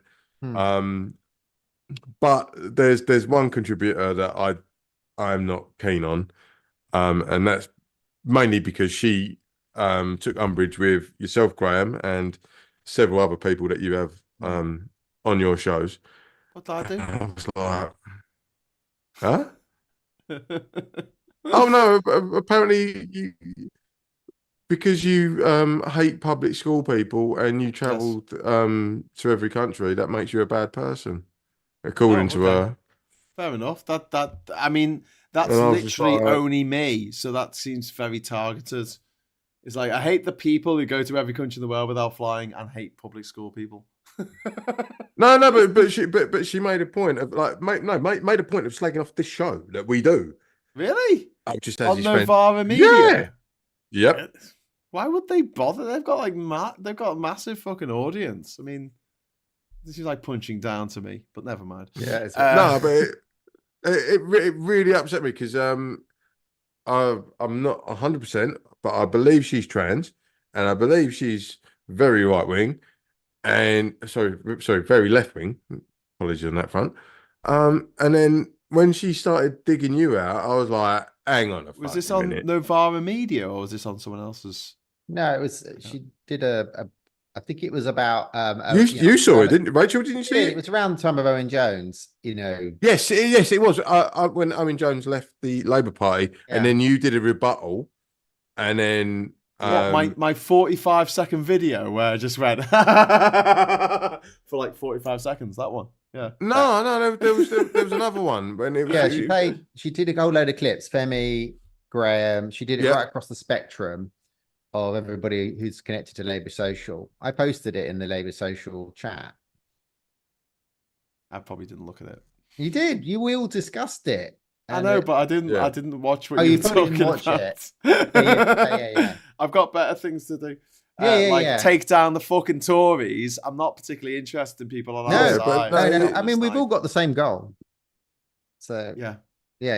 55 Labour. It's why I don't waste my time. Like I've got a rule, generally speaking. Yeah. If someone's got less than 100,000 followers, then why make a video about them? Never Google your name. Oh no, I have to Google my name because. Oh, I don't do that. There's a horrible stuff sorry, I gotta make sure it's accurate. I'm a famous Hawaiian surfer. Yeah, I'm an actor who played the King of the Dwarf People in Your Highness. Oh, and was also in the Willow TV show. Do you know what? That's not much of a stretch, really. Am I what? Are you on the IMDb database? I am on IMDb for my show that I made with Lonely Planet. Where? I can see you. Hughes 4 or 6. I can see you as a small foot.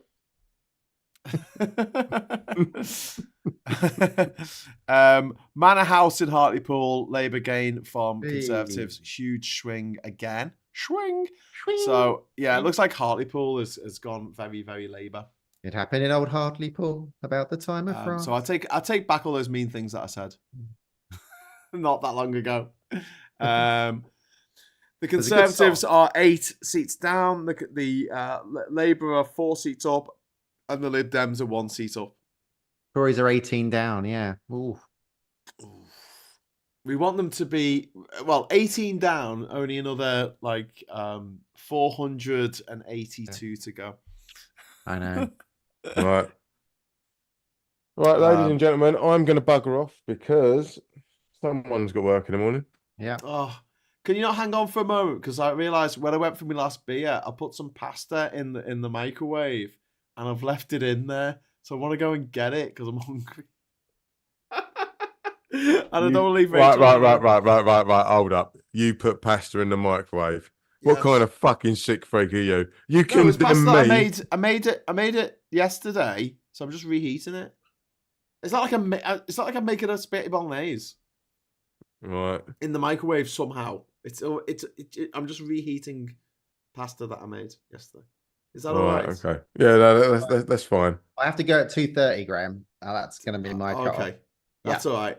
And then I'll just stay in with the chat and whoever's left. How many people have got still watching us? Hello, everyone. How you doing, everyone? We've still got 344. That's amazing. Watching. Well done, everyone. Yes, well done for hanging in there. Yeah, they're having an argument in the chat about Honora Bevan. Bevan. And Gainsborough, Ipswich, Labour gain from Conservatives, which is in Suffolk. Hey. So that's good. That's good. Take that. As long as the Tories are smashed here, I don't really care which party wins seats. Smashed. Right, let's while Graham goes to make his pasta. Yeah, just one sec. We can talk about Basildon. Let's really get a chat going. Who's going to win the league? Arsenal or Man City? Oh, it's football. It better be fucking Arsenal. That's what I'm saying. Don't need it going up north.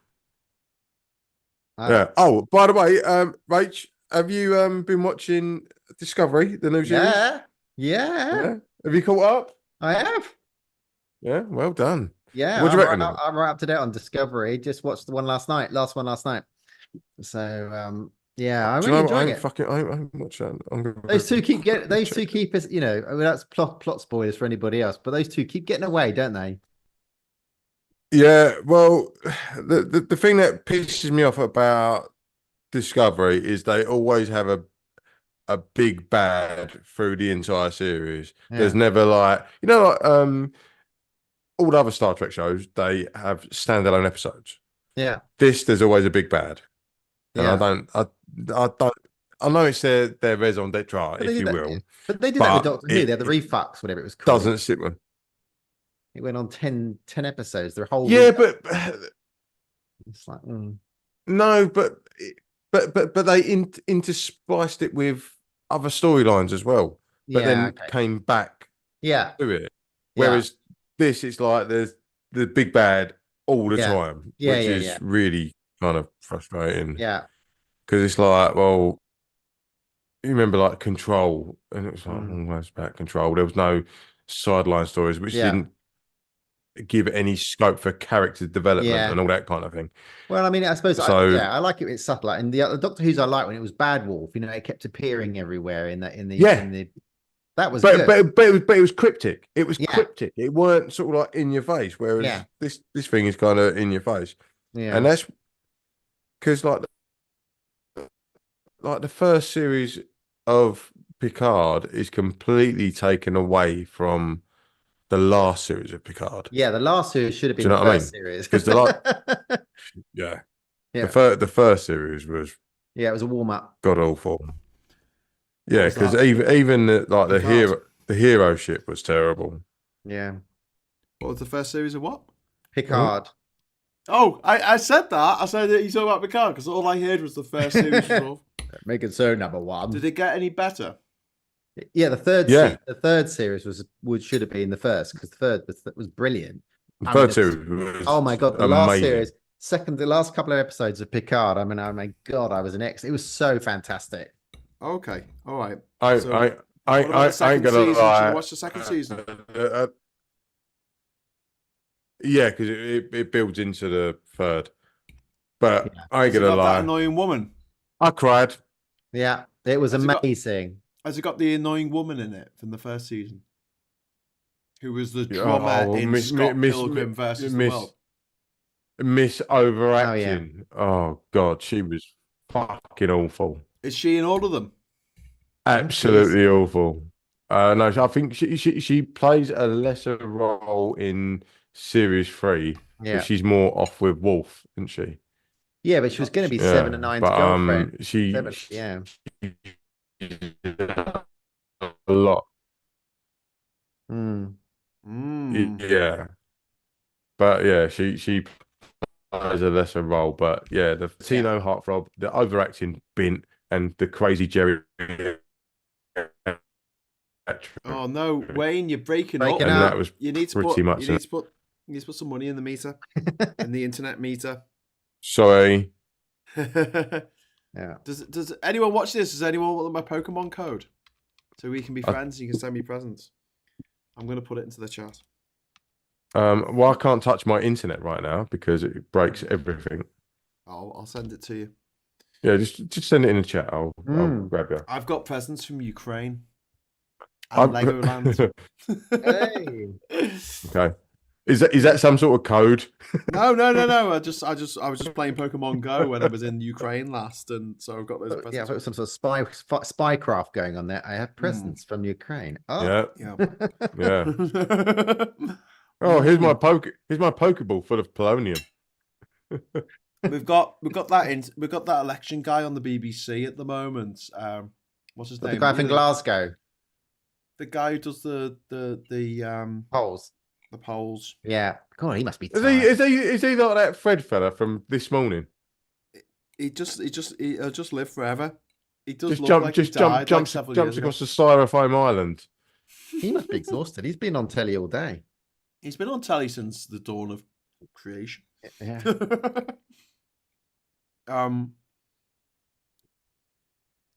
Oh my God. Alan is saying my son beat the Chinese champion in Pokemon. That's pretty cool. And Thomas is saying Bridges Gatehead, Labour hold. Hey. So there you go. That's good. And Knuckles is saying the dude on the BBC at the moment looks like the Fallout ghoul. He really does. What's his name? It's really there's ghoul porn. There's ghoul porn in the internet now. Ghoul porn. What, you mean the guys were out the nose? Yeah, the one who was the actor in the 50s. Yeah. That's the other thing. Like, Bradley Goggins. Was he in Sons of Anarchy? I think he was. Was that him? Oh, he might have been. Yeah. I kind of don't get the Bradley Goggins disparity in the tech in Fallout, because you've got like these mech suits. Yeah.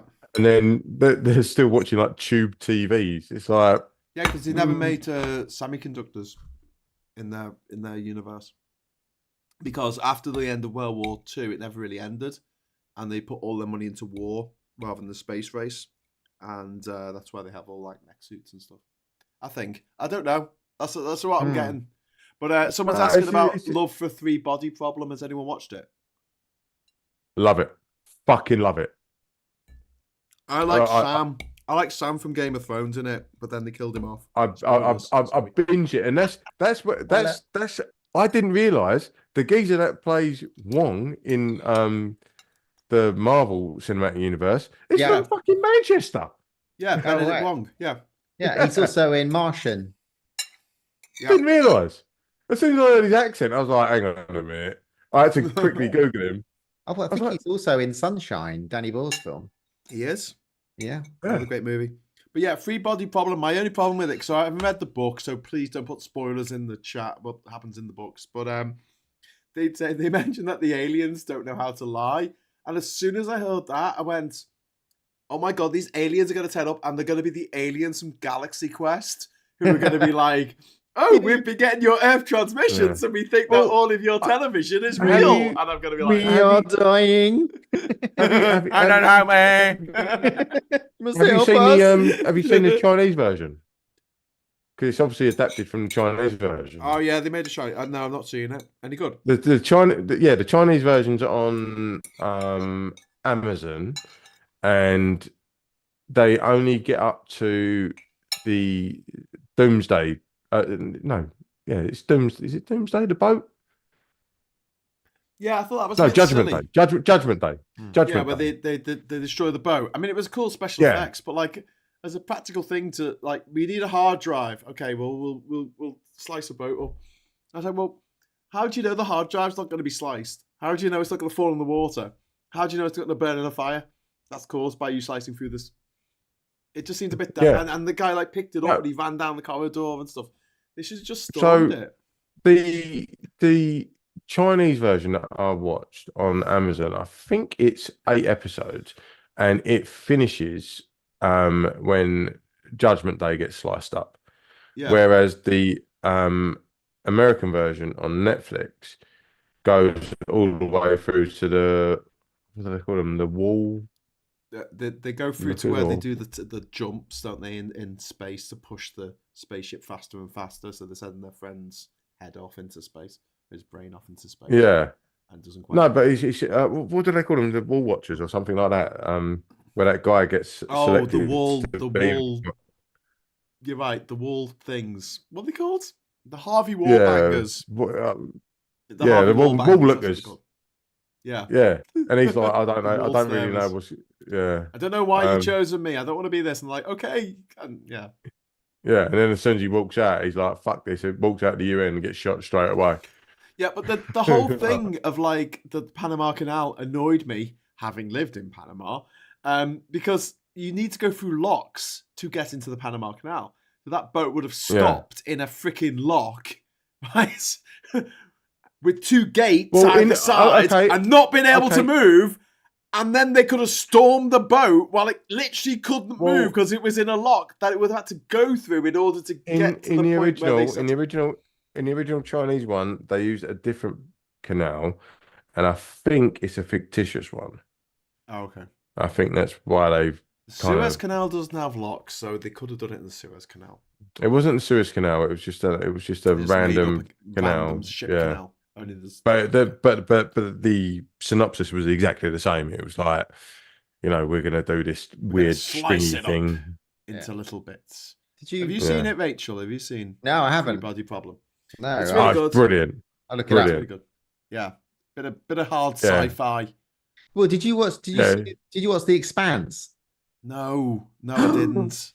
But apparently it's supposed to be good. Oh my god, I can't believe you let that pass. You got The Expanse. You're gonna love it. When did it come out? That's just the last season I watched last year. I think it was last year. The last season. So it's fairly recent. Very recent. Oh my god. Eddie Burns is saying Labour spoilers. Labour have won 1 council. Conservatives have won no councils. Lib Dems have won no councils. Independents have won no councils. And Hung have won no councils. And it looks like a big 0 all across the board there. Labour have now won 79 councillors. Conservatives have only lost... Oh, sorry. They've lost 20 odd or something. It just changed. Sorry to interrupt. As we're on the Expanse. As we're on the sci-fi binge, have we all seen June, the new version of June? Yes. Saw that on Saturday.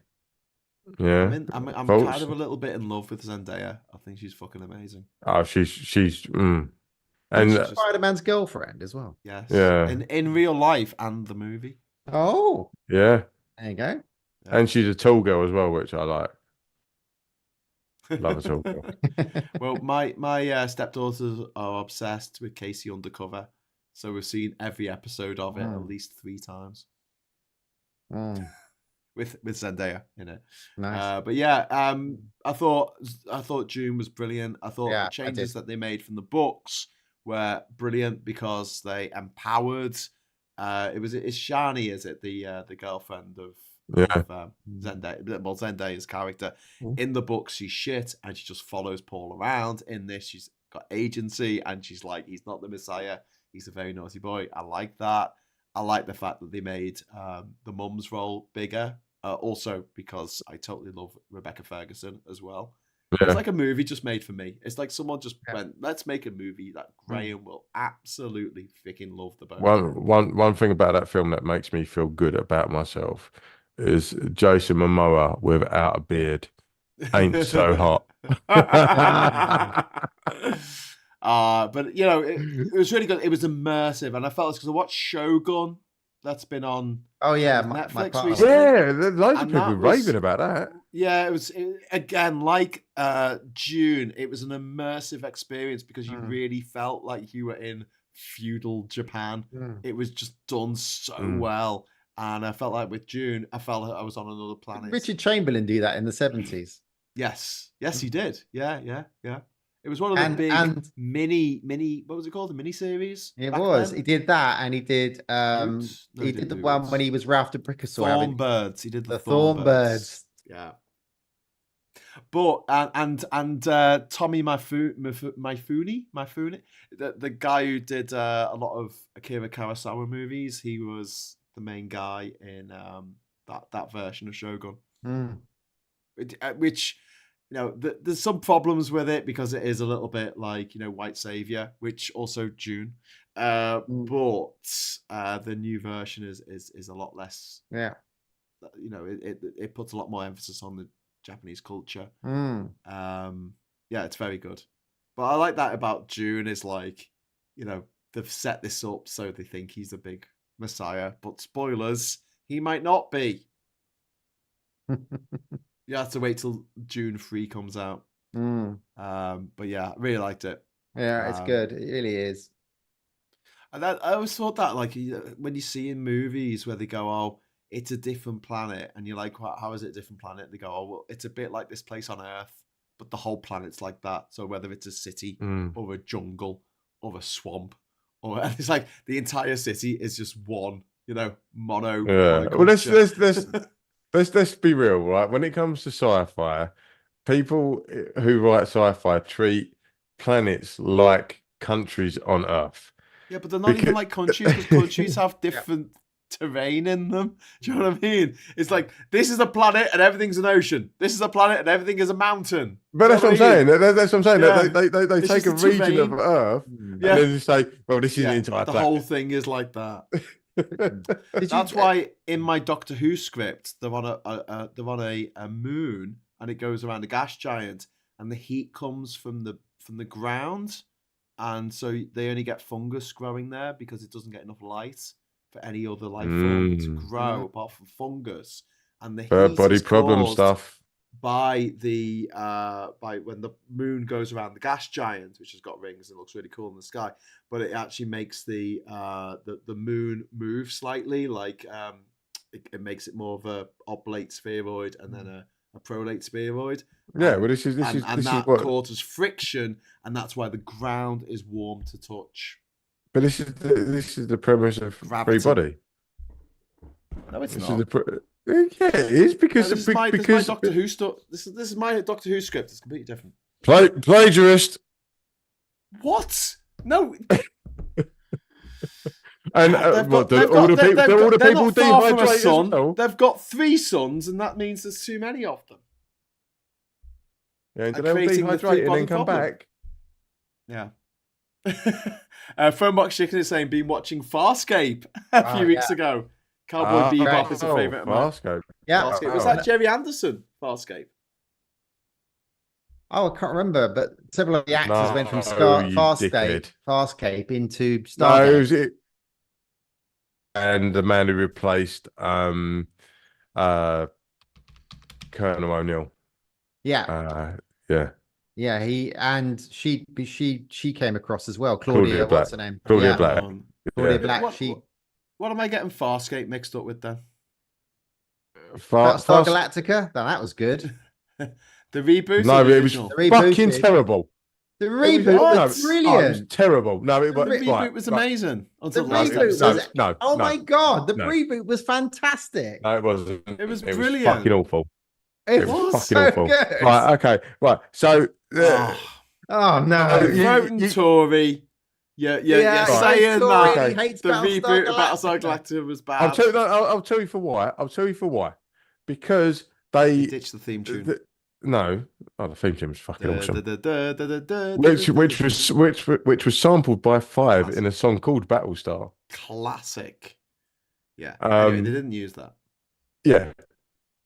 But the reason I hated it was as soon as I saw the Vipers firing bullets when you've created faster than light drive and you're shooting. But I was like, fuck. Yeah, it's old school. Old school. You're firing bullets in space. It's old school. The old Vipers fired fucking lasers. And then the new Vipers are shooting Their bullets. Vipers are from the old Battlestar. Yeah, but in reality, like, it's from shooting lasers is fucking daffy when you can actually shoot a bit of metal. But the new Vipers so fast and go through the whole spaceship. But the new Vipers did fire all that new stuff, and that was why the Cylons defeated them. The reason they survived was their Battlestar was analog, and they had all their Vipers are in the museum, and they flew out and they had bullets because it was from the original war. It was the old. That's why they were able to get away and defeat them. Yeah, there you go. No. Phone box chicken saying Farscape was Jim Henson. That's why I'm getting it mixed up. The Muppets guy. That's why I'm getting it mixed up with, because there was a 90s show, Jerry Anderson show that was live action, wasn't there? That was, Space 1999. Yeah. No, there was a 90s. No. Well, that was Jerry Anderson. It was, but there was a 90s one that he did with a British and American cast. And I forgot what it was called. The only one I can think of is Terrorhawks, and that was the 80s. No. Yeah. And Terrorhawks, fucking Zelda scared the shit out of me. There was a picture of Tory boy Pierce and some absolute Harridan who's one of these Daily Mail columnists, and I thought if they ever have a child, it will absolutely look like Zelda from the Terrorhawks. And do you remember her sister used to laugh and her wig used to fall off? Oh god, it was horrible. Like Zelda, because she sort of talked, didn't she, with sort of like a phlegm in her like she was just horrible. Yeah, it was her brother and her sister, wasn't it? Living on that weird sort of meteor thing. Yeah, that's right. But even though go on. Yeah, just someone talk about. Why are we talking about sci-fi? We're supposed to be talking about the election. Labour are on 8 but nothing's happened now. Labour are on 8 council. They've taken Thurrock Council. This is news. We should be talking about this. They've taken Thurrock? Yeah. I don't even know what that is. That's a thing. It's my manor. Is it? It's on your doorstep now, Wayne. We're coming for you. That's where Russell Brand's from, Thurrock. I didn't think it was my local hospital was for Dungeons and Dragons. My local hospital is the Basildon and Thurrock Hospital. I've been into Basildon Hospital Trust. Sorry about that. Sorry for that. I apologise. Okay, but do you live near right in Basildon, Wayne, or are you near it? Is Wayne in Basildon? I'm OG Basildon. You can't move Wayne in Basildon. This is what we're saying. We called ourselves Three Blokes in a Pub, and it meant we had to be in a pub, and that to be 3 blokes. So he's called himself Wayne in Basildon. He's nailed himself to Basildon now. We need to get him out. And like I said, just to look at how the sausage is made, I'm normally never in Basildon when I call into LBC. Lucas says, "Yeah, I'm in Thurrock." I didn't know Thurrock was a real place. I thought it was some Lord of the Rings or something. So there you go. I'm learning about these places that aren't actually fantasies. Labour's got 94 councillors now. This is what I love about you, Graham. Like you've been to every country in the world, yes, without flying, and you don't even know where the fuck Thurrock is. You can't. I've never been to Stonehenge at all. I've never been to Stonehenge. I've never been to Cornwall. You've been to Kent, apart from Dover when you got off the boat. Yeah, I've been to Kent. Yeah. I was at a party once in Liverpool, and I met someone. And I said, "Where are you from?" And he said, "I'm from Kent." And I said, "Oh, do you know Ian?" As a joke. And he went, "Ian who?" And I went, "Ian Murphy." And he went, "Yeah, did he marry an Aussie girl?" And I went, "Yeah." And he went, "Oh, yeah, I know him. He's our next door neighbour." And the Aussie girl he married was the sister of my girlfriend. Oh, my goodness. And we met at a party in Liverpool. It was very random. But you say that. How random is that with Cozy and I? The fact that she's mates with my mum. Cozy's mates with your mum. That's just bizarre. Kevon Sims. Sorry, I did miss a super chat and someone reminded me. Thank you very much, Kevon. We were getting too lost in talking about sci-fi when we should be talking about the election. American here asking, how's that Brexit thing going? Terribly. Thanks for asking. has an effect. I'm still in the European Union. Right. Absolutely fine. I'm going to get all defensive now. I'm like, how's that Donald Trump thing going for you? Yeah. How's that working? How's those school massacres going? Yeah. How's that gun control going? The courtroom's really cold. How's that Fantastic Four reboot going? Yeah. How's that universal healthcare going? Yeah. How's that maternity care going? How's the women's rights going? How's Boxing Day going? How's not having kettles doing for you? Why don't you have kettles? Anyway, Kevin, thanks very much for the super chat, mate. Let's just hope no one needs an abortion near you. Brexit is going terribly. Yeah, Thurrock, Labour gain. It's on the screen now. Labour gain, Thurrock. Then I got 25 seats to Conservatives, 13. Absolutely battered Labour them. up 17 seats. Yeah, that's good. Yeah, so Labour's got 6 more seats in Thurrock, and the Tories lost 7. So yeah, they're right. Do you know what? I'm gonna make something quick to eat and a cup of coffee. I'm going to stay with you till 3. That's the best I can do. Okay, fantastic. We've got a few moments. 2 seconds. 2 seconds. I'll hang on till you get back, and then I'm off. Okay, fair enough. What happened to Tan? She's not coming back. No, she's feeling a bit crook. Oh no! So she's like, Paul has just shouted in the chat, "Lab gain Thurrock." Yes, it's great news. Absolutely great news. Even if we have to see Laura Kunsberg tell us. Through her, she'll be sucking on a lemon now. People are going like they're watching this going, Graham, we were watching this to hear about the election results. We don't really need it's my fault. It's recommendations. Probably me. No, it's all of us. We're all geeks. That's the thing. This is what happens when you watch a channel and everyone on it is a massive sci-fi Yeah, geek. I mean my background's a bit of a clue.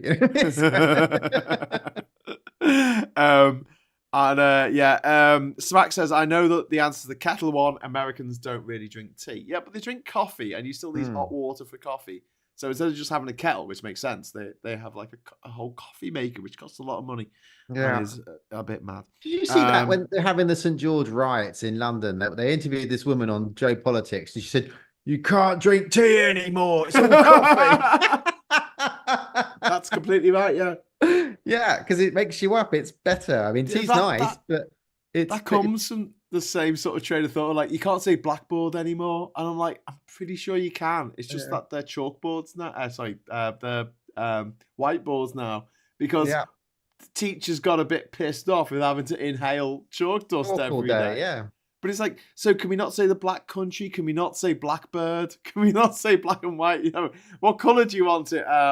It's that colour that's a very, very, very dark grey. It's just like, what are these people coming out with this stuff? Oh, you can't say that anymore. You're like, well, you absolutely can. Yeah. It's like this. I have a friend who works at the health and safety executive. And, all these right wingers go, oh, you can't do this anymore and you can't do that. And the health executive, my friend said, all the things that people say, oh, you can't do this anymore, you can. The stuff that we don't let people do is actually not that much. It's that everyone believes you can't do all this stuff. And we get a lot of bad press. It's health and safety gone mad. And it's not a breach of any rules. Well, I used to work for the HSE. Really? I worked on the IT help desk, so we had to reset people's passwords and stuff like that. But occasionally there would be some corrupted files that we had to fix. And some pretty horrific accidents happen in work because they don't follow bloody health and safety. Piper Alpha happened, and over 100 people died on Piper Alpha when it blew in the 1980s. Because of they failed the health and safety. The Townsend Torreson disaster and the Herald of Free Enterprise went down. That was because they weren't following the proper health and safety. Yeah. And they call it the Swiss cheese, don't they? The Swiss cheese thing, where all the slices of Swiss cheese have to be lined up, and you have to have a hole that goes all the way through. So all the things that are there to stop a bad thing from happening. Yeah. We just don't think of it when you think about all the moving parts on this island at any one time. Yeah. Well, it's like every aircraft. I mean, I watch a lot of air crash stuff because, I fly I've got a 737 simulator, and every air crash is not one thing. It's a load of things. It's always it's a chain of things. Yeah. That all go wrong at the same time. Yeah. Also, possibly being in a Boeing that's not a good idea. Yeah, right now, well, mine's a Boeing. My door hasn't come off though. Yeah, it's that is just. I mean, are we in late stage capitalism? Is this what's happening right now? I don't know. Either with education's being done. Well, my theory is that they're dumbing down the public school system in America because they want to privatize it. Kids are coming out; they're not as bright, or they don't have the critical thinking, and they're going into industry. You can still get a degree, but you still just don't have that critical thinking. And I'm just thinking, I don't know. We're just getting dumbed down a bit, or it's not the super bit, or people are lazier, or they want more money and they're not doing the work. That I don't know. There's something missing. Something's gone wrong somewhere in the education system. That the critical thinking. That when I was an avionics engineer back in the 80s, you were only retentive about that kind of stuff. I worked on stuff to do with Boeing back in the 80s. And the amount of work and the dedication, the long hours that people put in, you just wonder if that's what, I don't know. So maybe it's changed. Something's changed. Yeah. Well, I mean, it's that putting the profits before people, isn't it? Something. And we've seen that with our trains. We see that with our waterways. Shortcuts. It is. Maximizing the profit over everything. And like this idea that we've always got to grow. I don't understand that. Like if I earned, £50,000 a year, I'd be quite happy. I'd be just like, okay, I can live off that. I can do all the things I want to do with that. So why do I need more? The idea that no, next year I've got to earn more, and the year after that I've got to earn more, and the year after that I've got to earn more. It's like can't just be. But that's the way capitalism's set up. But it is. Anyway, space pills. How much to join your live stream? Few of us might. That's from space pills. Thank you very much for the super chat. I'm not charging people to be on this. Like everyone's volunteered to be on the show tonight. That makes me feel really bad now. I'm thinking, I've got nowhere else to go. Rachel's gonna think that I've been paying everyone else but her. Well, that happens to me a lot when I do panels. They often pay the others. I was on a panel, LGBT panel, a few months ago, and one of the gay guys rang me and said, "What are you getting paid for this?" And I said, "I'm not getting paid at all. Are you getting paid?" Yeah. And it's God. Yeah, that happens a lot. Well, I did a talk once in America for an organization that may rhyme with head, and they had me on, and they didn't get my flight over there, and they didn't put me up in a hotel. And the night before I gave my talk, I slept in the hire car that I had. I slept in the desert by these big wind turbines because I just found somewhere in the desert just to pull over and sleep in the car because I couldn't find anywhere in the place where it was being held in California. I couldn't find anywhere to stay for the night that wasn't like dead expensive because a lot of the hotels have been taken up for this event. And it wasn't until I got into the event and I'd actually given a speech and spoken to some of the people there that I found out that it was $4,000 a ticket. Oh, I know. Not only wasn't paid, I had to sleep in the car. I've spoken. What I often get is, will you come and do a talk? We can't pay you, but it's good marketing for you. No, I'm all right, fine. Everybody knows who I am. It's not marketing for me. And it's like that's what I hate. We'll pay anybody else, but we won't pay trans people to come and do a talk. Or that's really mean. We have to earn a living and got mortgages and stuff to pay.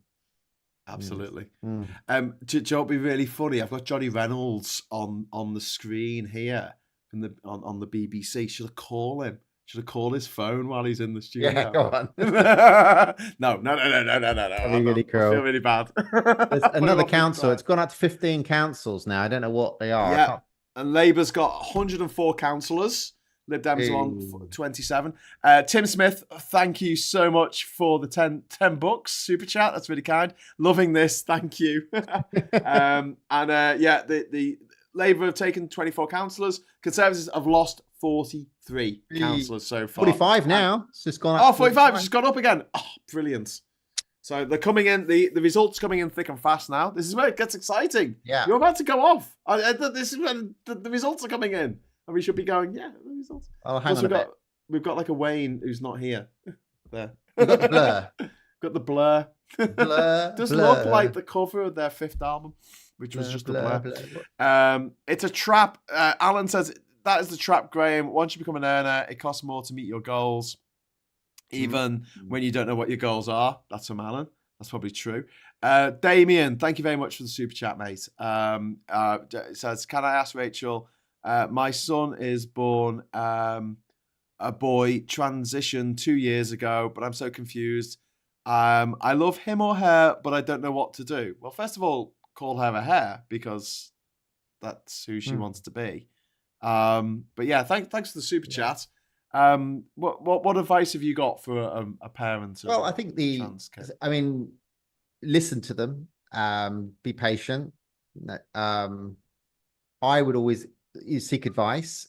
Get them some really good support, counselling. There's a lot of gender counsellors out there. Make sure that they're supported and find your people. Find the networks of other parents of trans. There's P Flag and F Flag. I can't remember which one is the UK parents of LGBT family members. A really close group. In the UK, if the age of your child, if they're quite young, there's gendered intelligence that are really good. Support young trans people. There's mermaids as well. It gets battered in the press, but they are really good at supporting the parents and the trans child. They're not going to turn your kid trans or make them more trans. They're there to support you, to support your child. So lots of good organizations out there, but listen to them and, just be loving and supportive. I didn't have that as a child and I was miserable. So just be there for them. Yeah. Brilliant. Space Pill said, I didn't mean that. I meant for us to join your Zoom if everyone is going, but also are watching. Can we join? Love you guys. That's some Space Pills. Thank you very much for the super chat. Maybe. I don't know. I'll have to just see what Wayne and Rachel are doing at the moment. I was just saying, Wayne, can you hear us again? I was just saying to Rachel, all the results are coming in now. We've got all the results coming in.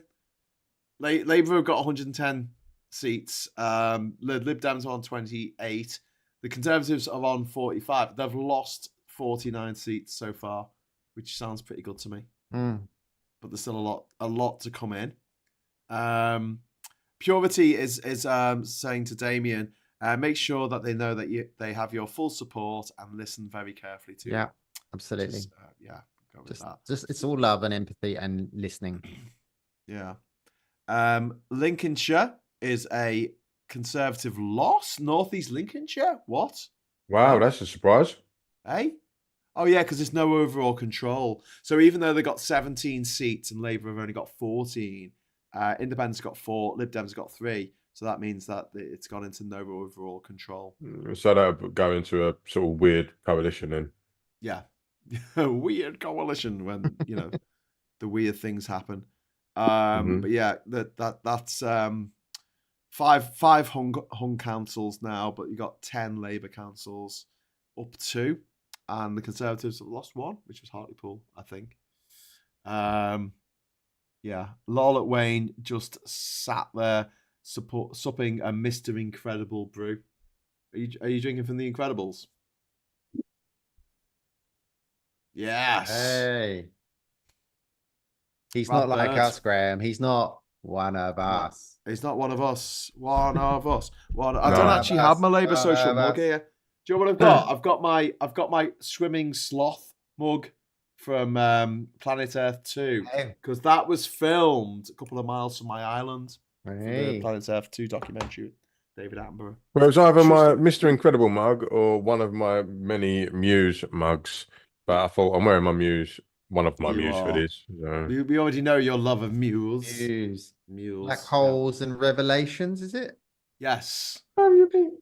That's a very good song. You mean this band here? Yeah.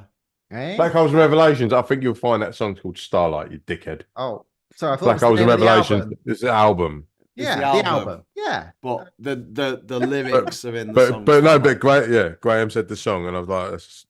Okay, yeah. Yeah. But right, so he's the dickhead, not me. Yeah.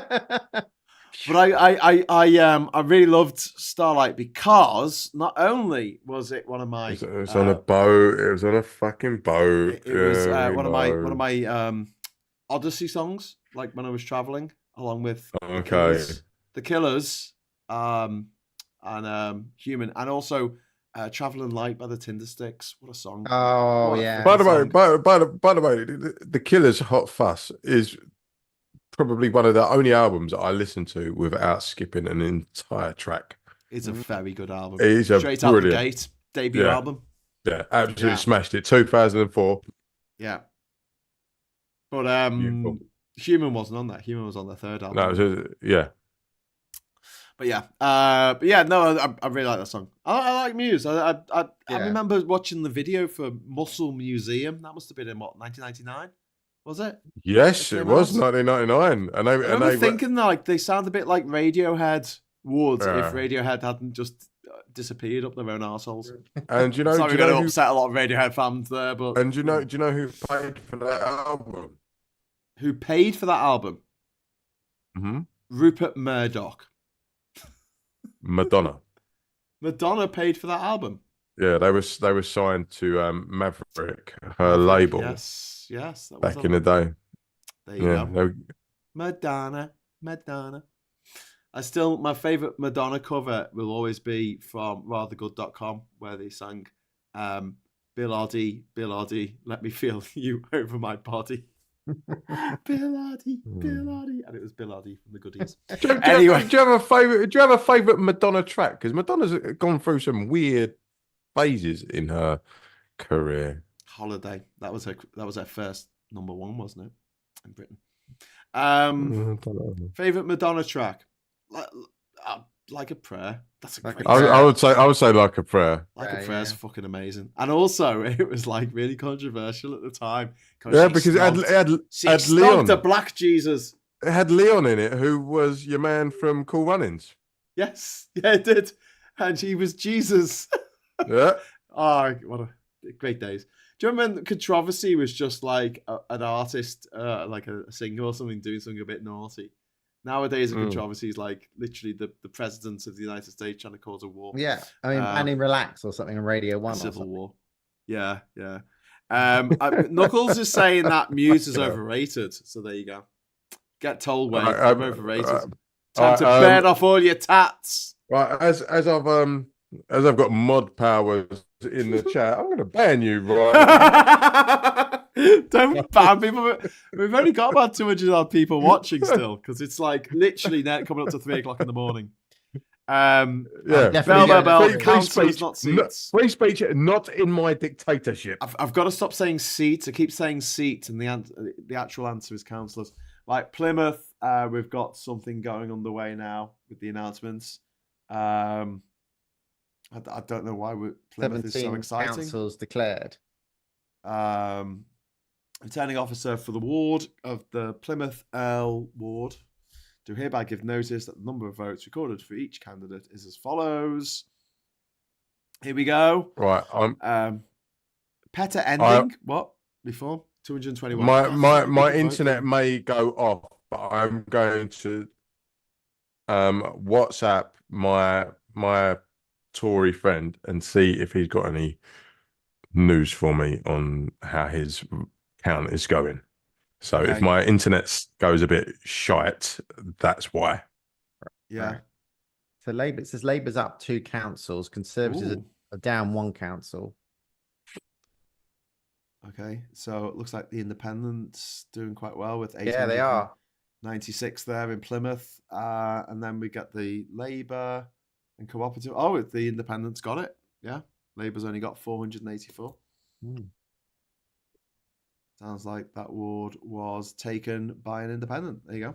Don't know who she is, but she's got a phone and she's trying to shake people's hands. She doesn't really know what she's doing there. Okay, cool. Anyway, Blundell Sands, Sefton, Labour hold. Good old Blundell Sands, North Liverpool.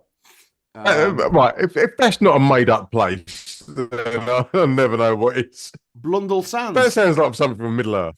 We've also got a dingle in Liverpool, which I love. That's where Ringo Starr was born. That sounds like somewhere where Samwise Gamgee goes on holiday. It is. Where are you going? I'm going to the dingle. Yeah. We call it the dingle as well, which makes it even funnier.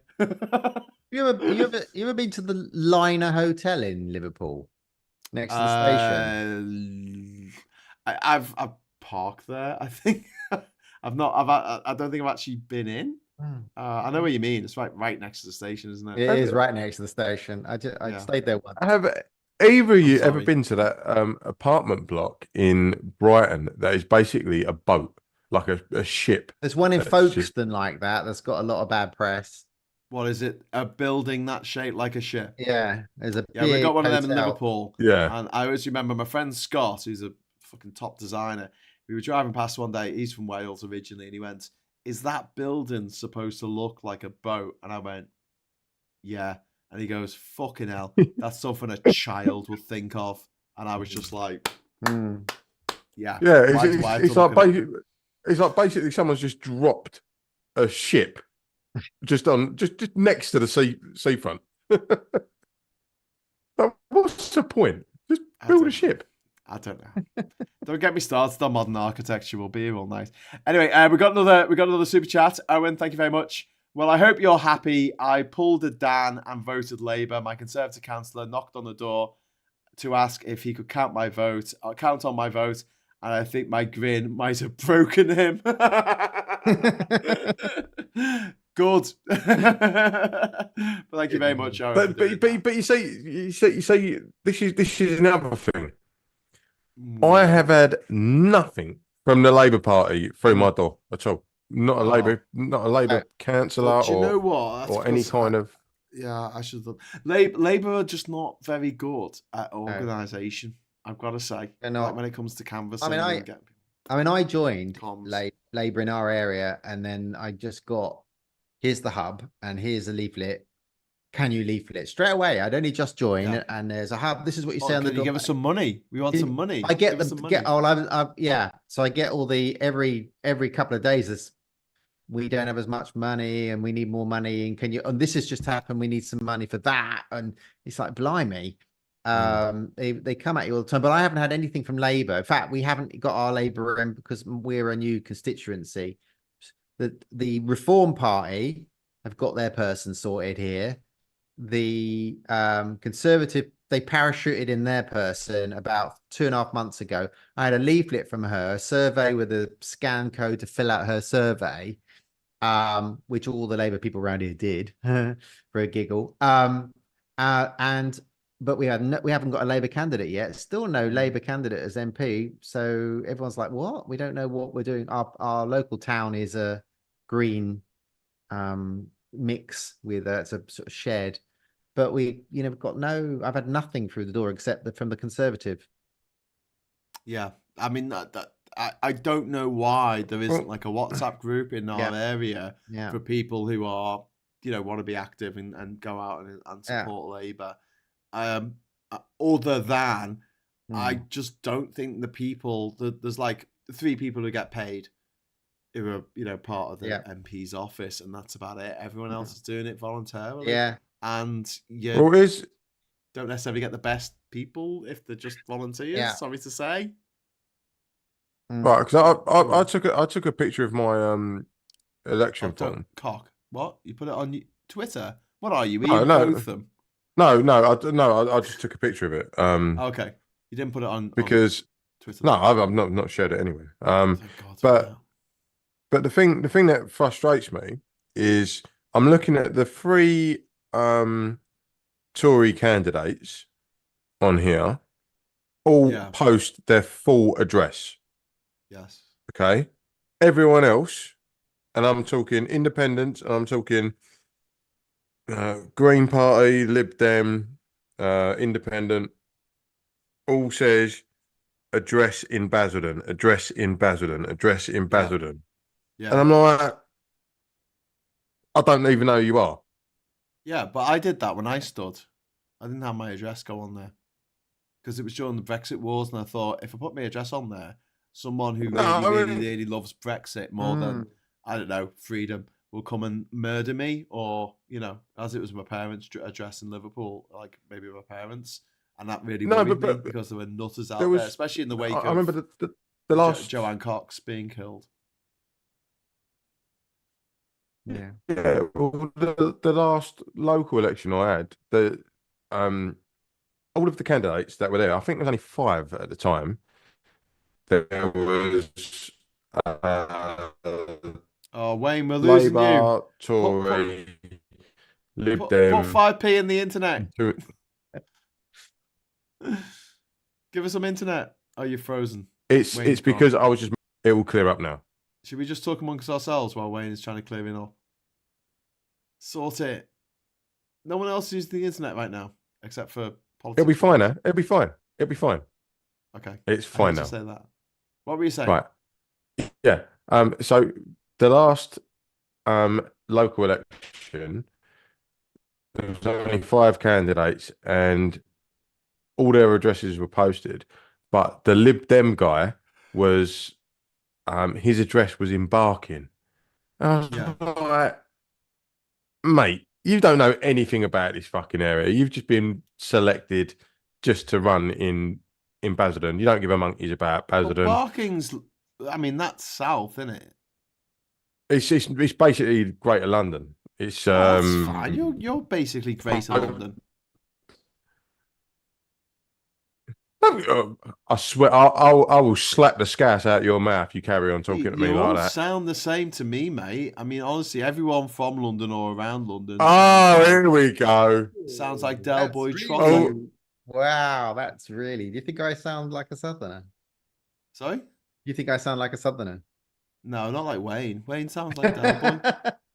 Like everyone from London or anywhere near London just sounds like Del Boy to me. I think they're going to sell me some knockoff goods. Ooh. Yeah, and I think you're going to steal my hubcaps. Nah, I wouldn't steal your hubcaps, man. They're not worth stealing. No, because I've got alloy wheels, you prick. I'll just steal the whole wheel then. Put it up. Yeah, I've got a locking wheel nut. That'll do ya. You got a locking wheel nut. Well done. They don't do that. They're really hard to locking wheel nuts. break. How will we ever break into this? I don't know what to do. Safe. Alan Barker saying, calm down. Unless Unless the door's wide open, you won't know what. No, you've got all. You see, the problem is you sound like a Dalek now because you haven't got the internet down south. If you had better internet, then you'd be able to insult me, but you don't. Sam Lowry saying all Scousers sound like Sonia. That's fine. Sonia. Yeah. I don't mind that.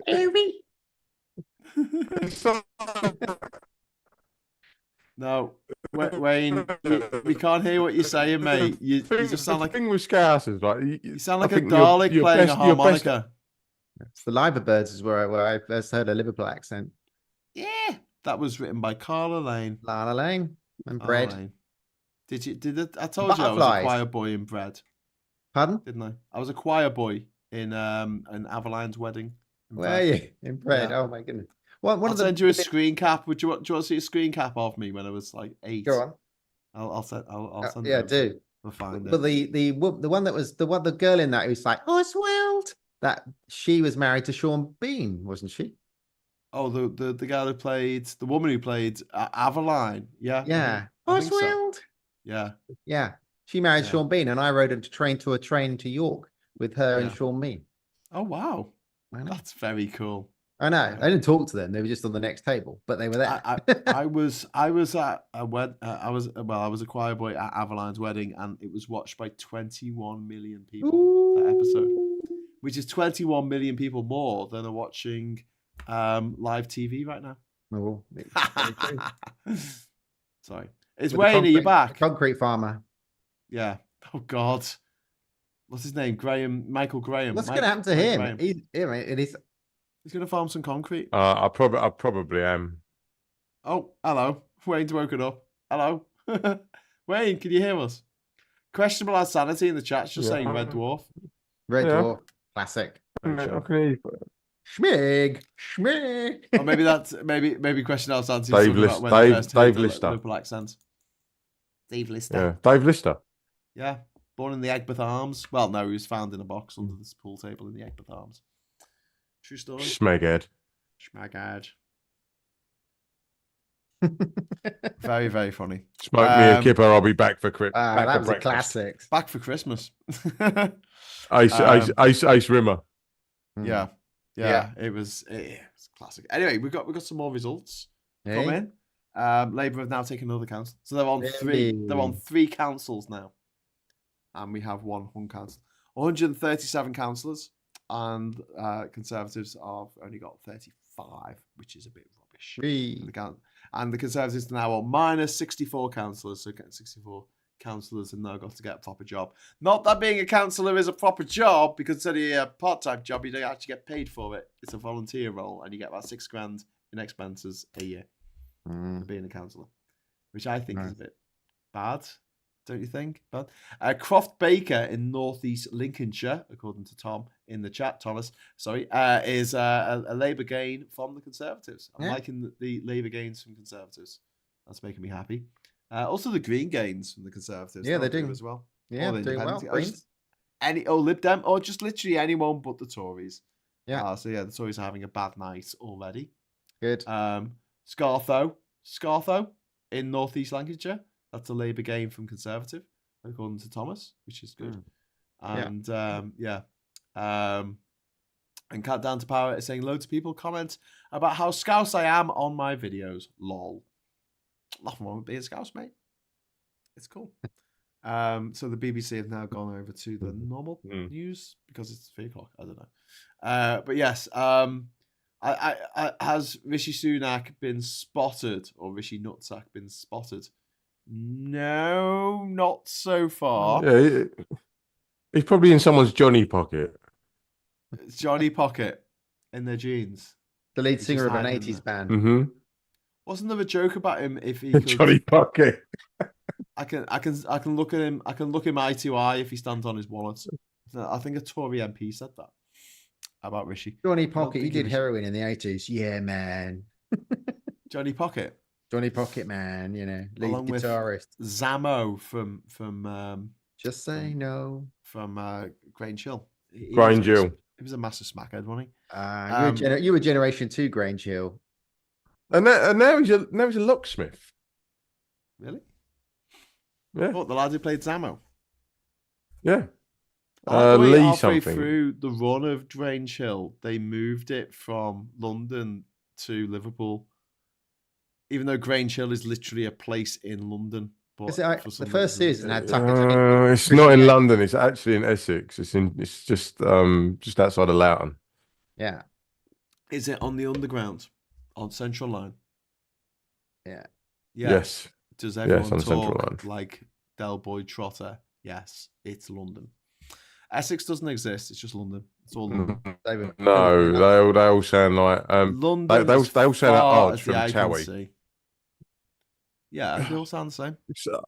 I'm sick of your racism. I'm sorry, but people from Essex and people from London sound exactly the same. Well, they walk down the street. Basildon was an overflow town from Essex. From London. Essex. From London. From the East End. Yeah. But apparently we're not Cockney, we're estuary. Estuary. I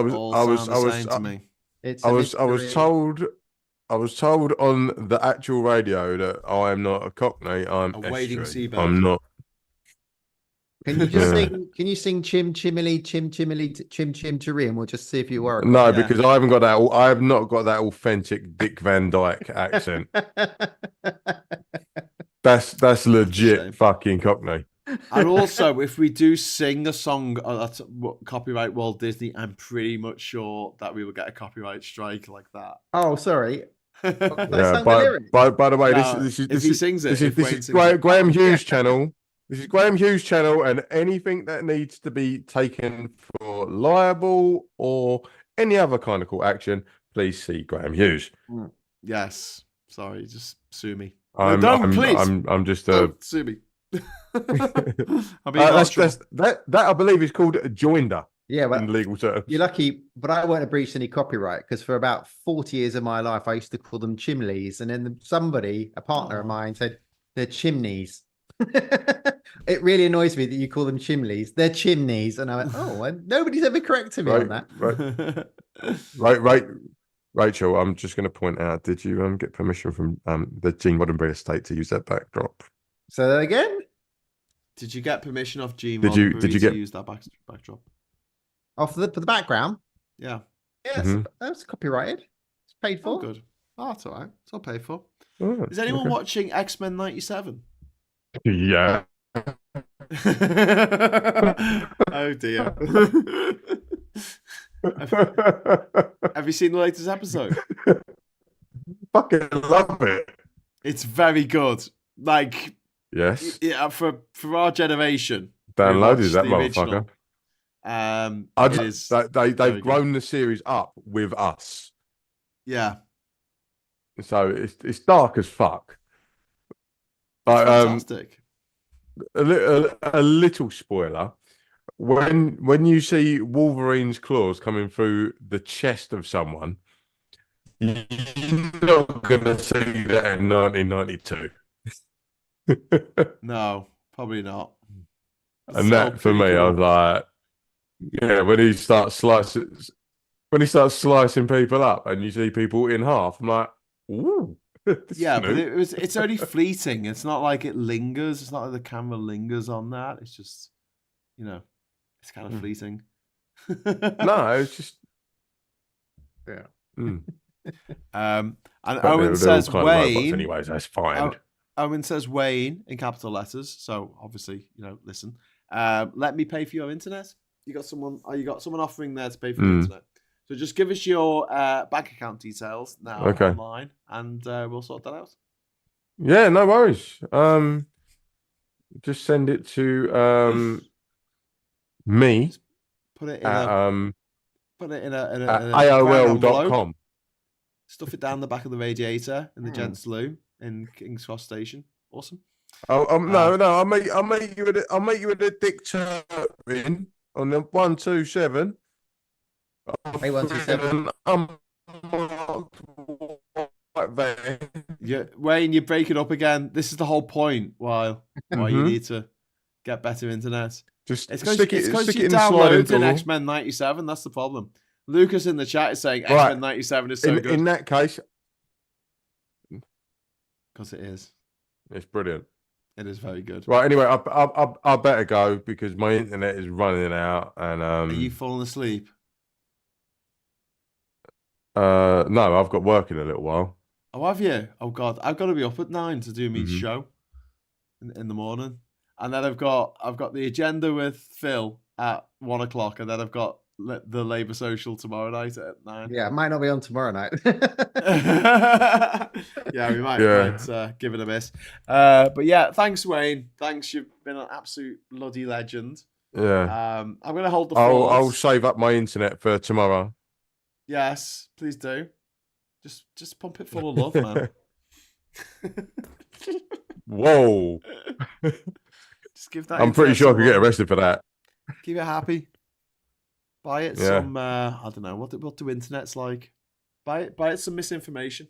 Fucking love some misinformation. Yeah, I can do that.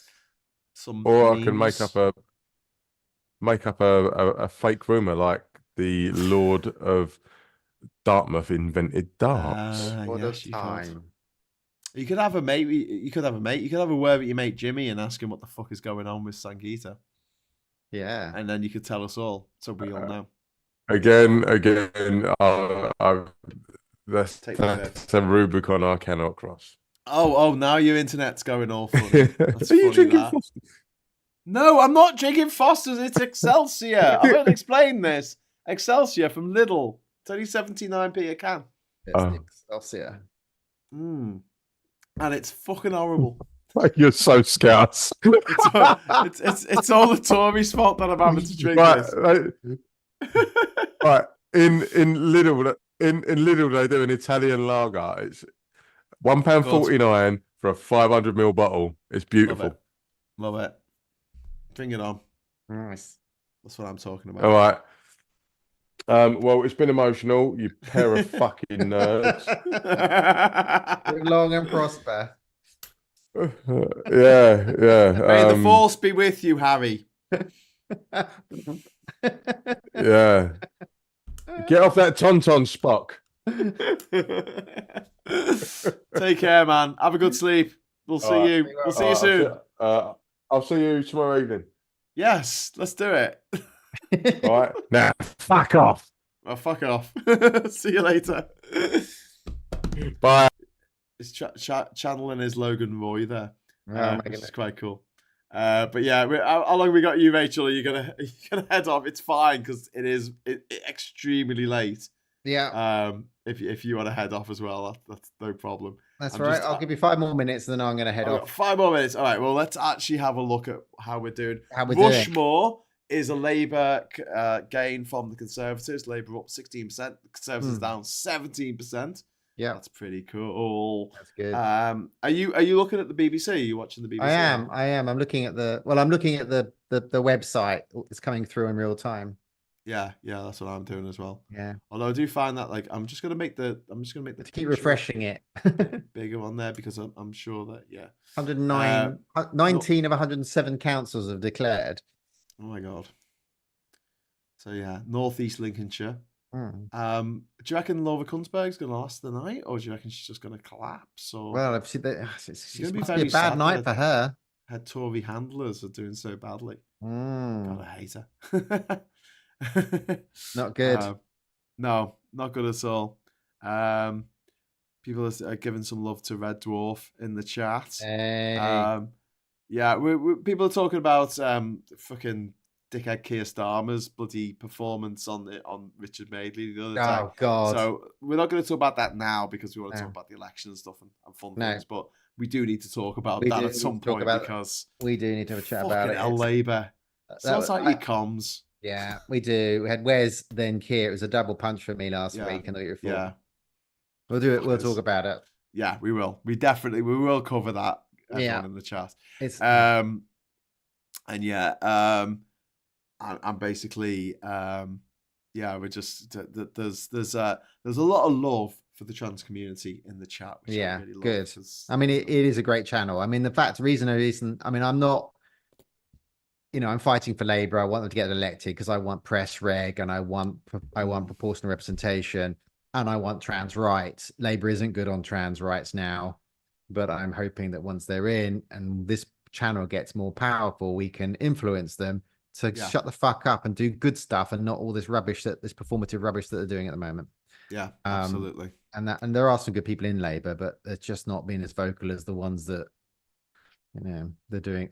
are vocal. But we'll get there. And some of them don't need to be vocal at all, but they are. And it's just like, shut up. Just if you got nothing nice to say, don't say anything. Don't say nothing at all. Yeah, exactly. Much better. And my dad always liked to say, "Why don't you shut up and let people just think you're daft?" Which I really liked as an insult because it's like, if you don't say anything, people aren't going to know, are they? Yeah. But yeah, were you here at the start of the chat when we were talking about when we start the show when we were talking about Loser Fox and what he's been up to this week? Yeah, the upskirting tweets. Fucking hell! What's that about? What the hell is? When you want to ask like what's wrong with him, and the only answer could be like everything. He's just the most entitled shit of all time, and like you can think of like Bono from U2. He's a massive shit. But begrudgingly, I'm going to say this: he has got a bit of talent. Yeah, I'm not a U2 fan by any stretch of the imagination. I used to be, but I can appreciate that man has talent. Lawrence Fox has no talent whatsoever. Yeah, he's a bit actor in a bit TV show, a spin-off of a spin-off of a spin-off, the assistant to the spin-off of the spin-off of the spin-off. Yeah, and like because he's from this rich family, he feels like the laws of mortal man do not affect him in any way, and he just makes it his life's mission to be horrible to people. It's just absolutely it's a rabbit hole, isn't it? It's once you start going anti-trans, then you go anti-vax, then you go and then you start down this rabbit hole, you never come back, because you then join an echo chamber of a load of other people that are like you, and you think your arguments are strong, and you just get stronger and stronger with it because you're in this group of people that agree with you. But the group of people is small compared to everybody else. But in that group, you're loud, and that's where it's gone down that rabbit hole. And that's like they all do that. And it's like Graham Lyon went the same way. It's just he has just. Did you see this week? He called Russell T Davies, guy who wrote Queer as Folk and It's a Sin, and obviously resurrected Doctor Who showrunner. He called him a groomer, as in someone who is basically a paedophile. That's what he called him online, for being gay, not for being trans, not for being anything else, just for being gay. And I'm like, what the hell? Like, seriously, this guy works in the entertainment business and he wants to try and pick a fight with all gay people. Oh, the thing is, it was always about gay people, and it's always about women's rights. These people, a lot of the dark money that comes into the UK, and we'll have to talk about this, it's get the lowest hanging fruit. Trans rights, trans kids, start with the kids, done that, thanks Cass. Then trans adults, talking about removing the trans care from adults. Then you're onto same-sex marriage for gay people. And adoption and IVF. There's mumbles about that, and you're seeing Liz Truss was talking about that at her popcorns, LGBT people, and in her getting rid of the Equality Act, and then you're into women's rights. And you heard Stella Casey talking about the fact that they're talking about anti-abortion all over some of the hard right in this country. And it's that you go through trans people to get to where you want to be. And it's women's right to vote, women's right to education, women's right to control their bodies.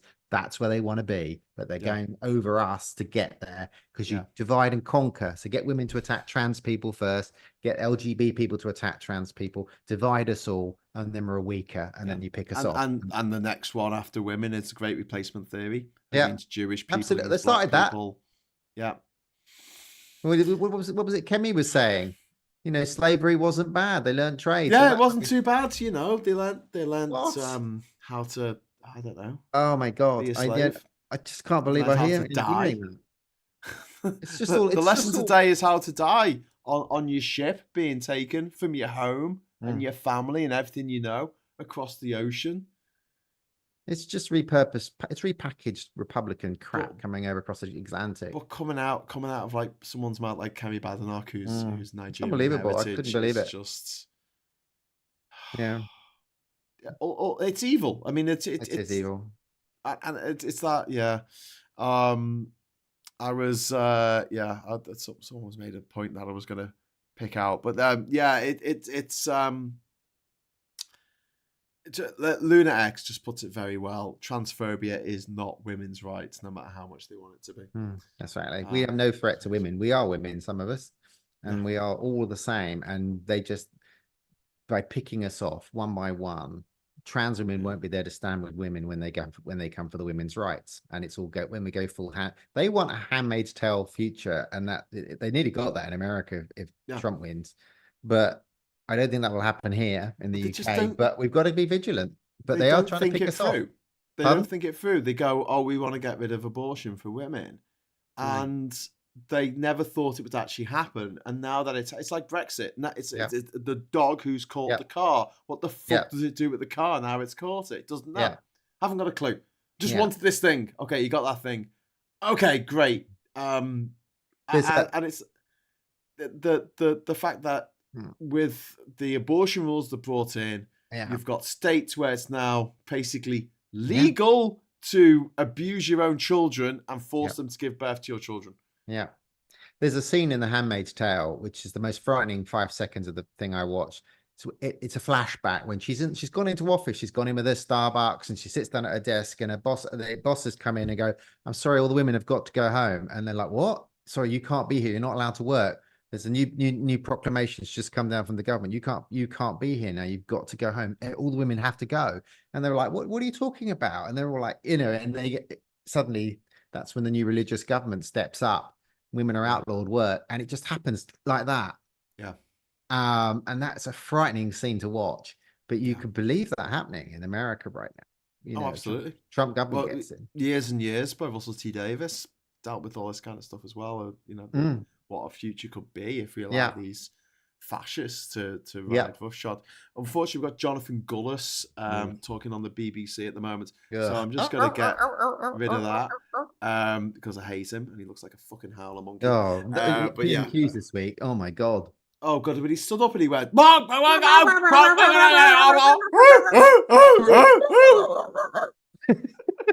and it was like, what's he actually said? Has he said anything? Even Rishi was looking a bit awkward. He's like, Rishi said, yes, absolutely, I agree with everything that man just said. Whatever you said, I agree again.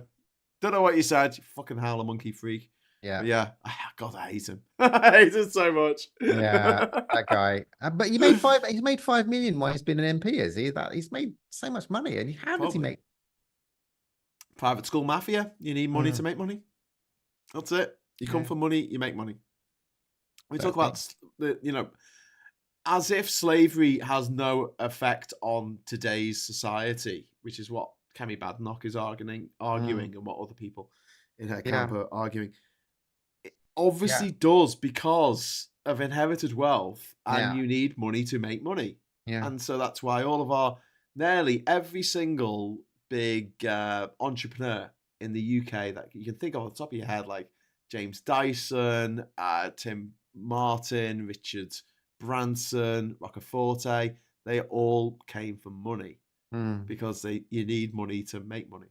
It's as simple as that. And that's where, if you think of it not in terms of individuals, but the entire nation, that money to invest in other things came from slavery. Yeah. That's when we started making all our money. We went that rich a country 500 years ago. All the big houses up north, you see. Oh, up north, yeah, thank you. It's not my fault. all those big mills that they're not down here. Yeah. They're all up with you. Conservatives are losing seats left, right, and centre. Labour's gained Rushmore, Thurrock, and Hartlepool, which is massive. And also, I mean, that looks good for the general election, because hopefully Labour will wrestle back Hartlepool from the Conservatives, because he went to the Conservatives in 2021. John Swinney looks set to become Scotland's next First Minister. Yeah. So that's all happening there. But it does look like Labour sources suggest they've lost overall control in Oldham. Lost over control where? Oldham, Manchester. Oh. Which I don't think it's a majority Muslim area, but it's got a quite high number of Muslim people living there who I don't think are going to be too happy about what's happening in the Middle East at the moment in Gaza. Not all of them. Some people don't give a shit, because they're doing their own thing. But enough people to make a difference when they're voting. And this is something that Labour have got to be really careful about. And also Joe Biden in America. Yeah, all the young kids. I mean, Trump will be completely shit on it as well, but they won't. That's not who's in power in America at the moment. Exactly. So, which makes me feel like Netanyahu might have done a deal with, Trump. Yeah. Putin. We're gonna lose. Xi Jinping. That was the only thing when I saw Jonathan Pye. He kind of he always says on an interview, he says, "Oh, Trump was going to win sadly," and I'm like, "No, I don't think he is." I keep sending you lot pollers in America, the ones that do really know what they're talking about. Yeah, and they say, yeah, but 15% of the people that do politics like we all do, all know how bad Trump is. The people that just vote as the election approaches, they're not there yet. They're just. They'll be like 15 days out. They think, I suppose better vote. Who the fuck's this bloke? Oh my god, he's awful now. But they're not there. Most of the population are there. Yeah. And that's what the pollsters are saying. So, ever optimistic. Yeah. Well, I mean, I'm really concerned because I'm looking at the polls over there, and just told you not to do that. What are you doing? Neck and neck in these battlegrounds. States where who really decides who's going to win, but I'm hoping that the fact that enough women are so pissed off with Trump for bringing in the abortion There's just been ban. another major win for the Democrats today. I can't remember which one it was, but again, it was unexpected. It was expected to be a Republican win, big, and it was big Democrat again. Yeah, as it always has been since 2020. I know everything. Yeah, and also they're down to one. A majority of what effective working majority of one in the House of Representatives. And if Marjorie Toilet Green goes after the speaker again, it could tip. It might. Trip. I honestly just got a shiver up my spine when you said her name. I know. She's just the worst. Is it Jimmy Kimmel calls her clan mum? Clan mum. She's so bad. She's just, it's like she's just this pure distilled hate. The Time Bandit, where the kid's like, don't touch it, it's evil. She is that evil. She is like evil. burnt Sunday roast. Yeah.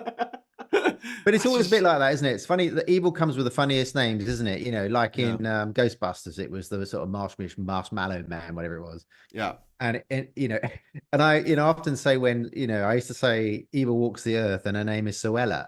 It's like Suella's coming. It's like it's what a ridiculous name. I mean, you think about it. Donald, the worst man on the planet, is called Donald. Donny. Don. It's just like hello, Don. It's not like Zoltar from the planet Clark. It's going to take us all and the worst person in Britain is called Nigel, for Christ's sake. I know. Why would you listen to someone? No offense to any Nigels out there, but why would you listen to someone called Nigel? I know, isn't it? It is the worst ridiculous names of the most evil people. The most ridiculous name is Nigella, because Nigel Lawson had a daughter and went, I want to call her Nigel. And like, you can't call her Nigel.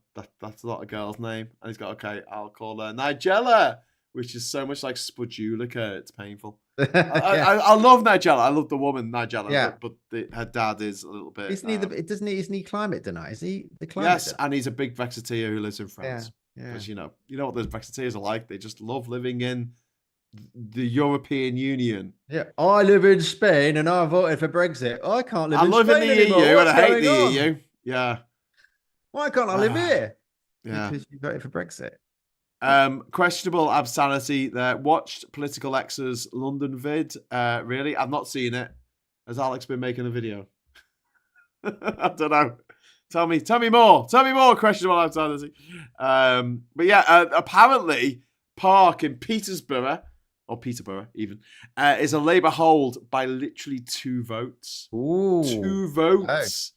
This is how close it gets in the locals, because hardly anyone votes in them. You're talking like 1,000 votes. What's the turnout been like? Do you know what the turnout is? Shite. Was it? It's always shite. It's going to be like 30% or something, isn't it? That's it. Ian says, who would call a child Voris? Svak said, let's not start talking about names. I'm talking as a person essentially named Andrew. Andrew's an all right name. We just saying it does seem a bit mad that the person who's going to bring down civilization as we know it it's called Don. Yeah, Donny. It is, as I say, it needs to be Zarg from the planet Zolkon arrive with his saucers to take over the world, and it's not. It's Donald. He's Terence Stamp turning up saying, "Good," and the copper goes, "Good God!" He goes, "No, good Zod, good Zod, Zod."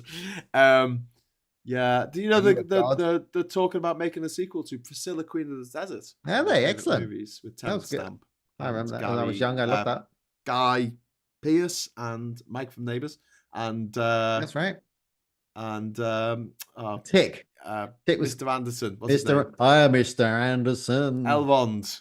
The humans are like a virus that spread over the world. And Elrond Elfman. What the Hugo Weaving. Hugo Weaving, yeah. Yeah.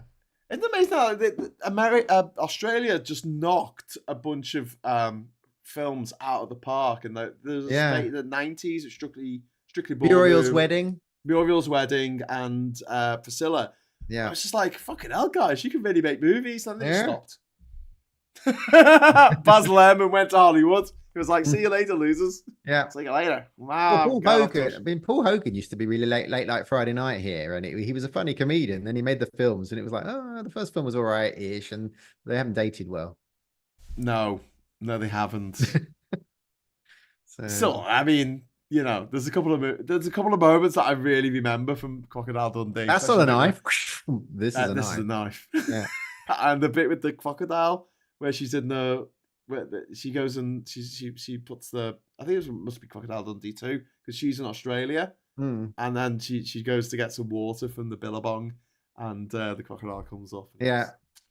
I think he stabs it in the head or something. Can't remember. Anyway. Yeah. Great days. Good times. But, he in Crocodile Dundee, he had a good relationship with the Aboriginals. Yeah.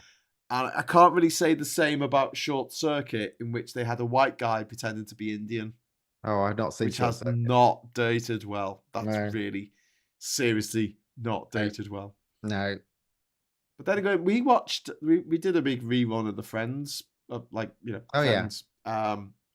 With my stepdaughters, and there's a few jokes in that now are a bit like, That's not good. Yeah, I mean, is it Lee Anderson banging on about Terry and June?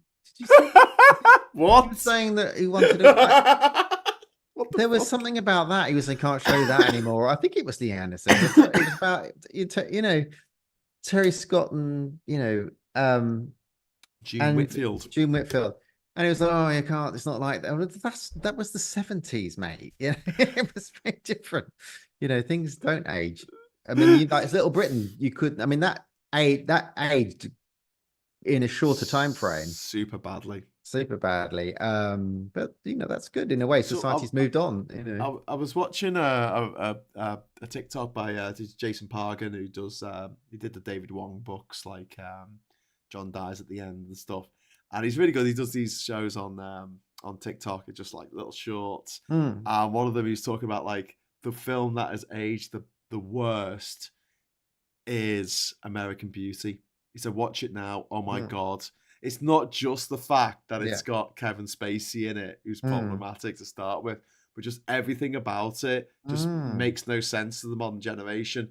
The technology that they're using, the idea of someone having a midlife crisis that doesn't really happen anymore because we've lived on a whole omni crisis all our lives. And just like the misogyny in it, the homophobia in it, just so many things. And the fact that he had this relationship with a high school girl and it does age so badly. I mean, the thing is, I think people generally know that things like that, society's moved forward in a way that's been positive on inclusion and all that sort of stuff. Some stuff, like Frasier. My partner's watching all the Frasiers, which I loved, and the writing it's hilariously funny when I've gone back to it. Because I watched it in 1992, so watching it again, I'm laughing at it again. But they've got some troublesome. There is some troublesome plot lines in there, and there is a lot. There was one about he had a woman come work for him who was black, and she was really rubbish at her job. Yeah, and he couldn't sack her because he didn't want to be seen as racist. Yeah, that's right. And watching that now, there's a few that it's like, and the portrayal of gay people, the portrayal, and women are a little more sex objects. But his brother's clearly gay. I mean. Well, it was meant to be written as a gay couple, but it was considered a little bit too early, a bit risky at the time, so they did it as brothers. Okay. But it's still funny, but you have to put that lens on, right? I mean, I think people can put that lens on and go, that was then and this is now. But there are people who have not let go of that. John Cleese is banging on about comedians not being funny, and he's been cancelled, and he doesn't make any money, and he's had to clear up his play and take lines out of it. I read in the paper today.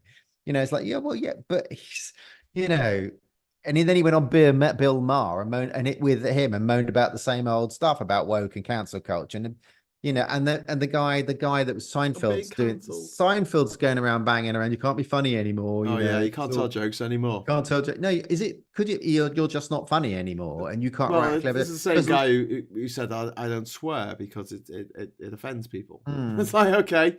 It's like, and now he's like, oh no, everyone wants to be squeaky clean. But you look at Jimmy Kimmel or Jimmy Fallon or Stephen Colbert, or you could go to the comedy club in London and watch a load of Gen Z, and they're bloody funny. And then John Oliver makes me crack up laughing every time I watch it. They don't. The secret is you can punch up and be as funny as you like. What doesn't work in comedy is punching down. It doesn't work. Yeah. So don't do it, and then you'll be funny. You'll have material.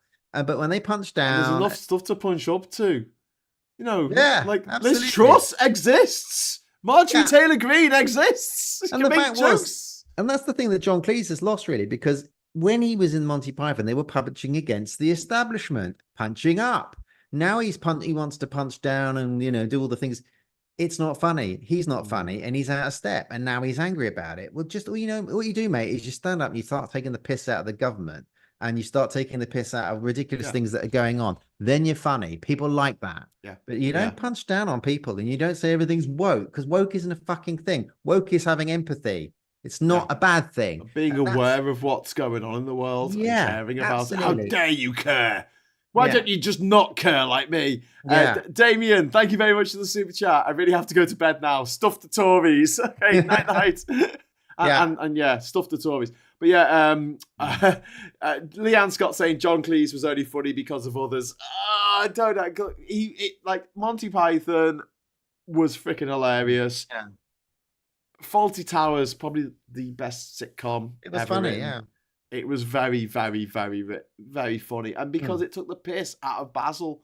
Do you know what I mean? It wasn't like taking the piss out of disabled people. It wasn't taking the piss out of ethnic minorities. It was taking the piss out of Basil, this completely wound up guy who's like in this, state of eternal rage, and nothing goes right for him. And that's what made it funny. And I think about One Foot in the Grave. I think about Only Fools and Horses, and a lot of these sitcoms. Porridge wasn't racist. I don't remember Porridge being particularly, horrible to black people. I mean, if it was, I didn't notice it ever. Yeah, like, they had a couple of troublesome characters in it now, which would be troublesome now.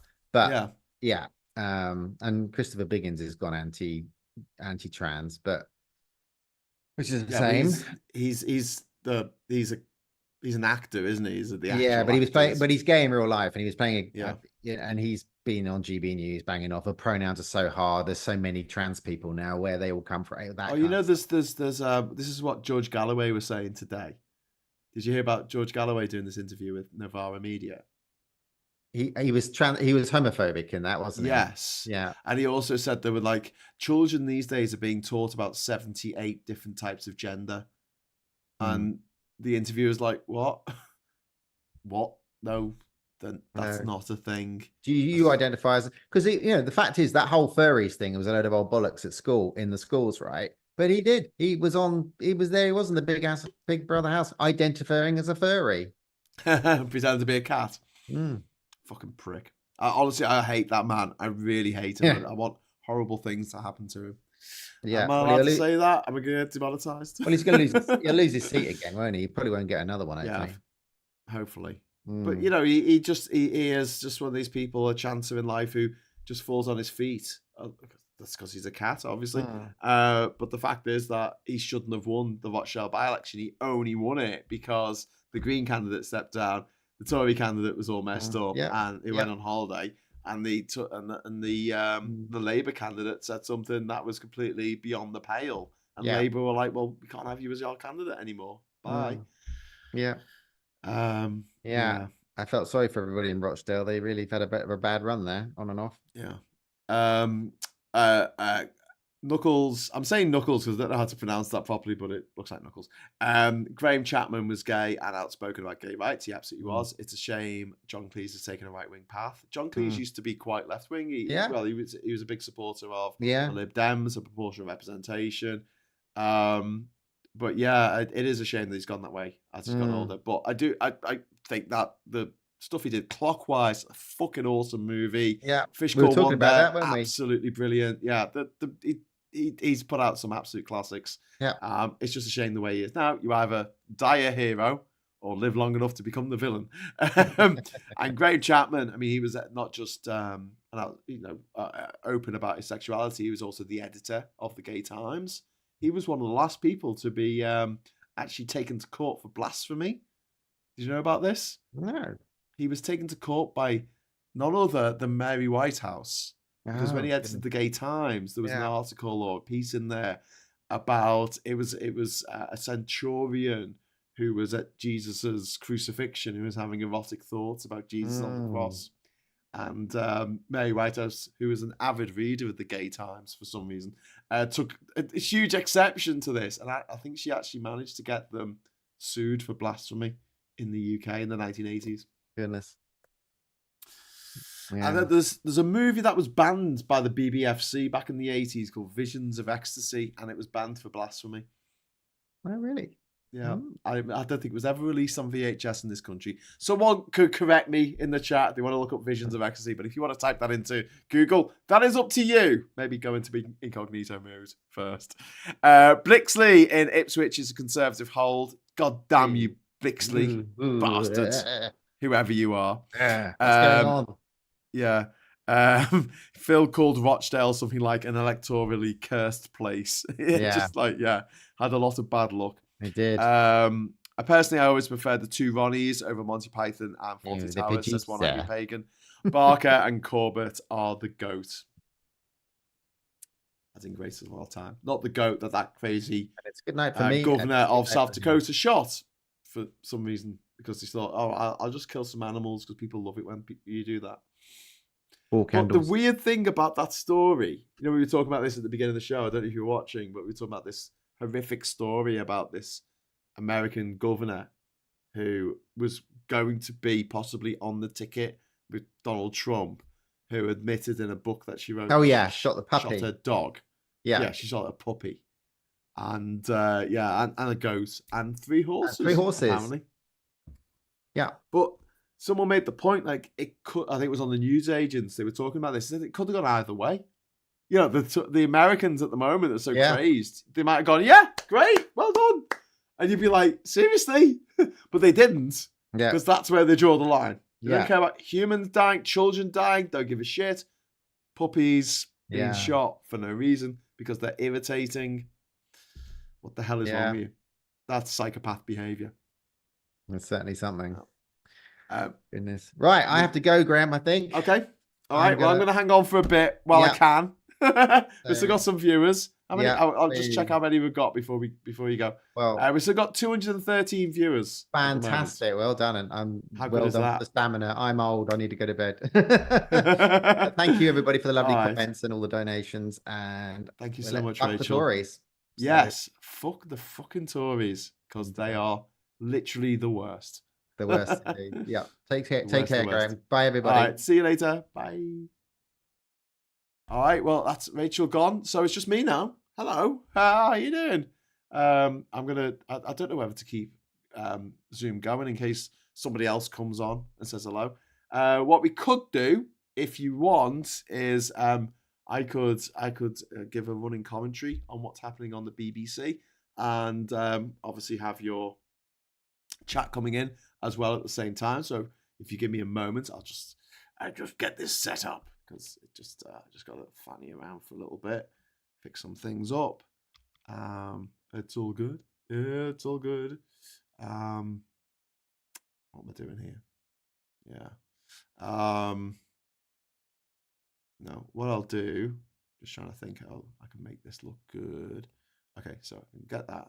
All right. What's up? Blessed be the Rachel. Good night from India. Good night, India. Nomad's a total psychopath. She shot a pet goat too. Serial killers start with harming animals. Yes. Absolutely freaking terrifying. Absolutely.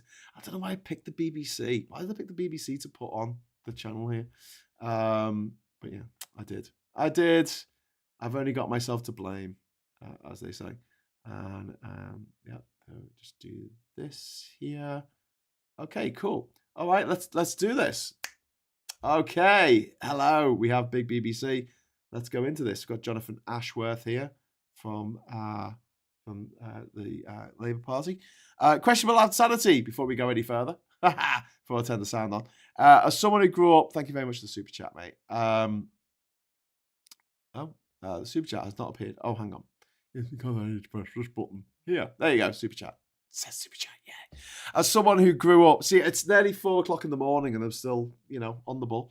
As someone who grew up near Brighton and has a southern accent, I tend to believe people are all different and we should try and make them the best them they can be and not force them into a box. I couldn't agree more. Questionable insanity. Live and let live.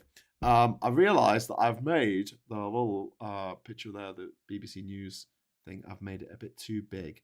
So I'm going to make that a little bit smaller. And then I'm going to turn the sound on and we can listen to Jonathan Ashworth, which will be fun.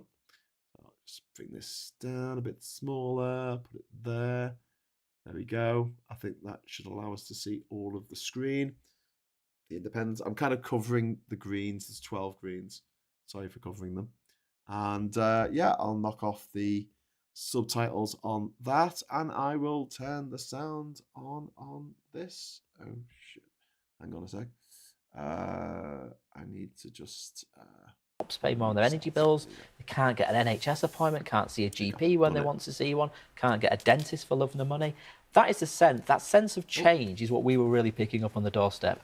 And I do think when the general election comes, people will want to turn the page and the 14 when the general election comes. Well, let's just bring people a result that actually doesn't tally with what you've been saying. The Tories have held the Police and Crime Commissioner in Lincolnshire, Mark Jones has kept his seat there. Labour's Mike Horder on 31,000 behind his 39,000. Let's look at the share there. These are important elections in their own right. Police and crime commissioners have a lot of power to hold the police forces to account. 37% for the Tories, 30% for Labour. But look at this. Look at the state of the drop in share. The Tories losing 23% there. Labour gaining 10. And I know you've been waiting for this. We can show you our first swing of the night. Look at that. Tory to Labour, 16%. We only calculate swing in an election like that or when it's a Westminster seat, not with council elections. So that's the first one that we've been able to show you. Jonathan Ashworth, I suppose one of the questions is how confident would you be that you can translate these kinds of things into Westminster gains? Longest stream in politics, lol. I like you guys on Labour Social. That's some Jeff the Christian.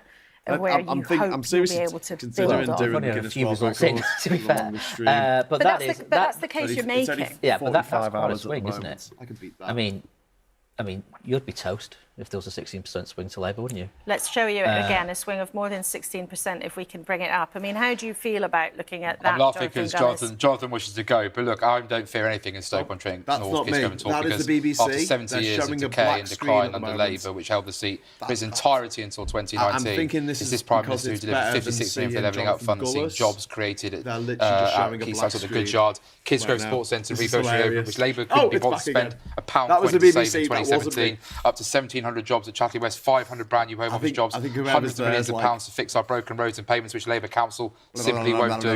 We are delivering in Stoke-on-Trent, and believe me, the voters can see. And that's, you're making the case for your own constituency. God, I hate this guy. But as somebody with a senior job in the Conservative Party, when you look at that swing, what goes through your mind?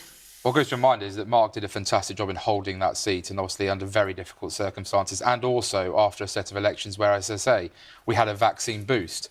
And when it came to those results, we're obviously in a very different world now where we've seen the cost of COVID on the global economy that's been felt across the world. And of course, obviously that illegal and immoral war in Ukraine, which has obviously meant people have really felt the squeeze. And the Prime Minister, through the furlough schemes, the COVID grants, through the energy support schemes for both individuals in their households as well as businesses, has been there to support them. £500 billion. That is unprecedented levels of support, which again, the Labour Party has not opposed at any stage. And the Labour Party continues to say they'll back our fiscal rules. So Jonathan can talk about change, but what's the change? But it's very interesting to hear you point to evidence of success of a Conservative government being about writing big checks, Chris wants to join me on the Zoom. Growing the state.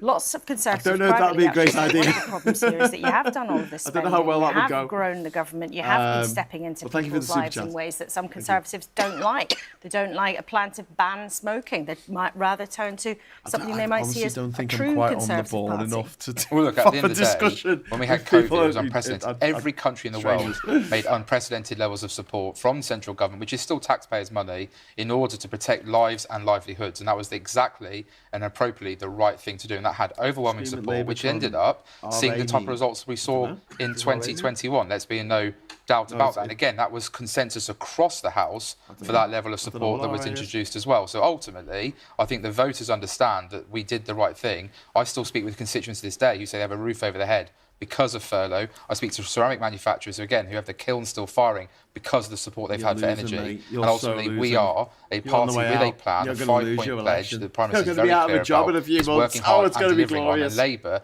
keep flip-flopping workers' rights. Again, we're hearing that's going to be watered down. The £28 billion on some Green New Deal, again, all over the place for months on end. And now saying they'd scrap their Rwanda fights, and they would now say that if you come here illegally, you'd have a right to remain indefinitely, essentially, because they're going to say that you can apply for asylum. And I want in a couple of minutes to ask Jonathan Ashworth about that and Labour's immigration policy, because it's important to a lot of voters. My brain cells are bleeding. To a lot of people watching tonight. It's what we call a gish gallop. It's when someone on the right just talks a little bollocks very quickly. Who can bring us up to date with what's been happening there.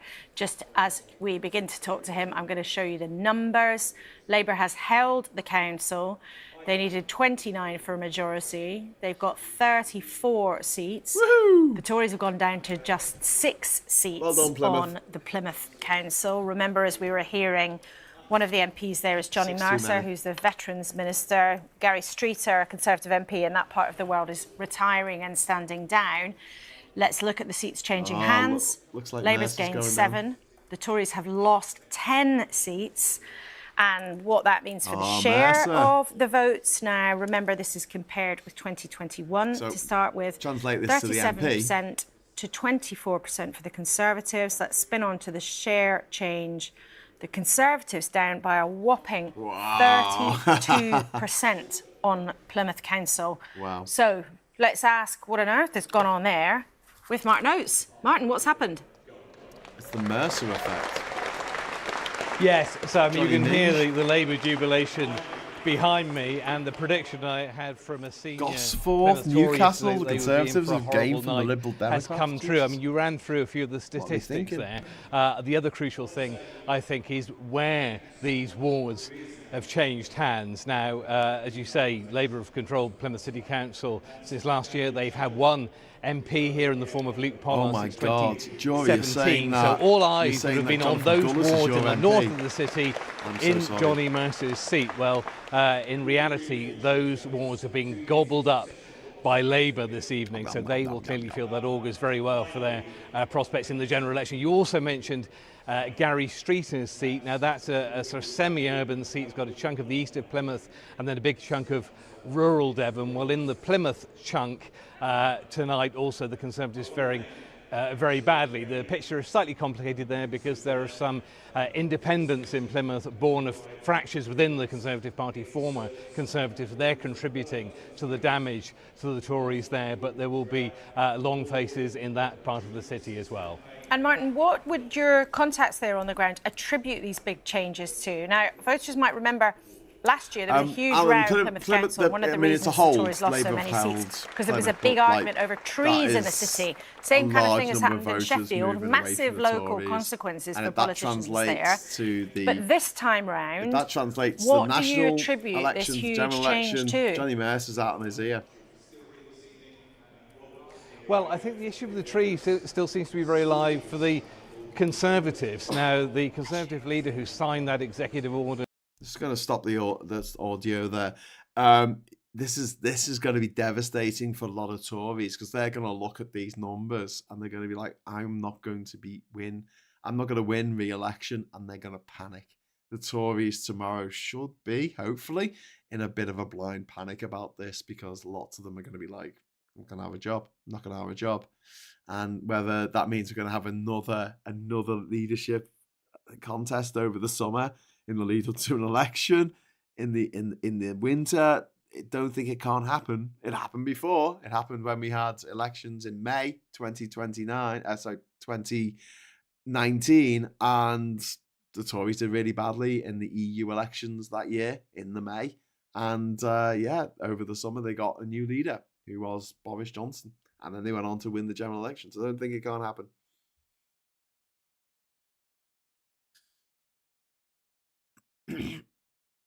They're bringing Jonathan Gullis back into this conversation. You must be pretty gutted to see a change like that. Of course, I always feel for the tremendously hard in the communities who pound the pavements, as you say, and a lot of them who work incredibly hard for, let's be quite frank, sort of very little pay in return. They do this because it's about public service. And, on behalf of the Conservative Party, I'm very sorry to see that they've lost their seats. But what I will say is that, the Prime Minister has a clear plan. It's laid out. We are sticking to that plan. We are seeing progress towards those five pledges. And ultimately, is it right to stick to the plan if it's losing you? If the public doesn't like it, are sticking to it the right thing to do? We know the five pledges that the Prime Minister outlined are the priorities of the British public. I hear on No, because they're not voting for you, mate. The cost of living is up there, the NHS is up there, and immigration undoubtedly is a major issue why aren't they voting for you then? And it's the Conservative Parties who are the only party in Parliament setting out a clear direction, a clear path. Labour is full of fudge and full of flip-flopping, and ultimately, in best cases, saying they're simply going to copy and paste what we're already doing. Jonathan, UK giving you the heebie-jeebies tonight. We saw that result from Lincolnshire, the Police and Crime Commissioner result there, where Reform did well. We've seen elsewhere in Sunderland as well, a couple of hours ago, them doing well there. Granted, in a lot of these local elections, they're not standing, but it would seem that where they are, they're doing pretty well, and that must be concerning to you. What I would say to those who have or are considering voting for Reform is that we know one of their top priorities, as I say, is about controlling our borders. and a vote for reform is going to lead to a Labour Party who want an amnesty on migrants coming into this country, who will cancel the Rwanda flights, who have a leader who wanted to campaign for a second referendum and campaign for remaining in Rwanda legislation through. You were just the other day talking about, albeit unconnected to the new Rwanda project, managing to get an asylum seeker to Rwanda, and yet we're still seeing reform do as well as they have. And let's just show voters actually the change here, where the Reform Party's been standing. The change since 2021, the Tories have dropped by 20%.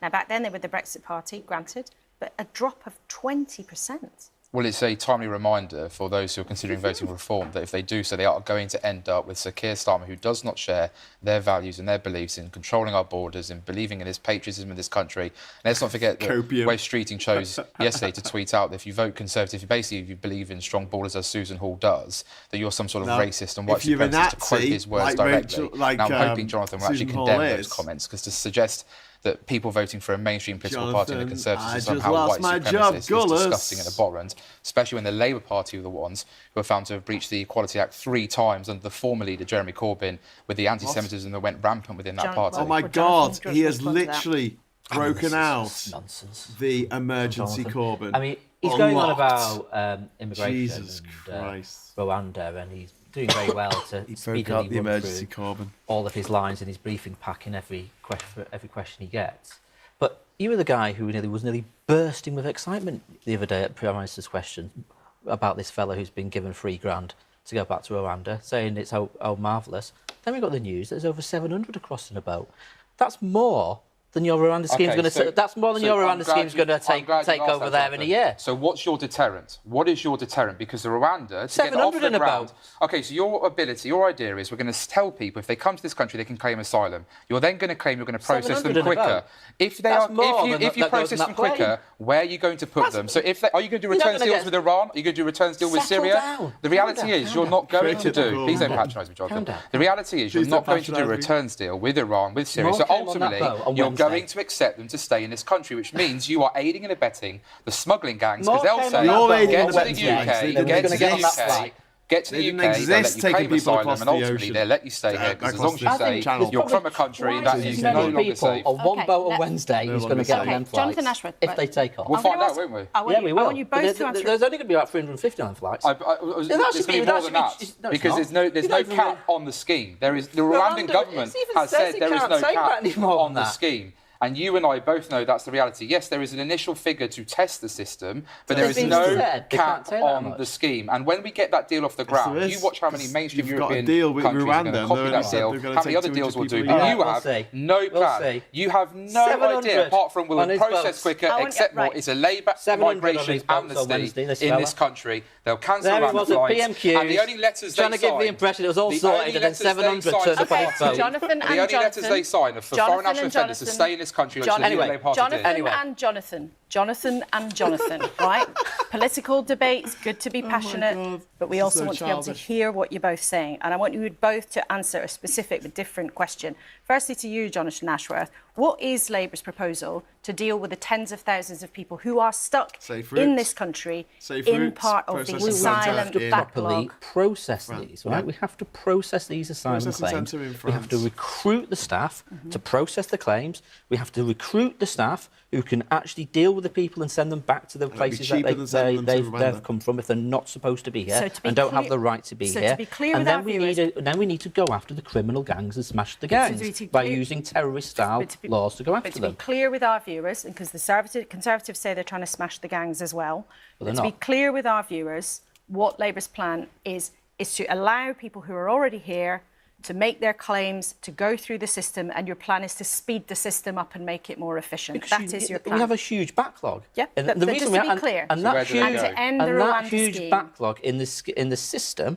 that huge backlog in the system entices and encourages the gangs to bring people here. It doesn't deter people, so we need to deal with that. We've got to clear that backlog. But are you saying categorically, it's a really important point for our viewers, are you saying categorically that the whole notion of deporting people to other countries for their claims to be processed, that definitively comes to an end if you win the election? We are not continuing with the Rwanda or scheme. Any other country.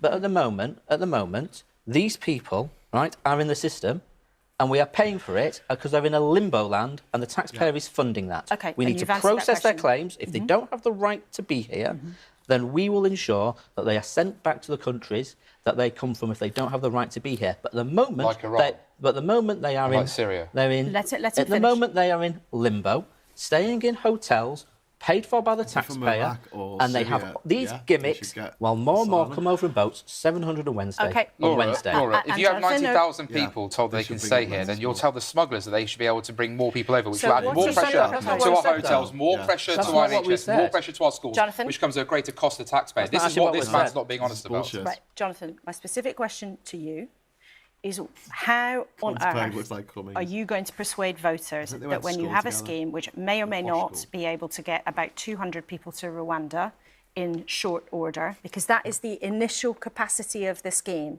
how on earth can you convince the public that that is the way to deal with it when there are tens and tens of thousands of people stuck in the system? Because we've made it perfectly clear, if you arrive in this country legally, you will not be able to claim asylum. That's one part of the deterrent. We've done the deal with France already. We've stopped 23,000 vessels coming across in 2023. We've got returns agreements with countries like Albania that saw a 90% and yet drop yesterday, more in people Albanians. Came across the channel and than Laura, at any other point this that year. makes the case even more important as to why the Rwanda scheme has to get off the ground, and we will get off the ground, and we will ignore any European court that tells us not to. And let's hope Labour, because they're briefing one thing to Andrew Marr, aren't they, saying that they will keep the Rwanda scheme in place for a while. So that's saying something different. You just said that, so and then I'm going to bring believe? in Susan Kramer, who has been almost head in hand, Susan, I think, at what these two have been up to. But just you made a point there. Are you saying definitively that the Prime Minister would ignore the ruling of a European court? Because I think that's what you just said. Our European court, and a foreign court would include the European Court of Human Rights. Stop making it sound like the European court is a foreign and we will court. ignore them. But that didn't end up actually quite like that in the legislation, and some of your colleagues like Robert Jenrick wanted it to be. But you've made that point. He's made it clear in the dispatch box many a time. Okay, Baroness Kramer. Listening to these two argue passionately and chuck brickbats over immigration, what goes through your mind? What goes through my mind is that, you know, what we need to do is bring this country together, not keep trying to split this country apart, and to accuse people of not being patriots because they don't support one policy. This kind of mudslinging is exactly what I find that people on the doorstep are absolutely fed up and tired of. They want the country healed. They want the country pulled together. They want a sensible control mechanism to deal with immigration. They want policies that will forward the quality of the economy. They want decent public services. They want jobs and opportunities. And around that, we build common ground and pull people together. And frankly, the Scottish courts, if you want to pull people together, please take a look at the Liberal Democrats, because I think that is where we stand. And we can do that, we can push for that kind of change. We need here to in have this country. safe routes I don't want so that battles people can like apply this when they're not in to be the heart of our politics. What I want is people working together on the great common ground that we have. Okay, well, there was I thinking, because they've got the same first name, that they might be able to have debate in a slightly different way. But it's good to have passionate arguments in politics. There's no doubt about that. Let's just remind you of the state of the parties. We can show you that there. The Lib Dems, as Susan was just talking about, making some gains tonight. They've gained 5 councillors onto 58. Oh, we can't quite show you that there. I'll just read them out instead. Oh, there it is. The Lib Dems have gained 5 councillors. The Conservatives have lost 84. We are only in the foothills of a Himalayan range of election results in the next few days. But at the moment, they are losing 2/3 of the seats they've been defending. That is very serious. Labour gaining 46, taking them up to 200. The Greens, their co-leader Carla Denyer sounding very cheery and chipper earlier on. They've put on 9 seats, putting them up to 15. Independents and residents who have footholds, importantly in local elections, also their tally is there for you now. And in terms of control of councils, which is important when we talk about the map and when we talk about where the parties want to make gains or are desperate not to make losses. Labour have gained 3 councils, Rushmore, Hartlepool. They're particularly cock-a-hoop about Rushmore in Hampshire, and the Tories losing 2. And North East Lincolnshire there is the one that has gone to become hung in no one party's overall control, as Labour knocks off Tory control there.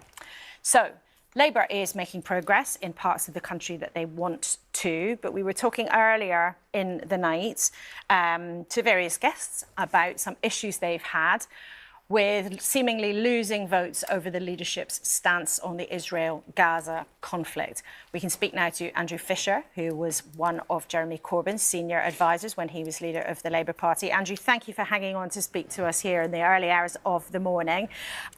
From what you've seen so far, how big a problem do you think the leadership's position on the Middle East has been?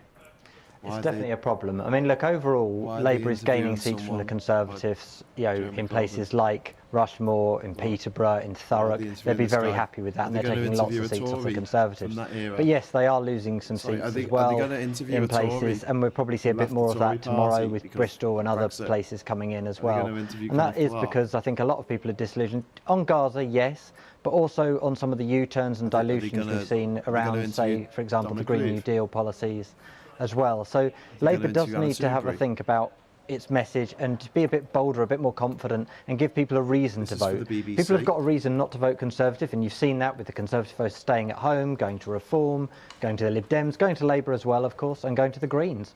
When it comes to the general election, though, Andrew, isn't it actually canny politics what they're doing at the moment? Because they don't have to stack up votes in those kinds of places because they're constituencies where they've got big majorities already. Yeah, look, they're winning seats from the Conservatives because the Conservatives are doing very badly, and that's been the case for the past 2 years, post Partygate, post Liz Truss, and post the recession that Hunt and Sunak have put us into. So the Conservatives' results have been on the floor for 2 years now. Both sets of local elections, and all the by-elections we've had since as well. So Labour's doing very well, picking up seats from the Conservatives, and that's going to put them over the line in the general election, almost certainly. He's not listed on the. And in terms of what next for the Labour Party, do you think that the left is being listened to in the way that you want to? I mean, you've been outlined there a few things. There have been anxieties about whether it was the Middle East or giving up on the £28 billion a year that was promised for spending on green projects. Yeah, look, I think the left has definitely been deliberately marginalised under Keir Starmer. There's no doubt about that. But I think the reality is the more the Greens do well, I think that will be a bit of a wake-up call for some Labour MPs whose seats may be under threat. You've seen some surprising results. Labour possibly losing the council in Oldham. I mean, I don't think anyone was expecting that at the start of the night. I don't think that's quite confirmed yet, but that seems to be the indications from the count. So it is having some strange ramifications for Labour. As well, and they have to inspire people to go and vote for them. They can't just rely on the Conservatives to be terrible, although that does look to be set in stone now. But the real worry for me is when they get into government, they're going to face huge problems with the NHS, with schools, the shortage of teachers, with the economy, flatlining for the last 2 or 3 years. They've got a real mountain to climb to get things turned around, and unless they've got the policies that will turn that around, that disillusion that's currently with the Conservatives could easily switch onto a Labour government. So for me, it's not about winning the next election. That looks fairly safe as it ever can be this far out. But it's about what they do in government when they get there. And for you, as things stand, yes or no, do they have the policies that they need? Not quite. They've got some good policies. I mean, the public ownership of rail, the stuff on workers' rights, as long as they stick to it. Even what is still there on the Green New Deal is good and will be an improvement. They just need to put the funding behind it to make sure it actually delivers and they meet their target. Because the worst thing they could do is leave it to the market, not put enough funding in, and people end up paying more on their bills and not seeing the rewards of it, because there's a huge opportunity in the green transition to create good jobs, to reduce people's bills through a combination of home insulation and domestically generated electricity. And if we don't put the funding in to do that, then you will get that disillusion come in, I think. So they do need bolder policies, but if they do that, then they could stay in power for a long time, because the Conservatives are in a real state, as we're seeing tonight. Okay, Andrew Fisher, thank you very much indeed for hanging on. It's good to hear an interesting perspective from a different part in the Labour Party than the one we've heard in the studio here tonight. Jonathan Ashworth, I know you don't have common cause with Andrew Fisher on many issues. He was very much part of Jeremy Corbyn's project, but he said that you have deliberately marginalised the left. He said you don't quite have the policies that you need, and you could see a situation, if you're lucky enough to win the general election, where the disillusionment with the Conservatives just switches over to you. What do you say to that? Well, I've always gotten very well with Andrew and always listened to him and read his columns in the I newspaper carefully. So I wouldn't want people to feel that there's any issue between us at all. There's not at all. I'm sure he's grateful for the plug and being nice, but can you answer his question? He's saying you're not doing enough. So we're still there for their own party. Look, we do have a transformative agenda. We do want to improve working conditions and make work pay for working people by giving people decent workplace rights and conditions, the right to join trade unions, the right to parental leave. We're going to deal with exploitative 0 hours contracts and so on. It's called the New Deal for Workers. It's a very important part of our programme. Are you going to water it down? It's been reported this week. No, we're not going to water it down. In fact, Keir spoke at the USDOR conference, that's the Shop Workers Union, we still just this week, restating his commitment to the New Deal for Workers. I'm sure this video Andrew is quite right to talk about our policies to invest in renewable energy sources, which will not only create good, well-paid jobs, good, well-paid unionised jobs across the country, but will also cut energy bills for good. So I do think, actually, there is not this huge chasm that you were trying to suggest between me and Andrew in that respect. I do think we have important policies which I think will excite people in a general election as well. But it's interesting, what he's saying, though, is that you need to tread carefully because people who feel Keir Starmer is not giving them enough sort of full-fat Labour might be terribly disillusioned with you very quickly if you are lucky enough to win the general election, if you're not giving them what they really want, if you're not radical enough. First. You just don't accept that? Look, no, I'm not sure. Look, we have to win an election. And look, we are having, the results that are coming in so far are good results. But there is a long way to go until a general election. And we are not complacent. No. We know we've got to fight for every single vote. We know that the next general election is competitive. No matter how badly the Tories do tonight, the next general election will be competitive. It is a fight. And if people want to change the direction of the country after 14 years of the Conservatives, they need to come out and vote Labour. And that's the message we're going to be taking to people in the general election. OK, well, the general election, as you say, is a long way away. For weeks, a long time in politics, then we might still be some centuries away from the general election. Important to remember, when we all sat here and talking about the local elections in 2017, it looked like Theresa May was on course for a generational landslide. And of course, a few weeks later, she'd actually discovered she'd chucked away her majority. So campaigns change things. Let's take you to the Hull results. Susan told us earlier on that they were holding on there, the Liberal Democrats in Hull, holding off a challenge from Labour. We can confirm the full seats now. The Lib Dems got 31 seats, Labour 26. So not that much in it. None of the other parties scoring, but the Lib Dems slipped one, Labour gained one, but the Lib Dems there will be pleased to have held off the challenge from the Labour Party in that fine northern city up there on the east coast. Let's look at the share. Oh, look, first one of the night where the share is actually the same. It was 44-44, but the change, look, Lib Dems up 5 and Labour up by 9%. So that might be, give the Lib Dems a few wobbles in terms of how things change, but a victory is a victory.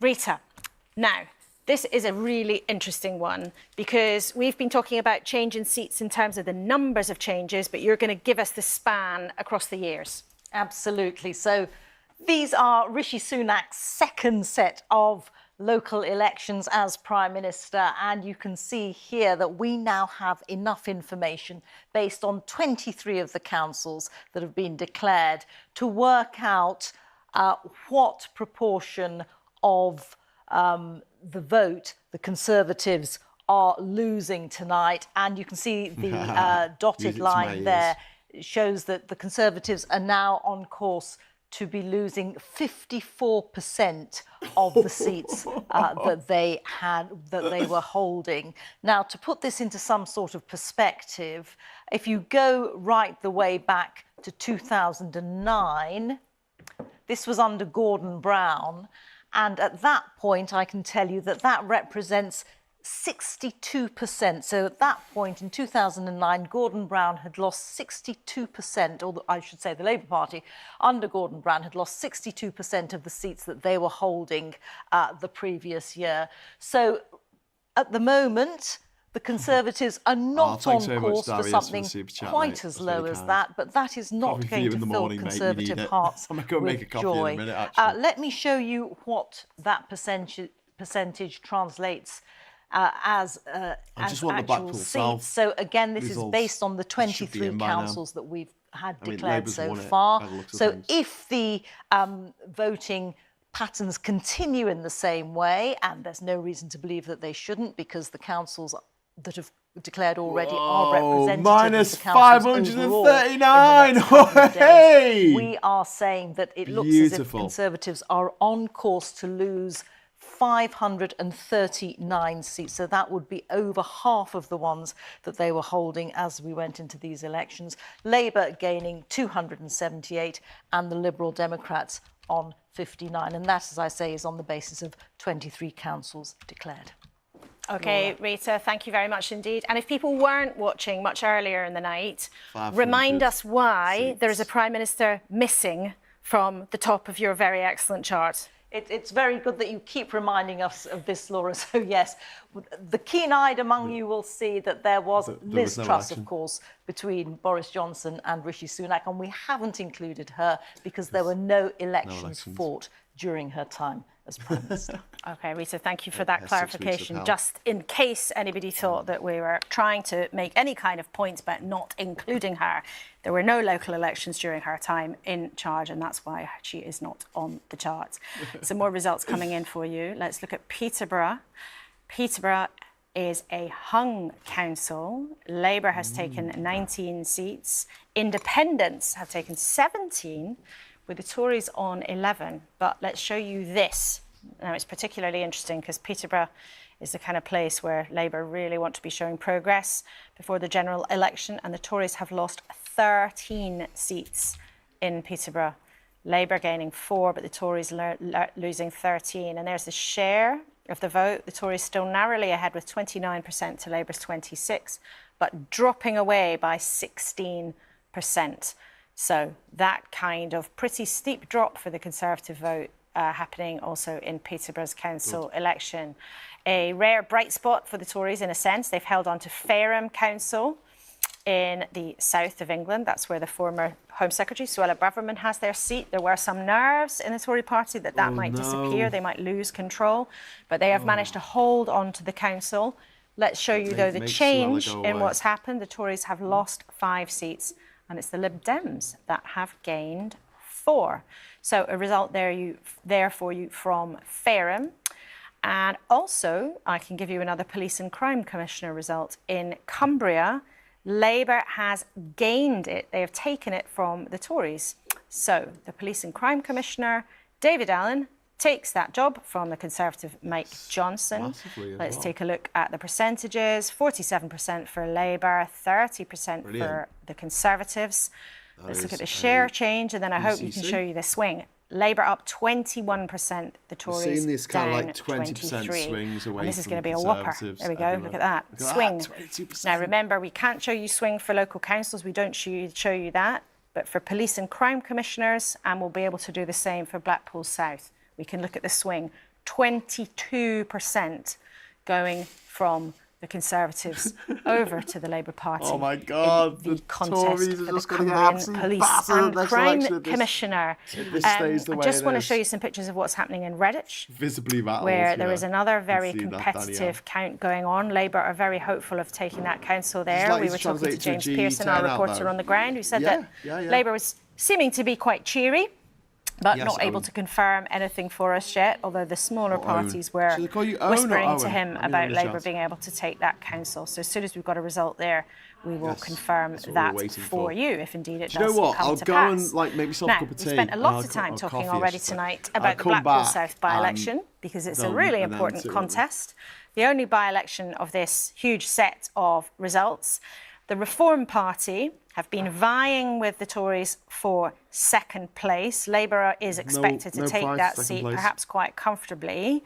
But let's check in with the leader of the Reform Party, Richard Tice, who joins us from Blackpool. Thanks for hanging on and joining us from the programme. Can you tell us what's going to happen then? Laura, good morning. It is so close. It is actually too close to call. I'm the voice of the working class. Obviously, I hope that we will have just pipped it. What? Just been pipped at the post by the best result, by-election result. Disgraceful. To date, it'll be usefully above our national polling average. Incredibly poor. And this shows that we're on the rise. The Tories are they were just essentially are slipping, and we're rapidly becoming the real opposition. In the north, we had some great results that you referred to earlier in Sunderland, where we beat the Tories in 16 out of 25 wards. Owen is Owen. So yeah, we're making great progress, and it's too close to call, but I think there'll be a declaration sometime in the next 20 to 30 or minutes or so. And you are declaration hopeful, that say, you are that you will manage to pip the Tories to second place. Total shitbag. We are hopeful, but it is Fascist so close. bully boy. It'll either be just above or just below. Just below or just above. As I say, it'll be our best exquisitely posh. Ever. Also, it'll somehow, the voice of the working class. And it's onwards and upwards. More champagne and caviar, we've been chaps. focusing on getting ready for a general election. We think They're that the one could well be in the summer. We'll be ready for it whenever it is.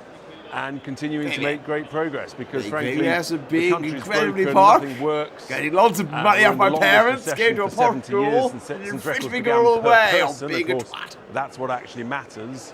And the truth is, Britain needs reform. Our economy needs reform. Our health system David needs reform. Go get some coffee, Graham. And our immigration needs to be frozen. Hong Kong. Our immigration system needs reform.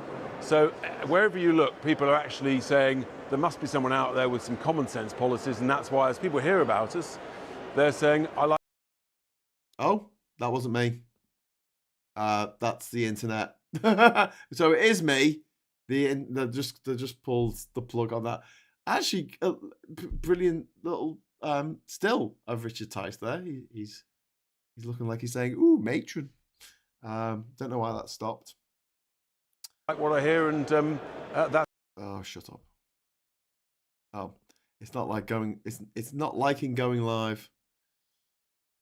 Just like ITV on Saturday mornings back in the 90s. Right, that's it. We've lost the BBC. The BBC has died. I'm just going to talk to you instead.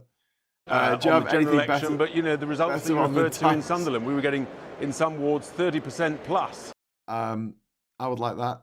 I don't know why it's not doing this. Oh, wow.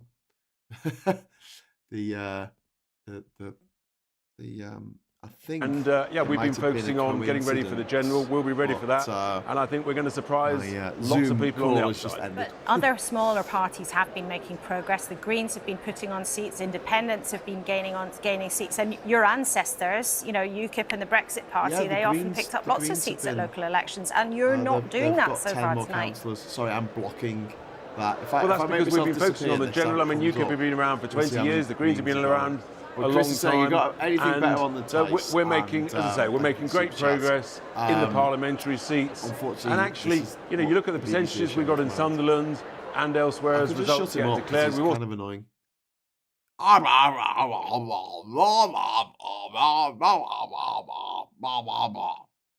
on, it's 4:27 in the morning. What do you expect?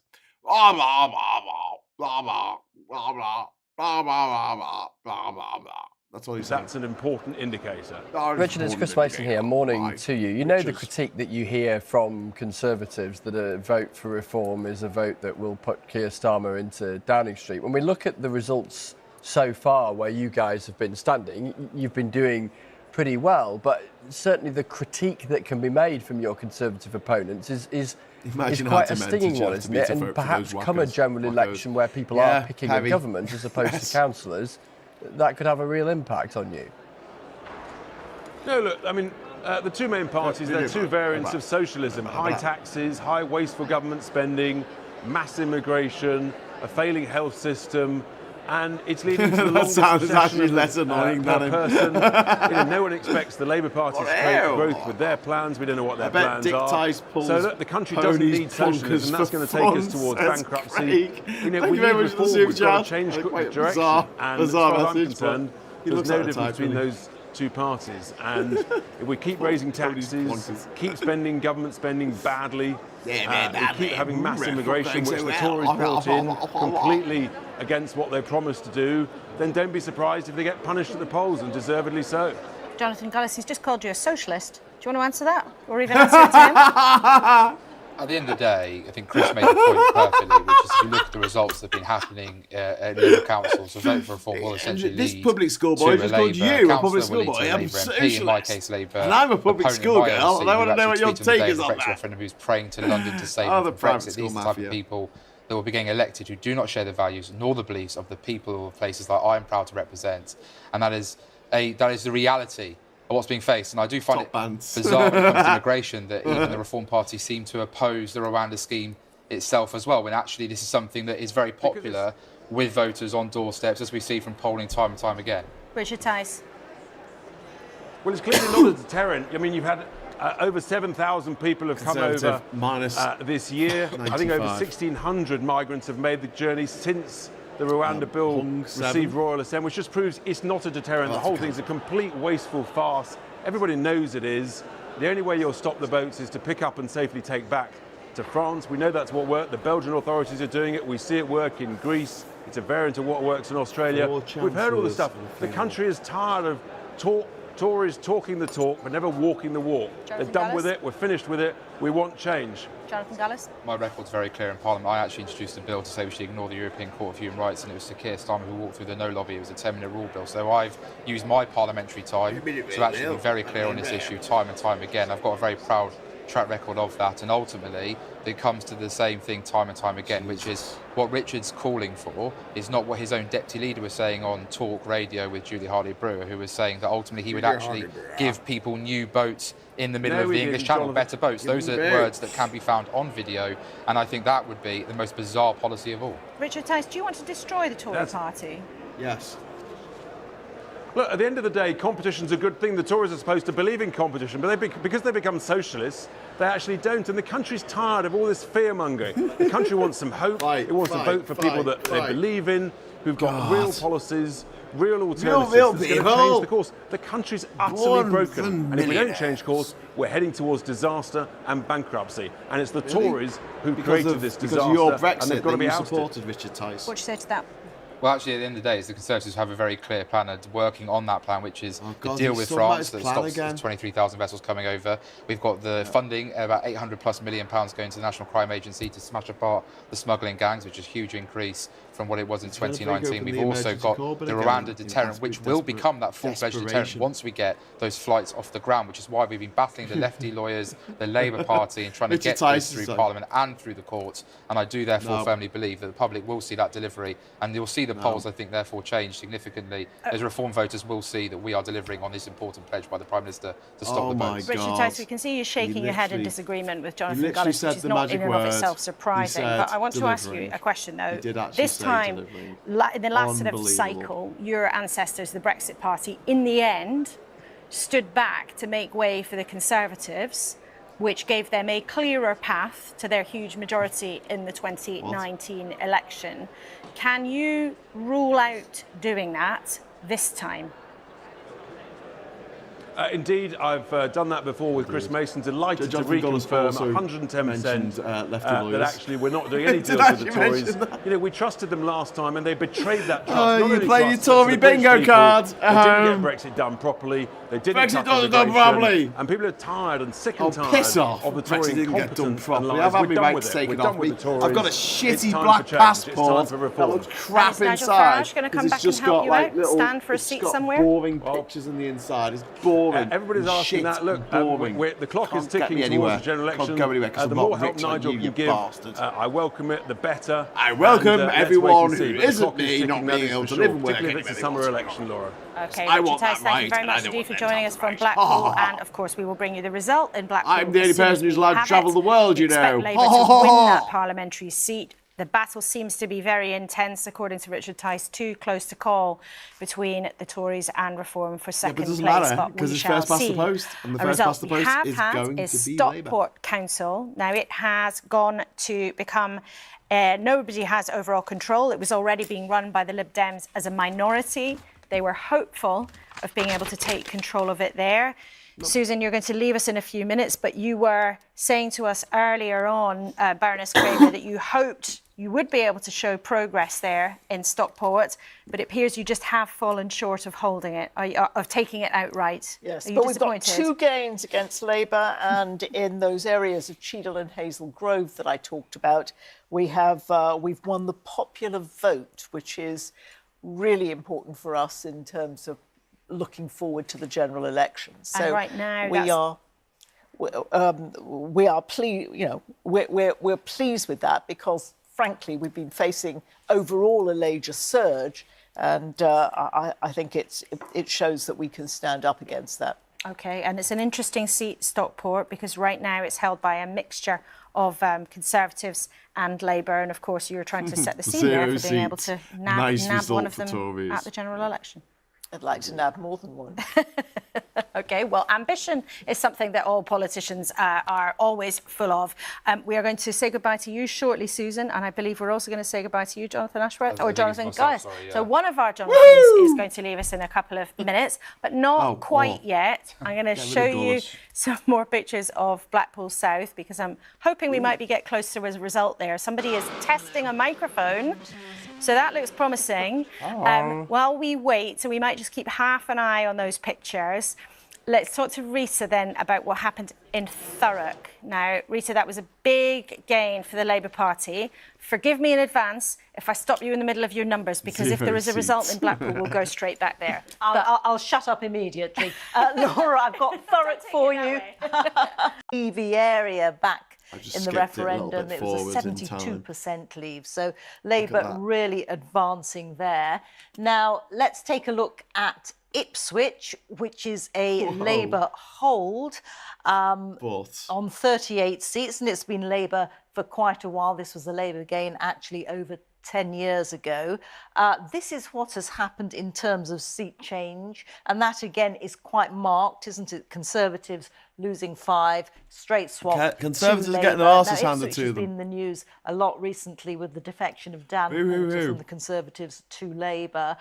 He holds one of the Ipswich seats. The other one is a Conservative-held seat in the House of Commons, and our analysis suggests that based on this pattern of voting, that seat is vulnerable and that Labour could well pick that up vulnerable, in a general it's out of election, here. It's gone. What has happened there tonight. It's in the Tory One more in result the Labour to bag. show you overnight. Now, this is Southend-on-Sea. It started the night hung and it remains hung. But let's just have a look at what happened to the seats. And that's interesting, isn't it? Because, as I said, it's a story of Labour advancement, them picking up 3 seats, the Conservatives losing 4, and the Greens gaining the other 1. So a very interesting picture there in the east of England. And I just wanted to remind you, if you don't already know, you can get all this information on the BBC website. You can put in your postcode, find out what's going on in your own area. That is the address, and of course you can go to the BBC News app as well. And I got through that without totally turfing out the Conservatives. You did get through that without Blackpool South. We're going to quickly say goodbye and thank you to Susan Kramer. Even the birds are Thank you very much indeed for joining us and sharing your views and having a good old rammy. Always part of politics. I can show you there what is going on in Blackpool South, where it looks very much like the candidates and their supporters are lining up for some kind of announcement and declaration before too long. And all the classics, the Monster Raving Loony Party are there in the front row for us as well. Fine British tradition. And there's a baby too at the front. Somewhere at a political event, there's already somebody ready for a baby to kiss when they've got something to celebrate. Chris, as we wait for the result in Blackpool South, remind us why it matters to the Labour Party so much to be able to show a victory there.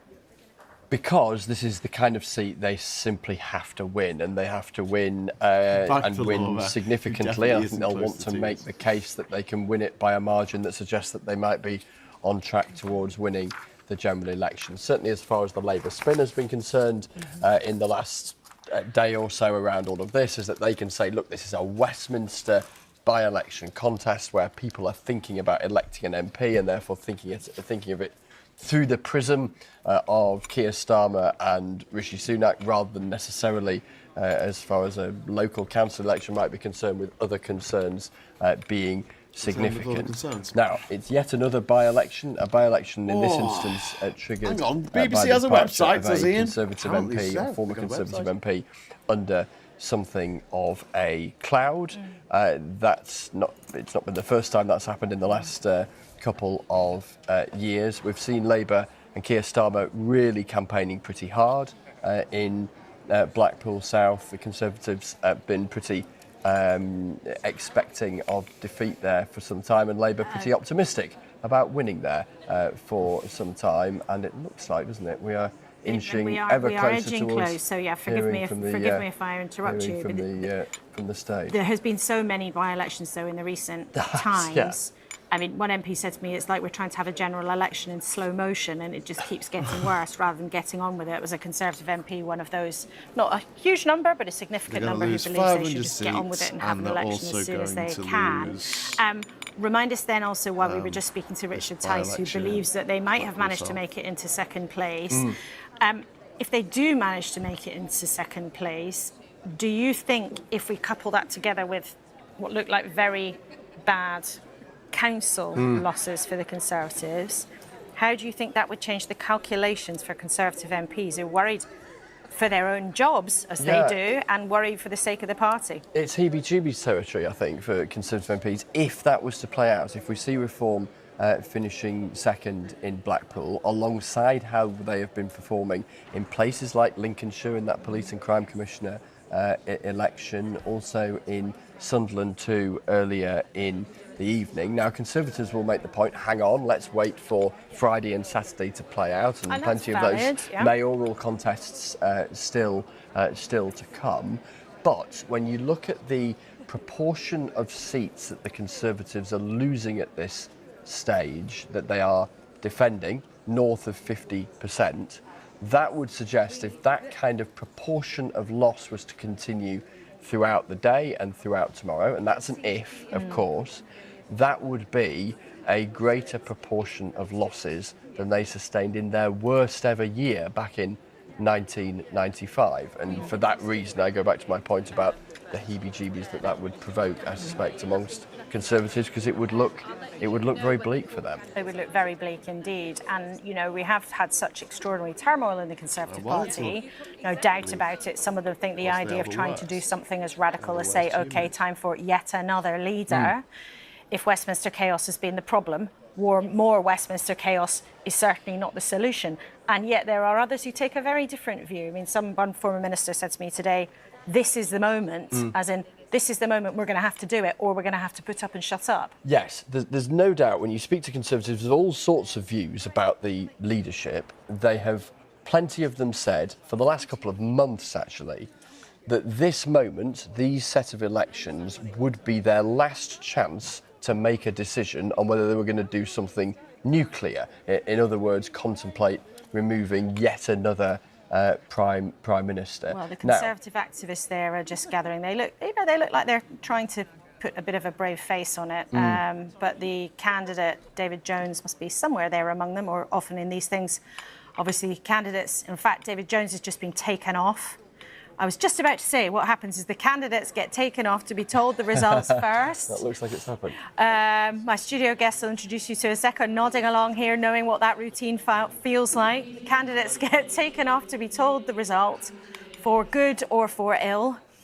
For somebody who is about to become an MP, it's about to be an absolutely life-changing moment. For somebody also who might be about to lose their job, it's another life-changing moment of a different sort. Hard to underestimate, really, the sort of personal dramas behind all of this as we talk about the big picture and the political jigsaws and all the rest. The mix as well. Exactly. But we must. It does seem now that the result there is imminent. If the candidates are being taken off, that suggests they are about to be told the result. And yes, Perry. Then, of course, the declaring officer will then tell all of us. But as you were saying there, this sort of moment of decision for Tory backbenchers. Yeah, as they try and calibrate the kind of psychology of a set of results, of which there's plenty more to come in the next 48 hours or so, relative to how they might have perceived them to be, and then weigh up whether or not they want to do something very radical. Did I hear a sounds like a returning officer microphone there? test. Let's just listen in for a second and check it's not a declaration. I think it's a microphone test, so carry on. and therefore work out what they might want to do. Now, when I was speaking to some people in the last 24, 48 hours within the Conservative Party who are of the view, and it's a minority view as things stand, that they might want to do something radical and try and remove the Prime Minister, they were saying this is the last chance to do it. The data of the next 48 hours will determine those sort of mindsets. Now, as things stand, the numbers are looking pretty bleak for the Conservatives, but plenty are attaching a lot of psychology to the mayoral results still to come, not least the ones in Tees Valley and the West Midlands. Let's talk to Helen Catt, who's on the ground for us in Blackpool South for us tonight. Helen, we've just seen the Conservative candidate be taken off. We assume to be told the result. Can you give us a heads up? Being quite effective at listening to Tory votes. Yeah, sure. So it's become very quiet here, actually. People have clustered around where they're going to do the declaration because all of the candidates have now been taken off to a table in the centre of the room here. They've just been told the provisional result. I think they're just starting to move away now. I can see them all coming this way. So we are expecting, we think, that we might get a result fairly shortly. I'm just trying to sort of get eyes on where they're all going. There are still a couple of candidates in the middle talking to the returning officer. But no, that now seems to Chris have Webb, broken who's up. the Labour candidate there. If I could just stop you for a second, Helen. I think that was Chris Webb, the Labour candidate, just moving through the back of the shot. Perhaps you can pan along. And there's the Conservative candidate, David Jones. The Labour candidate there, the taller chap with the beard behind him, Chris Webb, son of a postman, local Blackpool man, has run several charities in the area. And there they go, perhaps taken to the stage. Maybe it's a long walk to the stage, but there are the two main candidates and the Monster Raving Loony candidate obviously next to them. But after a long wait, let's listen into the result of the by-election for Blackpool South.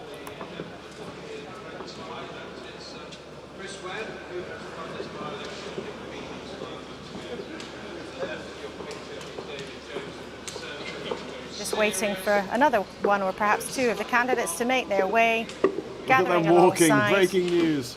You see there one of the 9 candidates standing there. You can see the Green candidate just there, and on the right of your shot, the man who is likely to become the next MP for Blackpool South, Labour candidate Chris Webb.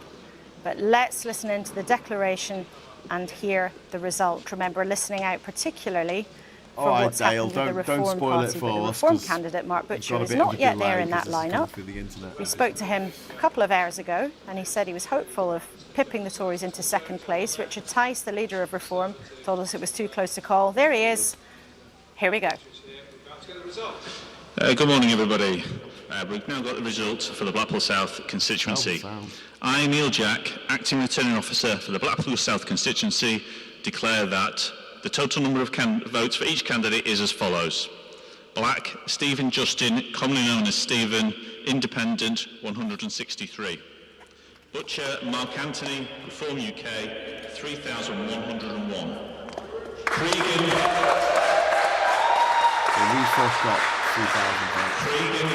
Andrew Kevin, Liberal Democrat, 387.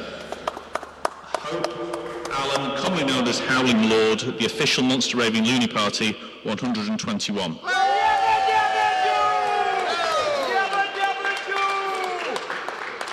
Jones David, the Conservative Party candidate, 3,218.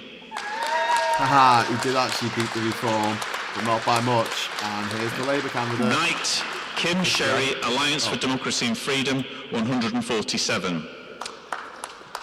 Sharp Damon Lee, New Open Non-Political Organised Leadership, 45. Thomas Benjamin Scott, commonly known as Ben, Green Party, 368. Okay. Webb Christopher Paul, commonly known as Chris, Labour Party, 10,825.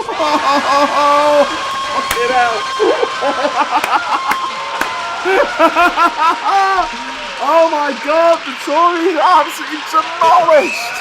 Absolutely demolished. The number of demolished. ballot papers rejected is as follows. did not bear the official mark 0. And Labour has been victorious in the Blackpool absolutely South by-election. Battered them. Chris Webb Labour has been elected as the new battered. Don't forget Blackpool South, this was a winning Tory the seat, for the Labour and now Party it's a Labour seat. after a stop in the former Conservative massive majority. Disgrace. That is Crucially, though, three the times as many votes. just managing to hold off the Reform Party 3 times with as many only votes 117 votes in it. But let's listen God, then if to this the is new replaced, MP if this is for Blackpool replicated South, in the general election, later in the year, now the Tories and takes his cheers from his just supporters. toast. They're absolutely toast. The people of Blackpool South have spoken for Britain. They have said to Rishi Sunak, in the A. Thanks very much, Ardub. They've had enough for 14 years of the Conservatives being in power. Look at that They've lost graph. trust Look of the at British that. people, and Blackpool 59% versus government, 18. which has crashed the economy, destroyed our public services, and put up taxes. Yeah. They have said that it's time for change, and that change started here in Blackpool tonight. Yeah. Only Labour offers new hopes for towns like Blackpool. We need change. 26% swing. My God, that is I want to awesome. thank the returning officer, my election agent, Liam Didsbury, election staff and the police for the smooth running of this election and count. I know it takes a lot of work to put this on, so I thank you for your professionalism, your commitment to the democratic process. I'd also like to thank my entire campaign team and the wider Labour movement. Blackpool South is the 23rd parliamentary by-election of this Parliament, and it's down to each and every one of you for your sacrifices that have made sure we've turned Blackpool South red. Did you say 23rd? And thank you to my amazing family who have given me endless support over the years. Guy standing next to him just shaking his head going, nope, incredible not wife having Portia this. for all her support and sacrifices she's made, 26%. especially in these last few weeks, and looking after our newborn son Killian. Dale, you're right. If Ben Houchin loses, Sunak will call as you need to ward off Tories. I don't think that Houchin can lose, but I'd like to thank the people. I don't know. The Tories have lost who put their Hartlepool. trust in me to be the next Member of Parliament. It's a huge privilege to represent the seat that I call home and have been born and bred in, where we've not had a I'll lot say of 25%. I thought that was too high. That was satisfying. It very much that led was, to this mate. by-election have been well documented. I believe many people in Blackpool have been left with little faith in politicians because of the behaviour of others. To them I say I'm humbled by your support, that every ward in this town voted for me. Also Andy Street. Whether you voted for me or not though, I promise to work for you every day to earn your trust and restore the faith in politics. Why is the guy shaking his head next to him going like... I have said this all along. Oh, Helen I'm in it for Blackpool, and I mean it. With his Union I will Jack put the tie on. priorities of this town first and fight for residents in Westminster and challenge this government to get a better deal for Blackpool. I have spoken to so many during this campaign and had the same conversations. The Monster Raven Looney candidate is the one in the Stetson and the white hard outfit up on the because of the Conservative cost This of other living guy's from crisis. Independence. But instead of giving up, they got up and voted Who's for change got a with Union Labour. Jack tie on? It is not acceptable that Blackpool has the highest crime rate in Lancashire, with neighbourhood police officers cut by 43%. That's all right then. It's not acceptable. Allowed some parts of our town to be run down. We just got a bit of cross call to there. rejuvenate them. Someone was And having a it's conversation not on the phone. acceptable that in Blackpool South, in parts, more children live in poverty because of the decisions this government have made. 26%. People in Blackpool South and across the country are sick of the government's failure and to tackle the big issues facing our country. In this election, we offered a plan for Blackpool that was positive. A plan to put more police on the streets, deliver the regeneration our town needs, and help hard-working families through the cost of living You know crisis. what you're going to make me do? You're going to make me Only do Keir Starmer's Oh, you Labour can't see Party it 'cause of has the- the vision and the ideas to make life better for everyone in our country. Change is what people want. Forget it, man. And up and down the country, Labour is the party they're looking all the for same. to deliver it. Blackpool South has said that loud and clear tonight. Why is this The annoying message to the bloke Prime allowed Minister to stand next is to him, that we need heckling the him while general he's making his election acceptance sooner speech? the better. People no longer trust the Conservatives. Prime Minister, do the decent thing. No. Admit you've failed and call a general election. Woo! Yes. This guy next Give the people of Britain the same opportunity people in Blackpool South have. A Labour Member of Parliament and Keir Starmer in Downing Street. And let's Shut up. And let Labour get on with delivering the change the people of Britain want and deserve. Thank you very much, everyone, and thank you to the people of Blackpool South. Chris Webb there, the new Labour MP for Blackpool South, thanking his family, thanking his supporters, and giving a direct message to the Prime Minister, saying, do the decent thing, Rishi Sunak. That's why he just admit had a that massive you have failed. election win. Change starts here in Blackpool, he said. Chris Webb there, chatting to the losing candidate from the Conservatives, the Tory candidate won't Jones, shake his hand, he just who now appears to be leaving the count.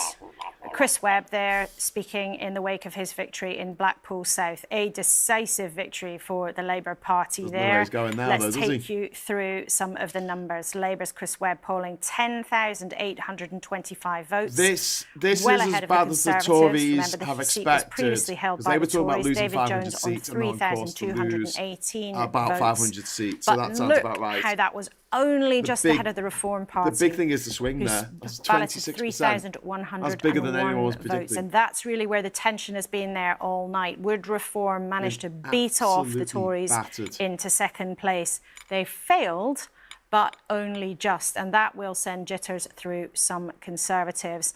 Let's look at how the share of the vote changed, because this is really important. Labour got 59%, a whopping share of the vote, so far ahead of the Tories on 18%, Reform on 17%, and the change, she looks disgusted. Look at that, the Tories falling away by 32%.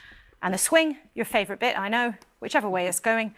Tories to Labour, 26%, and that is the second biggest swing achieved by Labour in this Parliament. Only the Wellingborough by-election was more decisive for them.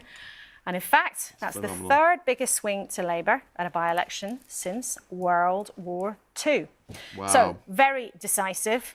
Big cheers for Labour in Blackpool South. Big welcome to Chris Fox for the Lib Dems, and also to Angela Richardson, one of the other deputy chairs of the Conservative Party. Welcome to you. Jonathan Ashworth, the Labour Party, is still here.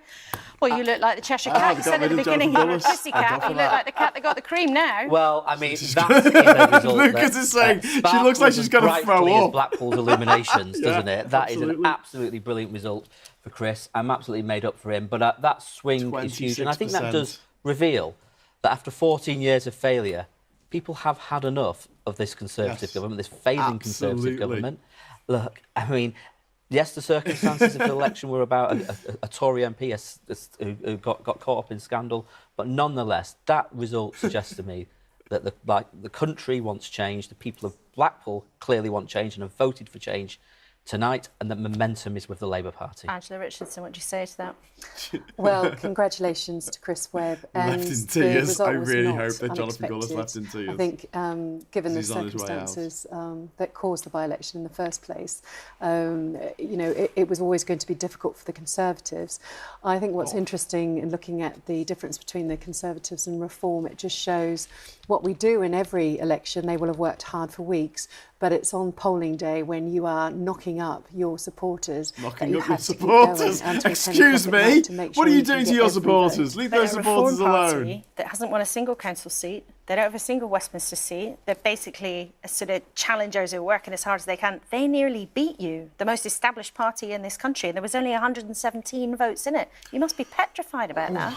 Well, I would look at the turnout of this election. It's 32%. In a normal general election, you'd be looking at least double that. So their supporters are much more enthusiastic than yours, and yours stayed at home, and Reform got theirs out. Well, I think we've seen in the polling over quite a while now that there are a lot of don't knows and there are a lot of Conservatives who haven't made up their minds. But hang on, here we have real votes, okay? And you have the Reform Party were on 17%, the Tories just on 18%. Laura, your boys took one hell of a beating. If that kind of pattern were to be replicated, Jonathan that Gullis, could deny you dozens and dozens of seats across the country in the general election where things are tight. That could evoke huge damage on you. Liz I think in the context of Boris this by-election, Johnson. I wouldn't expect to see that pattern replicated. David Cameron. This is a very particular set of circumstances. And voters, in all of the by-elections that I've been and campaigned in, they are really across when they're dragged to the polls outside of a general election in circumstances like this. So I've got full understanding and sympathy with Conservative voters who decided tonight in Blackpool South you got sympathy for them. Do you want to say sorry to them about what happened with the former Theresa MP? May, Margaret Thatcher. I think it's up to him to apologise for the actions that he took. Anthony Eden. I think that the actions that he took Your were boys wrong, took one hell of a beating. Colleagues agreed with me, and he went through the proper standards process, and Parliament made its decision on that. Okay, Angela, we'll have more from you a bit later, but let's go straight to John Curtis then. John, looking at these numbers, the implications of that, what does the Blackpool South result suggest to you? Well, I must admit, I do have a certain amount of sympathy for a Conservative spokesman who has to turn up at 4:30 in the morning, and the first thing you have to deal with is a result like this. But to be honest, I don't think that the result can be explained away in the way it's suggested. First of all, let's talk about the turnout. Yes, the turnout is down on the general election, but actually the fall in turnout at 26 points is rather less than the fall in turnout that occurred in a number of the other by-elections in which the Conservatives suffered swings against them of over 20%. And the second thing to make, this is not an isolated case that you can explain away by the particularities of the way in which this by-election was occasioned.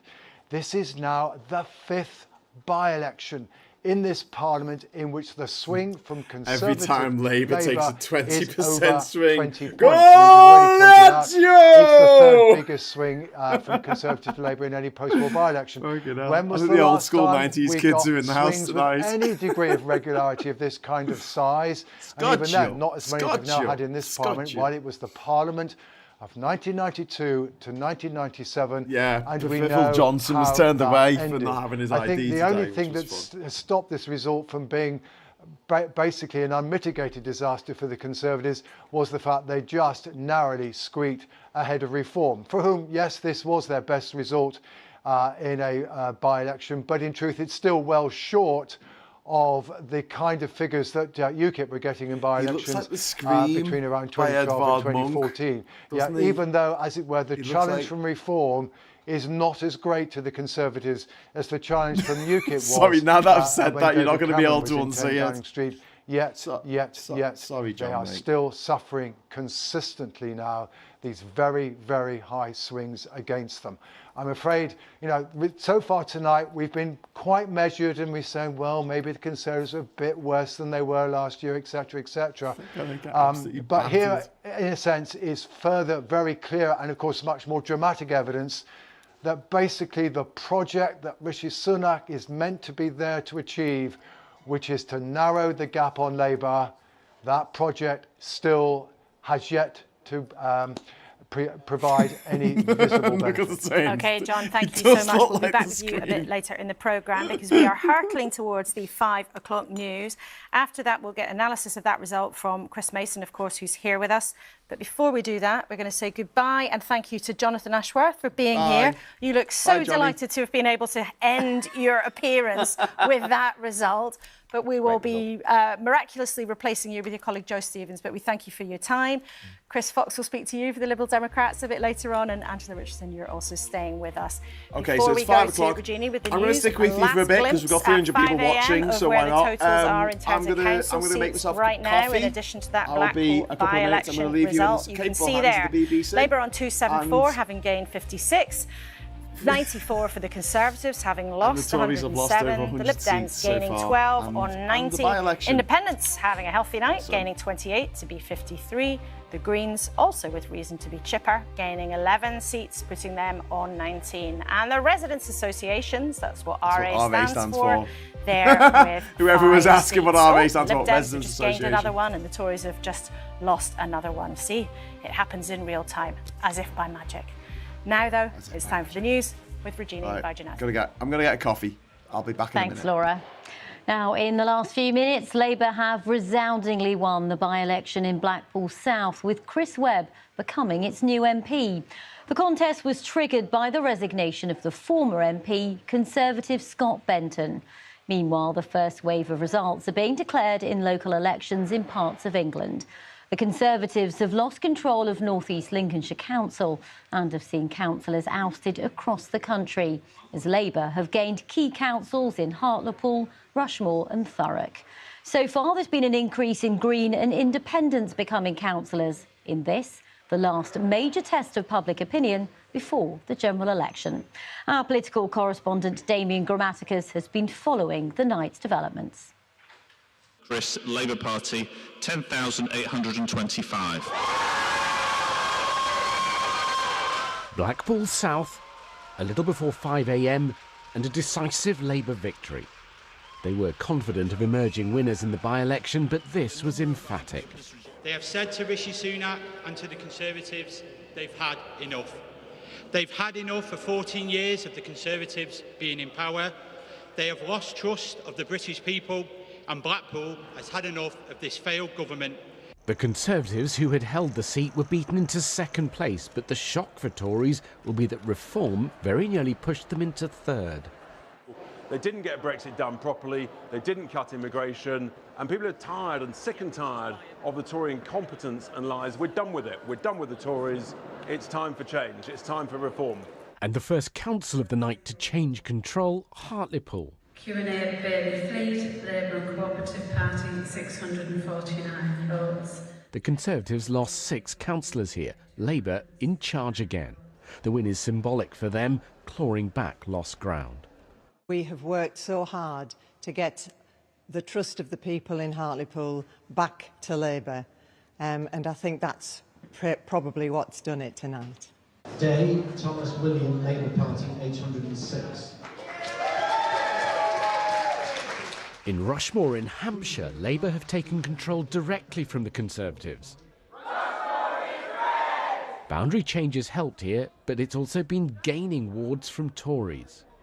Mounting losses, an unwelcome sight for the Conservative minister at the count.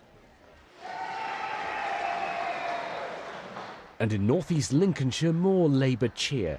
Wow. Conservatives lost control of the council here. Grimsby is exactly the sort of place Labour will hope to win back at the general election. Sadly, in local elections, they tend to mirror the polls at national level, and clearly it's a statement of the obvious. We're far behind in the polls nationally, and people have followed through at local level. In Hull, an alarm and an evacuation.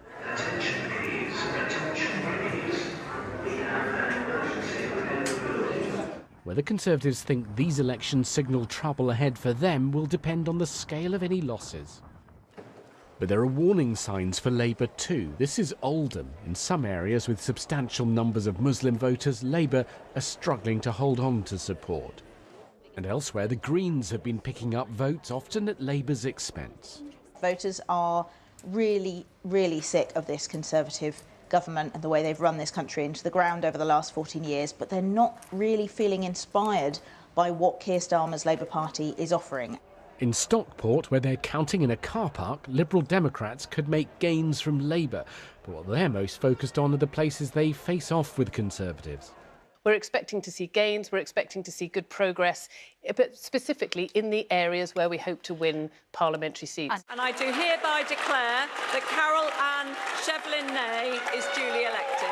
So the picture emerging is one of Labour chalking up gains, Conservatives slipping back, and smaller parties winning support from both of them. Damien Grammaticus, BBC News. Now to the United States, and police have continued to arrest protesters on university campuses who've been demonstrating against the war in Gaza. There have been further clashes between police and protesters in a number of cities, including here at Portland State University in Oregon, as well as in Washington, D.C. The pro-Palestinian demos have spread to around 50 institutions, with more than 2,000 people arrested across the US in the past fortnight. President Biden has said that he'll defend the right to free speech, but that order must prevail. Destroying property is not a peaceful protest. It's against the law. Vandalism, trespassing, breaking windows, shutting down campuses, forcing the cancellation of classes and graduations. None of this is a peaceful protest. threatening people, intimidating people, instilling fear in people is not peaceful protest. It's against the law. Turkey says it's stopping all trade with Israel over the war in Gaza, citing the worsening humanitarian situation in the Palestinian territory. The country said all imports and exports would be suspended until Israel's government allowed an uninterrupted and sufficient flow of aid. Trade between the two countries was worth almost £5.6 billion last year. Israel's Foreign Minister Israel Katz has accused Turkey's President Erdogan of behaving like a dictator. LBC has got better coverage. Apple's seen its biggest fall in sales in more than a year. The tech giant saw a sharp drop in demand for its most important product, the iPhone, with sales of the device dropping by 10% from January to March compared with the previous year. Executives said the figures were distorted by COVID-related supply disruptions, which led to unusually strong sales during the same period last year. The King and Queen have been presented with the official document recording their coronation almost a year after the service at Westminster Abbey.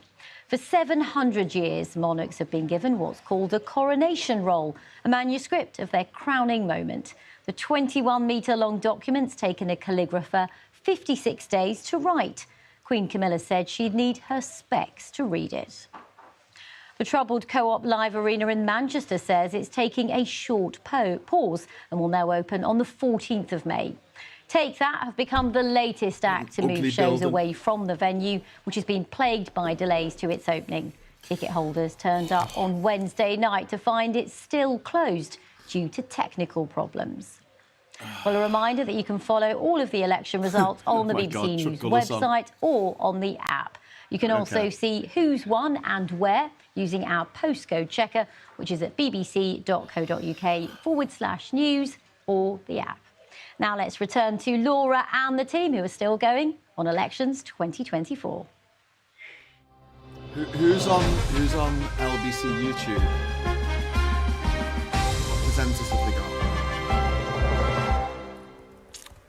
A very warm welcome back to election night on the BBC. We are with you for just under another hour until we'll hand you to our colleagues at BBC Breakfast at 6 o'clock.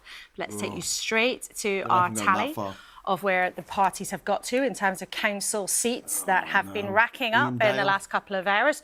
You can see there Labour has gained 59 seats. The Conservatives have lost 112. The Lib Dems have gained 13. And as things stand, that suggests in the big picture that the Conservatives are on course to lose more than half of the seats that they have been defending, which would lead us to roughly Lim losing about 500 seats. So that is at the worst end of their expectations. I should, though, caveat, there are a couple of days until we have all the results coming through. So where we are now looks very bad for the Conservatives, but it is by no means the end of the story. What they have, however, definitively lost out on is the Blackpool South constituency. There is a new Labour MP there, Chris Webb, and we will be speaking to him in just a few minutes. There he is, brand new MP who'll be on his way to Westminster shortly. We'll hear also from his colleague, Joe Stevens, the Shadow Wales Secretary, who's just joined us. And Angela Richardson, Deputy Chair of the Conservatives, is here, and Lord Chris Fox, Liberal Democrat, and we'll talk to our political guests here in the panel soon.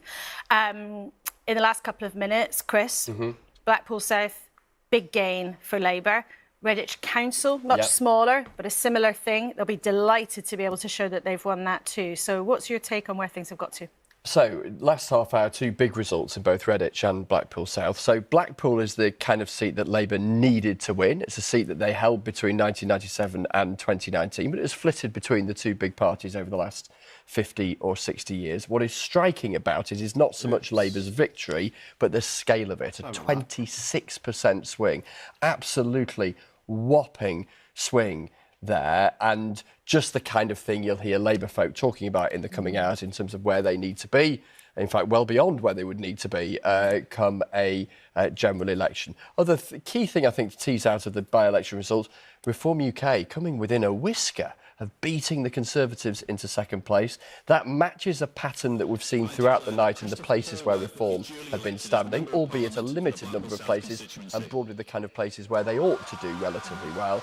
but their capacity, it would seem, you can never get into the minds of an individual voter, but to eat disproportionately into Conservative votes is something I suspect that will alarm I'm already born of the sky as well. MPs. And the scale of their losses, Conservatives, as you were just touching on, across the council elections so far, definitely at the worst end of their expectations. As things stand, they're on track to do as badly, or perhaps worse, in proportionate terms as in 1995, which was their worst ever local election result, a couple of years out from losing a general. And in the unlikely event that there's anybody at 12 minutes past 5 watching this who doesn't know why the jockeying for position between Reform and the Conservatives was so important in Blackpool South, the Reform Party, of course, comes out of what was left of the Brexit Party, which was what was left of UKIP. Why will Conservatives be so worried about that kind of level pegging with the Reform Party? The key reason is exactly what we heard from Richard Tice, the leader of Reform, on this programme, about half an hour, 40 minutes ago. Reform are absolutely of the view that they are not going to go easy come the general election. Last time round, we saw their predecessor ease back. They are insisting that they won't, and so that's why it could have a real impact for them. OK, Chris, thank you very much indeed. Right, let's talk to another Chris. Chris Webb, the new MP for Blackpool South. Congratulations on your win. Welcome to BBC Election Night. Hello. You sounded delighted, but you also, in your speech, you sent a direct message to the Prime Minister. Yes, it's time that he, admitted that he'd failed and called a general election. Do you think that's realistically going to happen, though? Yes.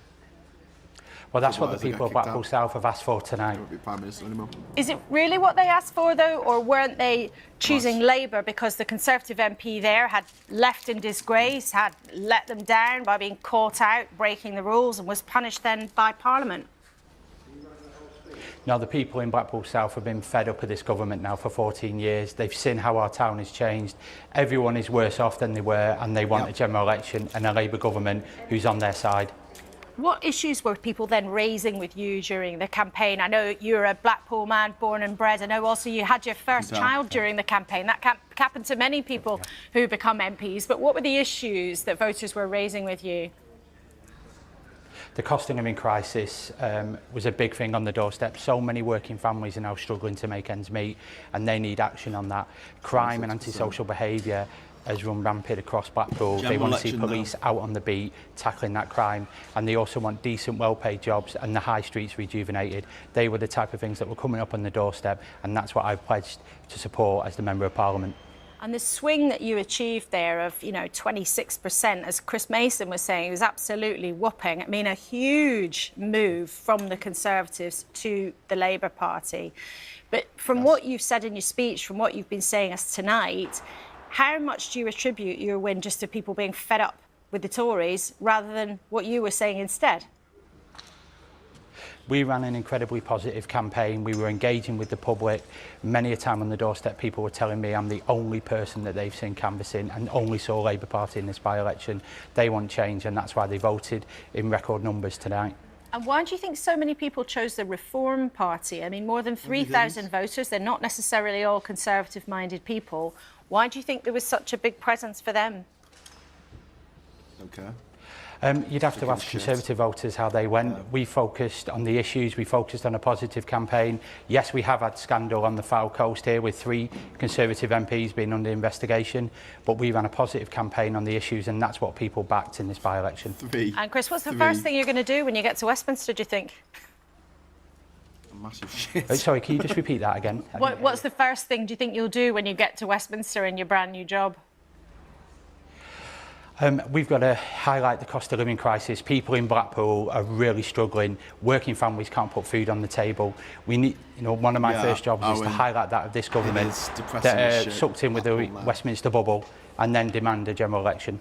OK, Chris Webb, well, congratulations to you on winning your by-election, and thank you for speaking to us this evening on the BBC Election Results programme.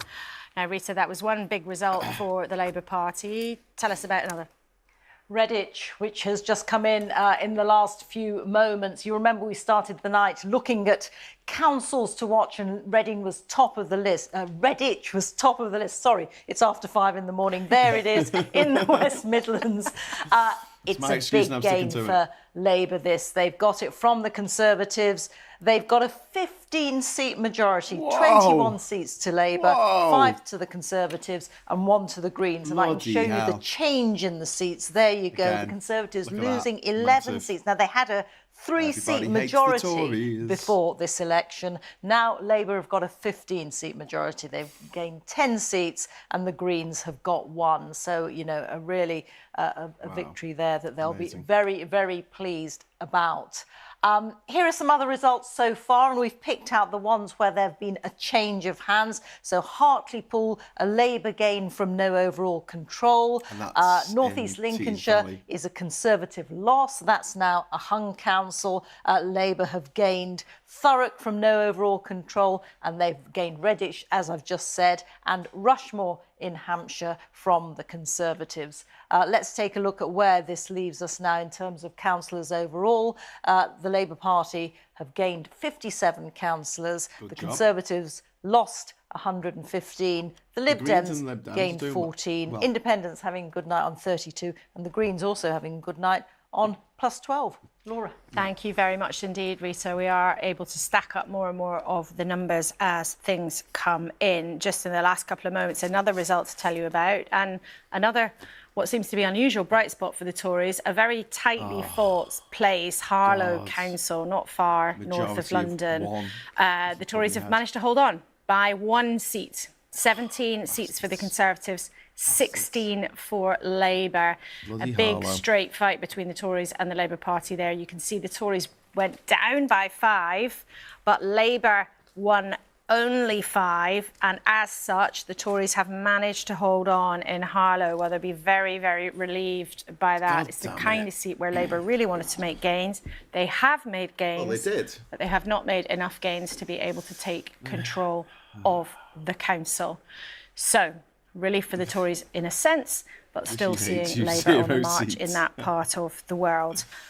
Welcome to you, Joe Stevens, and to you, Chris Fox. We haven't been able to have a word with you yet. Chris Fox for the Liberal Democrats. But Joe, I must firstly come to you on that result in Blackpool South. And sit there like, are you going to ask me questions? Oh, absolutely stunning results. I'm so pleased for Chris Webb. He's been a fantastic candidate. He ran such a positive campaign. I campaigned up there with him. And it was just so good to see people really respecting what he had to offer and being enthusiastic about it. You know, they really wanted change. And Redditch, again, you know, it's a bellwether constituency. Whoever wins Redditch wins the general election. That's what history shows us. So we're really, really pleased. Well, I had a look on LBC. Well, if Redditch is anything to go by, but you know, obviously, it's a great result for us, along with the other councils that we've gained tonight. Angela, you'll be relieved to hold on in Harlow. Yes. But it's looking pretty grisly, isn't it? Well, I think, you know, we're disappointed with the results, and, you know, it's just awful for those councillors who have been working their socks off for local people on local issues to lose their seats. But I think for any of your viewers who are waking up now, the context of these elections is important. If we look back to 2021, where the Conservatives were at 40% in the polls, where we had just come out of the second lockdown, 60% of the population had their first vaccine. And there really was a sense of optimism, I think, then. And, you know, I say a week is a long time in politics. I think the last couple of years seem like decades. But isn't exactly that the point? So much has changed since then. These results are people reflecting on the situation they are in here and now. And you can't just write that off by saying, oh, in 2021 things were very different. Everyone knows where things were very, very different. This is a reflection from the public on you right now. It was unusually and it's not a pretty point for a government that had been in power for 11 years at that point. It was a very unusually high watermark. So we were expecting to sort of see reductions in the number of seats, and that's obviously playing out tonight. But as we also said, these results have got to run for another couple of days yet. You know, things may look slightly different over the course of the next couple of days. They may. And one of the things I would say is two things, actually. One is turnout. It's not the same as it would be in a general election. Only half the people are voting at the moment that would normally vote. And the other thing that I would say is that some people will have voted a couple of weeks ago with postal votes. There's definitely been a bit of a change in tempo from the government, some really positive announcements coming out that have been well received. And I think we are starting to see that the economy there was a national poll this morning that put Rishi Sunak on his worst ever poll rating, below Liz Truss, after those announcements that you just mentioned. But I think we're going to see in the coming week, we're going to get more data on inflation. There's a prediction that we're going to get a little bit closer to that 2% target that the Bank of England needs to get to where we should be. We'll see the Bank of England starting to make some noises on where interest rates are going. And with the national insurance cuts, people are starting to feel that they have a little bit more spending power, and that makes a big difference. OK, Chris Fox, what do you make of that? Well, that was a bravura performance of whistling in the dark, hoping that things might be better tomorrow and Saturday. Please don't hold out too much hope, because it's quite clear the electorate have made up their mind. And, and in Blackpool, congratulations to the Labour Party, that's a great victory, but we've seen it right across by-elections. The electorate decide who's going to beat the Conservatives, and they vote for them. And Labour have picked up 5 seats with huge swings. We've picked up 4 seats with huge swings, and I'd remind you that the North Shropshire swing was 34% to the Lib Dems. This is really huge swings away from the government, and it's very clear that the people have decided that it's time to end the Conservative government. It's just up to the Conservatives to decide when that moment is going to be. And I think what Angela said, you know, that kind of scene that you set, I think that's part of the problem for the Conservatives, because this is not how people feel. You know, they don't feel like things are getting better. They actually feel like things are getting worse. And to keep saying, as Rishi Sunak does every week, oh, you know, everything's fine, it's all going great, that's not how people feel every day. I mean, inflation coming down doesn't actually mean that their bills are getting less. It means they're just rising more slowly. Angela, what do you say to them? Basically, they're saying, look, you've got your fingers in your ears, you don't want to listen to what the country's telling you. Well, it was interesting. I've been doing this all night, and I was on a BBC Radio panel with Faisal Islam, who was saying that actually there is one measure now where people are saying they are feeling better off, and that is in their personal finance.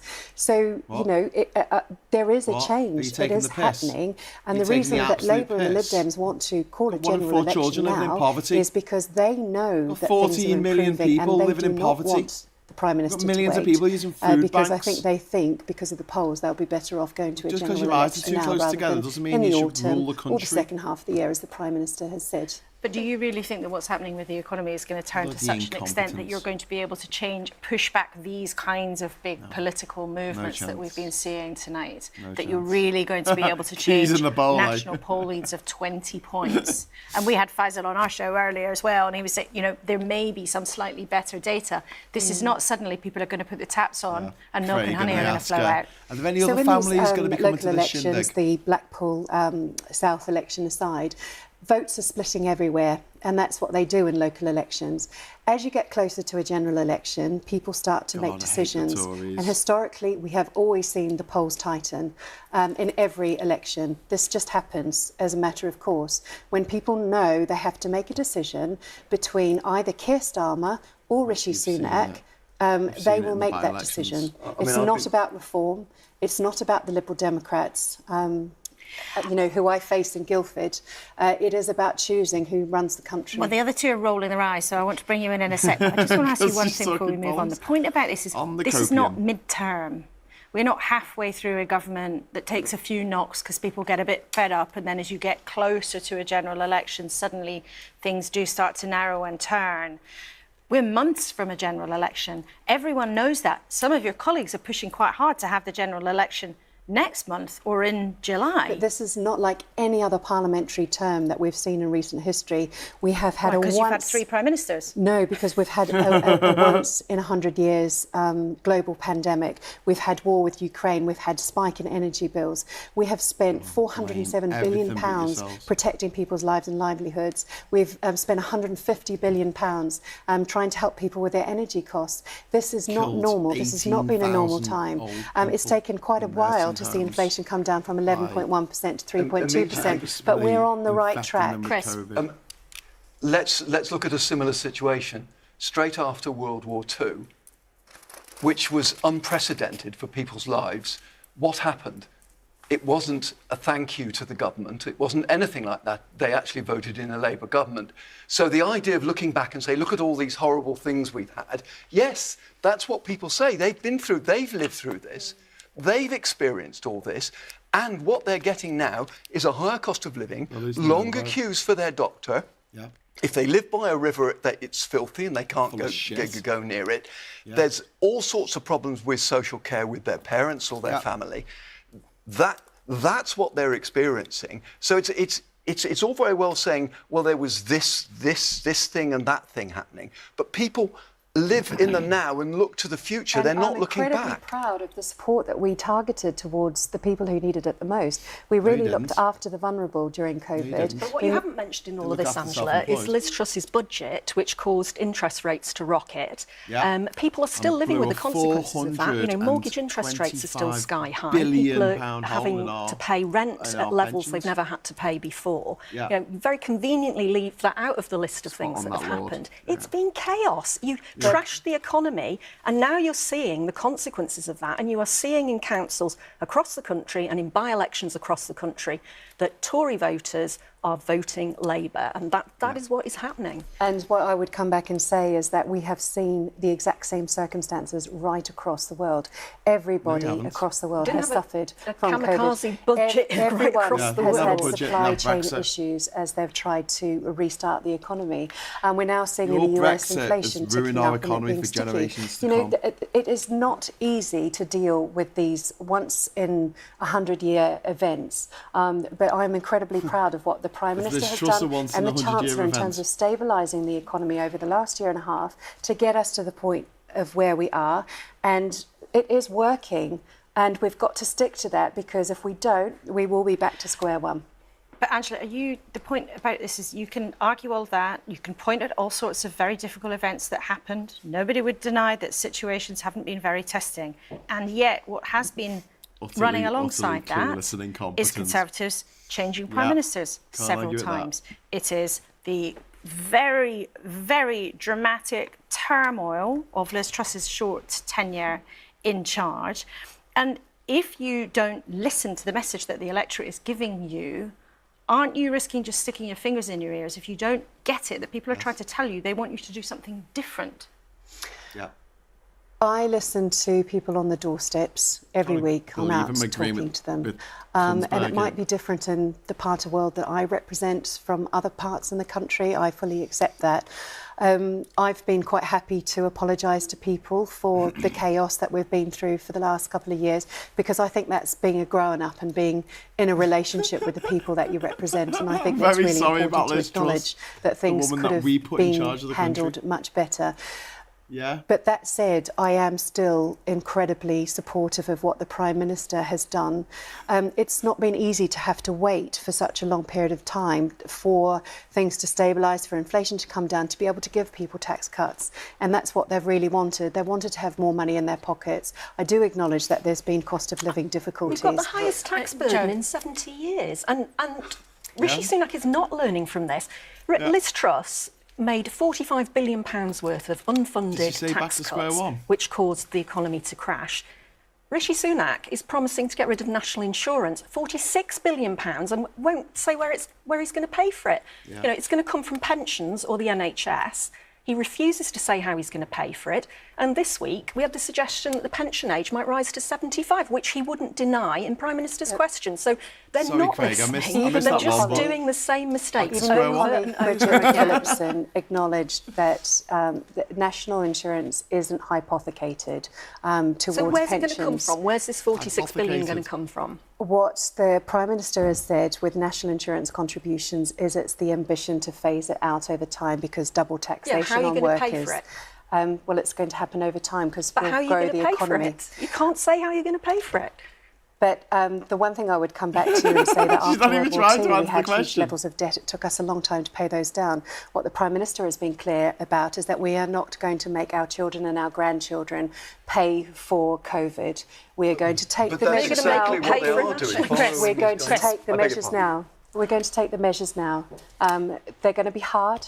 And we can't have everything that we want. We have to make choices to govern us to choose. But it's really important that she's been very, sound money, which is what Conservatives stand for. I still believe that's very much the case, regardless of what's happened over the last couple of years. And we have been demonstrating that in the last 18 months. Chris Fox. The last budget is predicated on unrealistic cost savings going forward. Whoever's in the next government, they're going to inherit assumed savings that have absolutely no route to actually being delivered. That's not sound government. That's a stab in the dark in order to be able to give a tax cut, which isn't a tax cut. And it was very interesting to see HMRC's figures today, which points out that the people who are really paying the most extra tax are the sort of people who live in your constituency. OK, all three of you, thank you very much indeed for now. It is certainly true from any of the numbers that you look at that whoever wins the next election will inherit a very tough economic situation. And it might be worth remembering, I'm sure if you're up at 5:30 watching a political programme, you might remember this too, that the head of the independent government watchdog, who has a giant calculator, said that the plans that were put forward were the equivalent to fiction in terms of how much anybody might be able to count on future spending figures that were being put out into the public domain. But that is a whole debate we're going to talk about, I know, a lot when we get to the general election campaign. Let's look then at a particular aspect that we've touched on a bit tonight, what's been happening with the Lib Dems, the Greens and Reform, and the role of the smaller parties and the pattern we've seen so far. We can talk to the pollster Scarlett Maguire, who's been patiently hanging on for us. Thank you for waiting, Scarlett. It's great to have you with us. So what's the pattern telling you so far about where smaller parties have been gaining and losing? So local elections are normally favourable to smaller parties, and that is something that we're seeing tonight. Less so, I think, for the Lib Dems at the moment. Obviously, it's still very early days, but I think there are interesting things to read. Obviously, you've just been talking a lot about the Reform by-election results and also some of the damage they've done to the Conservatives up in the northeast earlier in the night. But I think the Greens will be interesting too. Now, on Reform, I think it is important to say this was a good performance for them. You know, this beat their previous record of Wellingborough with 13%. They still got less than UKIP got in the general election in this constituency in 2015. I do think, though, the problem for the Conservatives is if they're trying to read good news into that, I don't think there's much there. I think one of the interesting things about Reform, which is slightly different from UKIP, is that they are disproportionately drawing their votes from previous Conservative 2019 voters. So more than 7 in 10 Reform voters voted Conservative in 2019, and the number for Labour is in single digits. So they are really hurting the Conservatives. So now, even if their general election polling sort of halves, which is maybe what you'd expect in line with these sorts of by-election results and local election results, they could still do an awful lot of damage. I think the Greens, on the other hand, quite interesting as well, because I think it's sort of the mirror image. Now, I don't think anyone's claiming that at the moment the Greens are doing damage to Labour as Reform are doing to the Conservatives. I'm sure people in Labour Bristol will be nervously watching that result tomorrow evening, given some of the stuff that we've been seeing earlier in the night. But I do think it's these sorts of red warning signs potentially for what the story is of the next government, of the coalition of voters that Labour has to hold together, and some of the problems they might encounter to their left flank as the Conservatives have encountered to their right. And Scarlett, just as we talk, I'm just going to show people the state of the parties so far, with Labour adding 58 to 297 councillors, the Tories losing 118, so more than they have so far at 110. The Lib Dems gaining 15, and our viewers can see the rest there on the screen. In terms of your expectations about the Conservative performance, how would you describe it versus the reality of what we've seen at this stage? Yeah, I think it's still early days. I think Blackpool South, I think Labour outperformed that expectation. That swing was, as you said, third biggest, absolutely huge. It also does look like that Conservatives might bottom out even their sort of low, very hyper election sort of expectation management predictions of losing 500. Looks like they could be on course to lose more. Obviously, again, still early days, but it looks like quite a dismal night. And in terms, just also of finally, Scarlett, of the mayoral races. So we know Teesside mayoral held at the moment by Lord Ben Houchin, who was a close ally of Boris Johnson. He's expected to hang on. But West Midlands, Andy Street, who is a popular personality in his own right, used to be the boss of John Lewis, and he's fighting very hard to hang on in the West Midlands. What's your expectation of those two different races? I think mayor elections, we've seen some polling that have shown that West Midlands in particular is going to be very tight. I think either way, it looks like it's going to be a close race. I think if the Conservatives do manage to hang on, it will be a case of the candidates performing well rather than the party. And actually, I think the flip side to this is bearing in mind some of the results that we've seen otherwise this evening, it could be that Labour pull off a big upset in North and North Yorkshire as well, which might be more significant to read into than Andy Street or Ben Houchen holding on, as much as the Conservatives will want to draw attention to those things. OK, Scarlett, thank you so much. It'd be great to have you on the programme, and thank you for hanging on for us at this very, very early hour of the morning.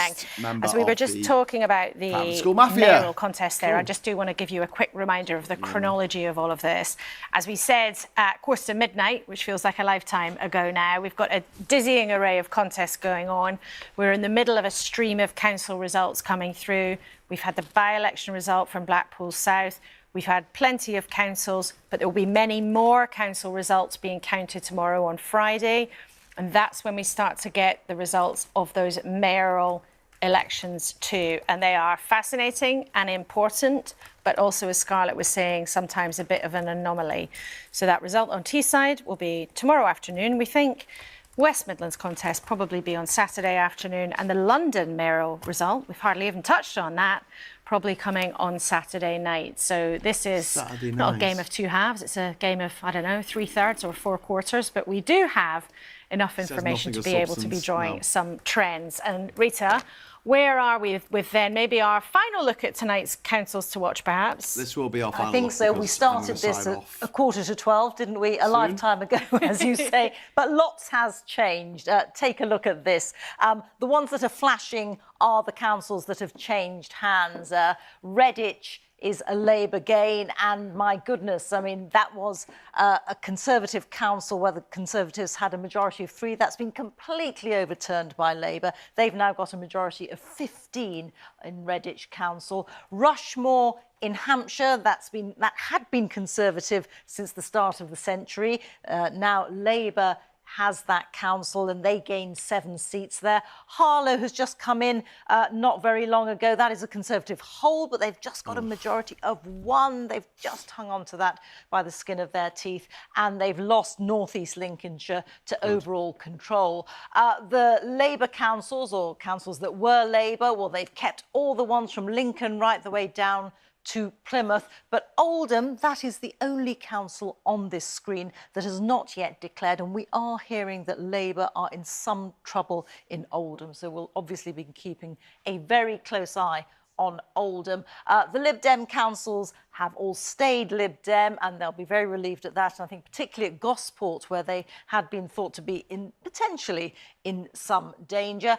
And then under the hung councils, well, Hartlepool, we brought you a while ago, a Labour gain that they'll be very triumphant about. They are very triumphant about, and also gaining Thurrock in Essex. And in the last few moments, actually, Portsmouth is one of the last ones to have declared. That has stayed hung. So the Lib Dems, who are hoping to take Portsmouth, Chris, there is a Discord. Let me show you something that shows the overall picture tonight. Those were individual councils. This is the overall picture, show at 9:30. Based on 33 of the 35 councils that are declaring tonight. We've got enough information to work out, assuming that the patterns of voting stay the same as they have throughout the night, and there's no reason to expect them not to. This is what we think that translates into in terms of councillors. So it means that Labour will have gained 253 councillors, the Conservatives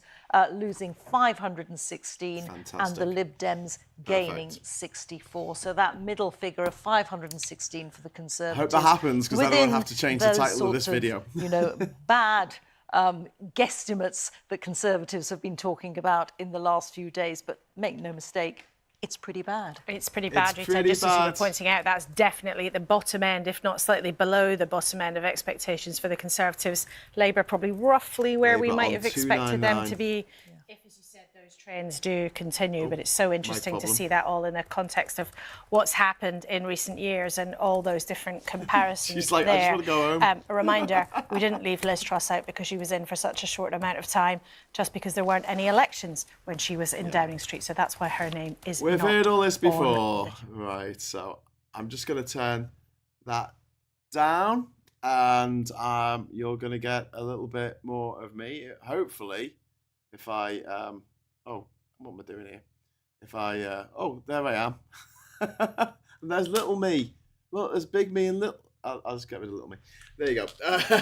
So thanks very much for joining me on this marathon 7-hour and 40-minute broadcast. So it looks like the Tories are absolutely up shit creek without a paddle, and they deserve to be. This has been 14 years in the making. They have been absolutely appalling in government, incompetent, arrogant, entitled, devious, and sadistic. They don't deserve to not just be the party of government, they don't deserve to be a party anymore. And this, my friends, is our once in a lifetime opportunity this year, when we have the general election, to destroy the Tory party. And this is how we do it. You know, with a little help from the dickheads over at Refuck and some useful idiots over in the Tory party, we can do this. You know, we can make sure that the Tories return a handful of MPs to the House, and nobody is interested in funding them or giving them any kind of succor ever again. And in a few years' time, the Tories won't be a political party, like what happened in Canada in 1993. I know some people going, but we need an effective opposition. Yes, I agree with that. But right here, right now, we need to be done with these Tories. This iteration of the Tory party needs to go, because it is so right-wing, so reactionary, and so incompetent, which I guess is a blessing, because if they were more competent, they would be more effectively cruel. Whereas the stuff that they're doing at the moment, it is cruel, but it's more performative. They're not actually going to do anything. They're just going, oh, look at this thing that we're going to do, because they don't have the competence to actually get this stuff done. So that's it for me tonight. But Blackpool South has gone back to Labour massively with a 26% swing, and it looks like the Tories are on to lose 500 seats tonight. The mayoral contests aren't going to come in till later today, maybe on Saturday. The London mayoral contest is not going to come in until Saturday evening, probably. It takes a long time to count up the votes, obviously. But the ones to watch, Ben Houchen, who's the Tory mayor of Tees Valley, which includes Hartlepool and Middlesbrough and places like that. Hopefully he's on his way out. It does look from the polls like he's probably going to win, but we're hoping he isn't. And the other one is Andy Street, who's the mayor of the West Midlands, who is trying all his might to try and distance himself from the Tory party. I've seen some of his election material, and it doesn't even mention on the front page, from what I've seen, the Conservatives at all. And it's not branded Conservatives, because they're so embarrassed about what their party has become. Here in Durham, the Tories have been putting out these newsletters, and they look like they're from Labour. They use Labour red. There's no blue. There's nothing on it that's obvious that says Conservatives. It's all about, the area and their candidate and all this kind of stuff. Nothing about the party, because they are so mortally embarrassed of what their party has become. And the fact that they know that if they put a Conservative all over their election material, literally no one's going to vote for them, even by mistake, unless maybe they come up first on the old alphabetical order there. So big shout out to Gary Arnold, to Toxic Smith, to Chris, who's just hit level 1, to Paul Ewan, to Dale out there. We've also got Knuckles and David Coombs saying thanks for the scream. Scream? So I shouldn't have made that joke. I feel really bad about it now. We all get old. But it does look like the scream. Ronnie H saying thank you for the stream, going. And should we upgrade Shit Creek to the Thames River now? Well, yeah, you may as well under the Tories who have just led the economy down the shitty river for the last 14 years they've been in power. We've had 17 years of economic stagnation. We've got record-breaking levels of income inequality. We've got level-breaking levels of wealth inequality. We have got level-breaking levels of shit in our rivers. The NHS is on its knees. Education is falling apart, becoming a massively two-tier system of the people who go to the posh schools that are very expensive and literally everybody else.